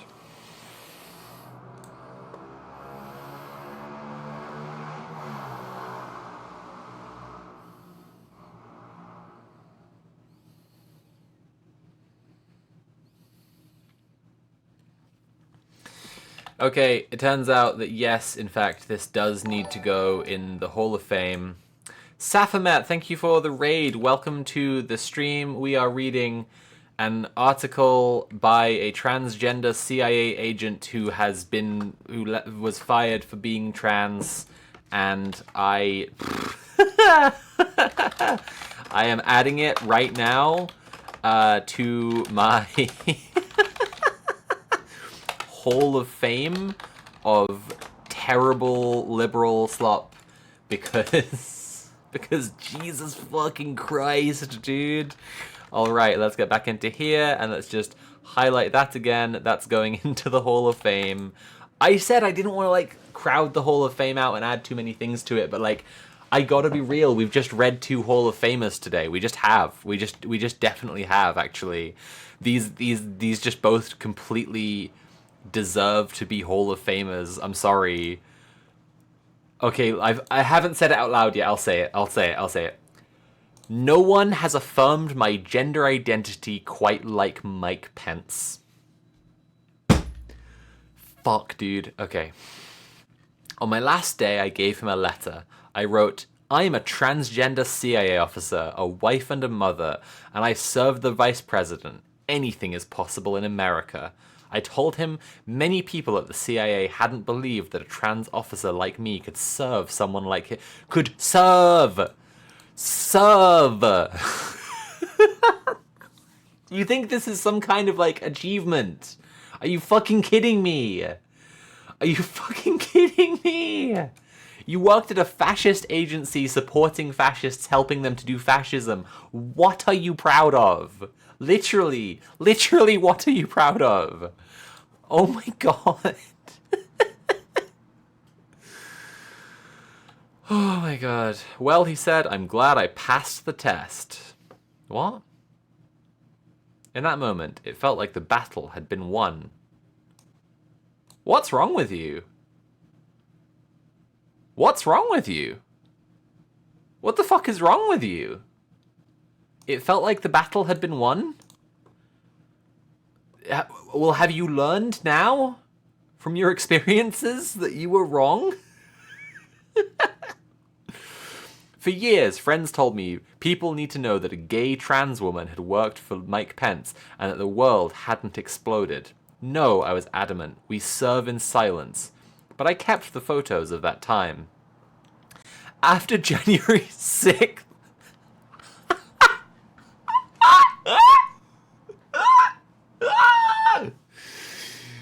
After January 6th, the vice president invited his former PDP briefers, Presidential Daily Briefing briefers, for a farewell picture in the West Wing. The place was quieter than I'd ever heard it.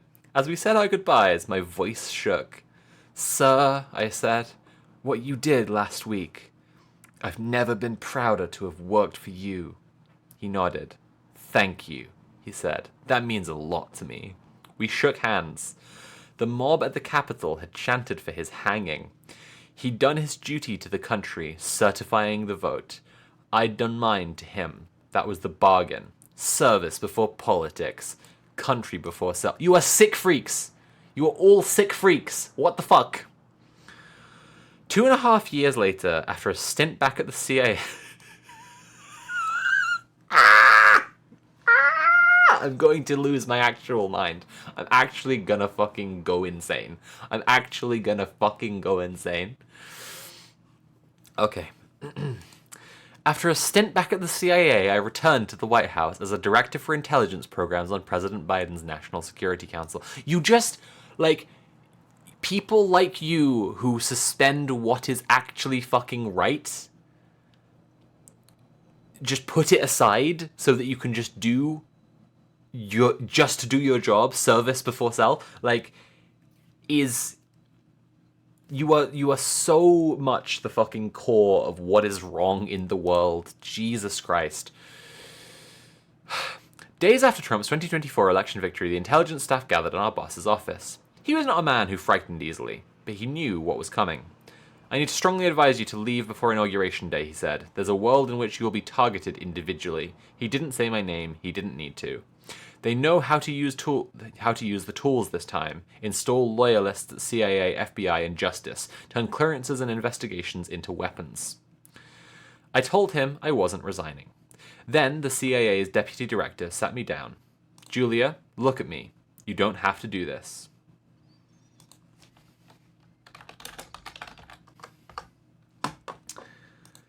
Julia, you don't have to do this. You have a target on your back that others don't. With respect, sir, this is what we do. He searched my face looking for a crack. When he didn't find one, he nodded. Good luck. Days before the inauguration, Biden gathered the staff in the East Wing. Sorry, but this is just not bravery. Like, this is just, like, not brave. What she's describing here at all. Like, this is sycophantic and pathetic. And, like, bravery in the face of an incoming fascist administration you know is fascist and is going to target you and people like you is to fight it. Fuck, dude.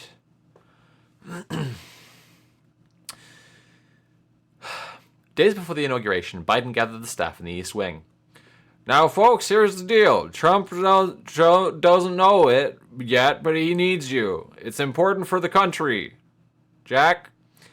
Of all the senior government officials who spoke to us before the new administration took office, Biden was the only one who asked us to stay. On Inauguration Day, I stood in the West Wing to brief the new National Security Advisor minutes after he'd taken office. Down the hall, the president signed an executive order banning me from restrooms in all federal buildings. And you just went along with it. And you just let it happen. You just let it happen. Good, isn't it? Well done. Well done. I'm sure it will go. It will be emblazoned, maybe even in gold, on your tombstone. The trans woman who helped this happen the most. I would start to plan policy meetings around bathroom stops across Pennsylvania Avenue. The next day, my team fanned out to brief the new leadership on our nation's highest secrets. Then these leaders stripped my insurance coverage for the estrogen that keeps me healthy, voided my discrimination protections, and declared me male to foreign governments on my passport. I would keep briefing them anyway. I would keep briefing them anyway. On the third day came the purge, 160 career NSC staff members sent home. Then new White House officials asked me to read them into classified programs. They called me around the clock, desperate for access to intelligence. And you gave it to them. Programs crucial to US interests sat unmanaged. The officers who had been in charge of them had already been escorted out. When NSC leaders realized what they'd done, it fell to me to call the people they'd humiliated and beg them to come back. They did. 1 week in, the administration I served reinstated its ban on trans people in the military. Decorated officers such as my friend Colonel Bree Fram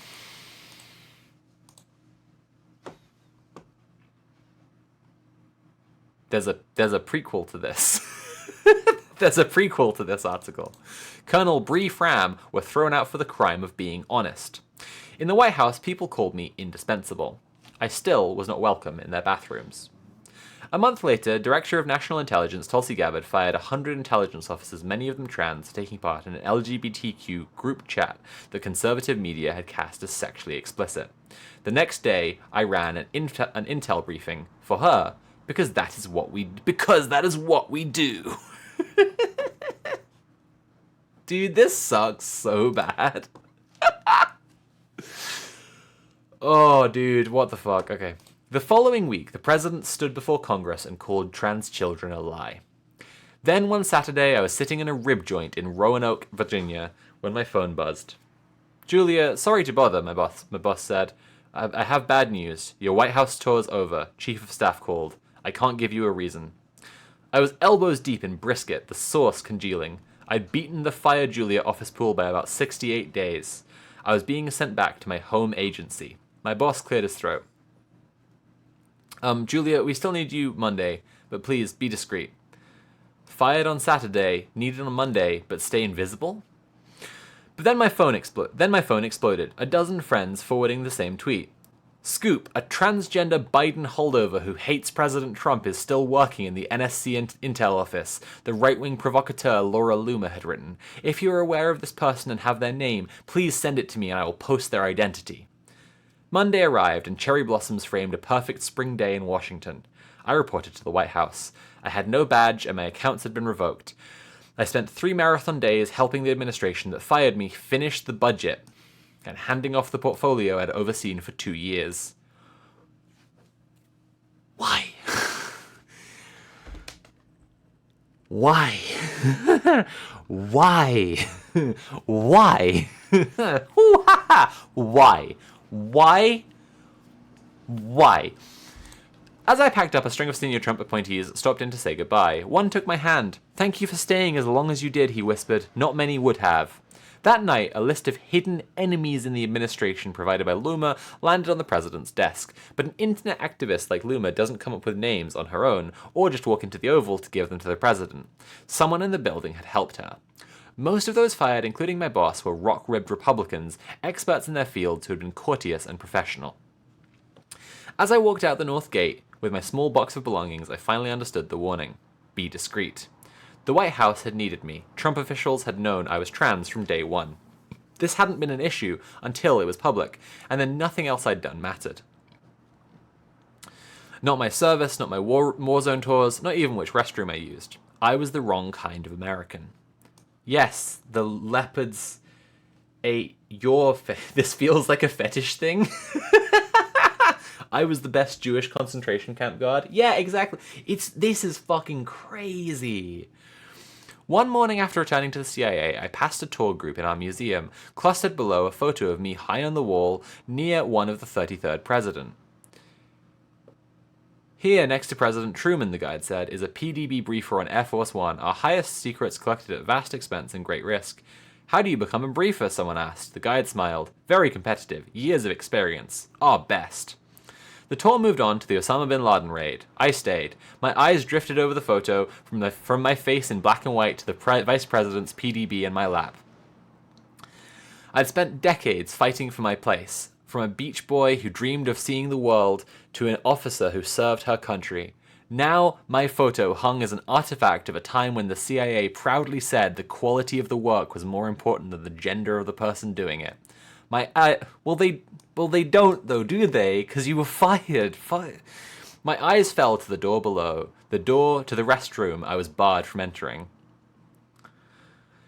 Every year since my first day as Julia, I'd sent a Pride Month email to my colleagues, but June 2025 they'd banned the CIA's LGBTQ group. Pride flags that had flown for decades were suddenly gone. My finger hovered over the send button. 2 sentences. Happy Pride. You are not alone. I froze. Someone would report this email to drive me out of the agency, just like at the White House. Don't end up the last openly trans CIA officer, I told myself. I deleted the email, breathing through the urge to do something heroic and stupid. In the screen's dark reflection, I saw my face, exhausted, angry. That was the moment I knew I had to resign. I'd weighed my family's health insurance against 2 sentences of solidarity and chosen to surrender my integrity. The agency that had taught me to tell hard truths was now teaching me to be invisible. The agency that taught you to tell hard truths? What the fuck is this? It's the CIA!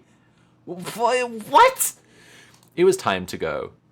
I loved the agency. We're nearing the end now, chat, by the way, so please, if you're enjoying the stream, please consider paying for the stream. You can subscribe or cheer or donate directly using Command Tip. We're currently 99 pence away from the dono goal, but I will be happy with as much dono as happens. I'm already very happy with what people have given today, and I'll just remind you again, there'll be one more of these before the end, but to check out my Patreon, patreon.com/SophieFromMars, because of the new content going up there this weekend. And VOD viewers, please check out the link down below. I loved the agency, I loved its mission, I love it still. I served under 4 presidents and through 3 wars. Yeah, because they keep starting wars! Because they keep killing! I lived by my grandfather's words, work hard, don't complain, the country will take care of you. I kept my end. In 2017, my Atlantic essay with the words, and trans kids should know, the CIA is always recruiting.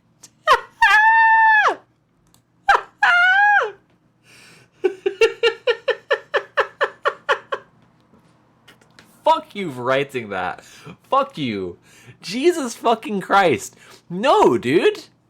Fuck you. Fuck you for weaponizing like a sense of like civic duty among trans people, like such a fucking traumatized, marginalized group, and like pulling them into this horrible fucking death cult you are in. Fuck you for that. Jesus. That promise had been broken. I cannot in good conscience advise LGBTQ Americans to join the CIA. Oh, this is like the article that just keeps on giving. There's actually more in this that needs to be added to the Hall of Fame. And that sentence is the hardest thing I've ever written. The agency had been gutted as part of a deliberate plan. Director of the Office of Management and Budget once boasted to put the people who defend our country in trauma. Analysts have been fired in public or questioned by the FBI. Decade-old assessments have been denounced by the CIA director in the press. The president calls analysis virtual treason when it contradicts his preferred reality and uses CIA to undermine public confidence in American elections. Fear has done its work. Irreplaceable officers with crucial language and technical skills and decades of experience have walked out the door. Those who remain within an agency built to deliver hard truths are being muzzled. Why do you believe that it's to deliver hard... Whatever. 20 years ago, I sat in a bunker in Iraq. Oh my god. Praying I would survive the night in a war begun after an intelligence community had failed to do enough to challenge what the White House wanted to hear. Come on, dude. Thank you, Middle-earth Marxist, for the £1. 1 sloppence, please. Thank you, Middle-earth Marxist. By the way, chat, do you like the new emotes? The new, not emotes, like alert things? I filmed new green screen stuff this week. Our agency spent the next 2 decades repairing the trust that failure broke. Did you? People hate the CIA. Are you kidding me? I know institutions can be rebuilt, officers can come back, but only if someone's willing to tell the truth. In the entrance of our original headquarters building, across from the stars for every officer slain in the line of duty, you can still read the words carved in marble, "And ye shall know the truth, and the truth shall make you free." I know that the CIA friends I left behind are holding the line under impossible circumstances. The country needs them more than ever, and I understand my colleagues who left but can't speak up. Their livelihoods depend on clearances and contracts that can be revoked with a phone call, but we all swore an oath to the Constitution. I'm afraid, too, this administration has already taken most of what I had to lose. I know that the White House and its online mob will come for me. My ancestors fled pogroms. They knew a fear I never expected to feel in the United States. I was offered an untenable bargain. Don't make trouble. Take the insults, deviant, diversity hire, man in a dress, from those who have never faced enemy fire, who asked for my assistance in private and then signed the orders to erase people like me because transgender ideology was a threat to Western civilization. Flailing regimes dehumanize minorities to distract from their failures. When the economy collapses or a war goes badly, they find a tiny group of people, make them the enemy within, and rally the country against them. This is how it's gone in Iran, Hungary, Russia. I wrote PDBs about it. This will not stop with trans people. It never has. But this caricature only works if people like me don't exist. And I exist. I speak now because somewhere a trans kid is watching. I hope they look away from you. What the fuck? I want that kid to know they are not alone. I was a trans kid too, and I'll be damned if I let another generation grow up the way I did, told that they don't belong, that they don't deserve a job, a bathroom, a future. If I could brief presidents and serve in the White House twice, so can they. I'd planned to spend the rest of my career serving my country at the CIA. This White House took my calling, but it will not take my pride. Or, it took your pride. It took your pride. I'm sorry, babe. I'm so sorry, babe, but it fucking took your pride. It took your spine. You have nothing. You have nothing. You have no pride to fucking build on here or claim to. Fuck off. Or tell me that I don't belong. It did. Or that I must disappear. It disappeared you. It successfully did. I once wrote under a pseudonym so I could keep serving. Yeah, you lost your pride, didn't you?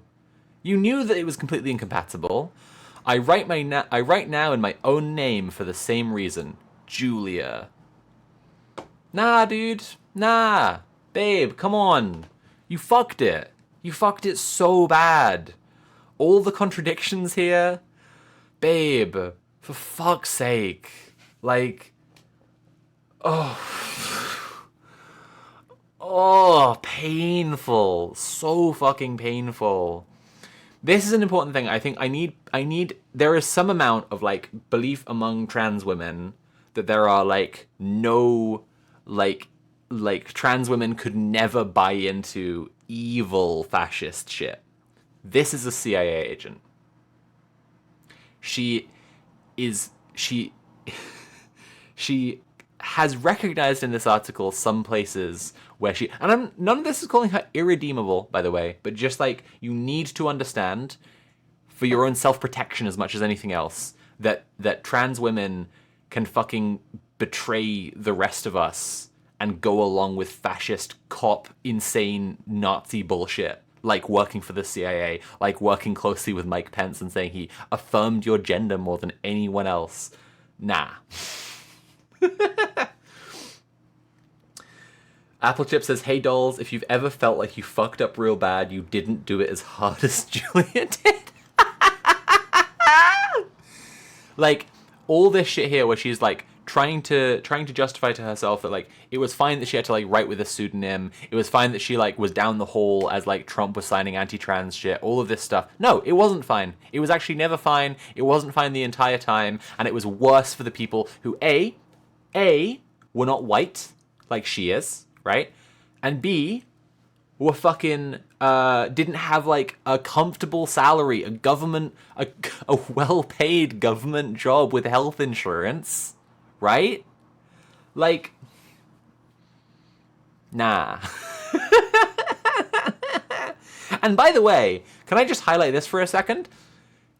They said her health insurance stopped paying for estrogen. So she definitely bought some. So she definitely bought her own. Like, even as fucking, like, sycophantically cop-brained as she's, like, telling the story of herself being there, she's not gonna just, like, go along with the law because the law says you can't have estrogen anymore. She DIY'd. I'm telling you, as a matter of fact, she DIY'd at some point, like almost every trans person. Trans people like this who go along with, like, insane cop brain shit, like the CIA. Like, they are telling such a gross, like, distorted lie of themselves, because every trans person sooner or later has to fucking break the law. Like, there's just no, like, no, absolutely not, you know? If you're trans and you're pretending that this kind of institution, the CIA, the fucking White House, is compatible with the reality of the life of a trans woman, nah, absolutely fucking not. Sundry Clowncar says, luckily her CIA training made her very good at lying. I mean, looks like lying to herself is the main one. Chat, I'm gonna wrap things up now. I'm gonna figure out who we're gonna raid into just now, and while I do that, let me remind you one last time that if you've been enjoying the stream, to please pay for the stream. Support me by subscribing or cheering or donating directly using command tip. Subscribing gets you ad-free viewing and access to Sophie from Mars Twitch emotes that are unique to my channel, but you can use them anywhere on Twitch. Also, if you have a Prime account that's attached to your Twitch account, you can give me a Prime subscription that doesn't cost you anything, but does give me real money. So that's quite cool, isn't it? But donating directly doesn't give any cut to Jeff Bezos. And the best thing you can do is go to my Patreon, patreon.com/Sophie from Mars, and support me there. There are going to be new videos there, videos plural, soon. So please go to patreon.com/Sophie from Mars and check those out. And you can expect what is happening to Ezra Klein up this weekend. And we're going to raid Joan Atoms. So tell everyone there to subscribe to Sophie from Mars after you've gone in and made your favorite animal noises. Okay. Have a lovely night, everyone, and I'll see you next week.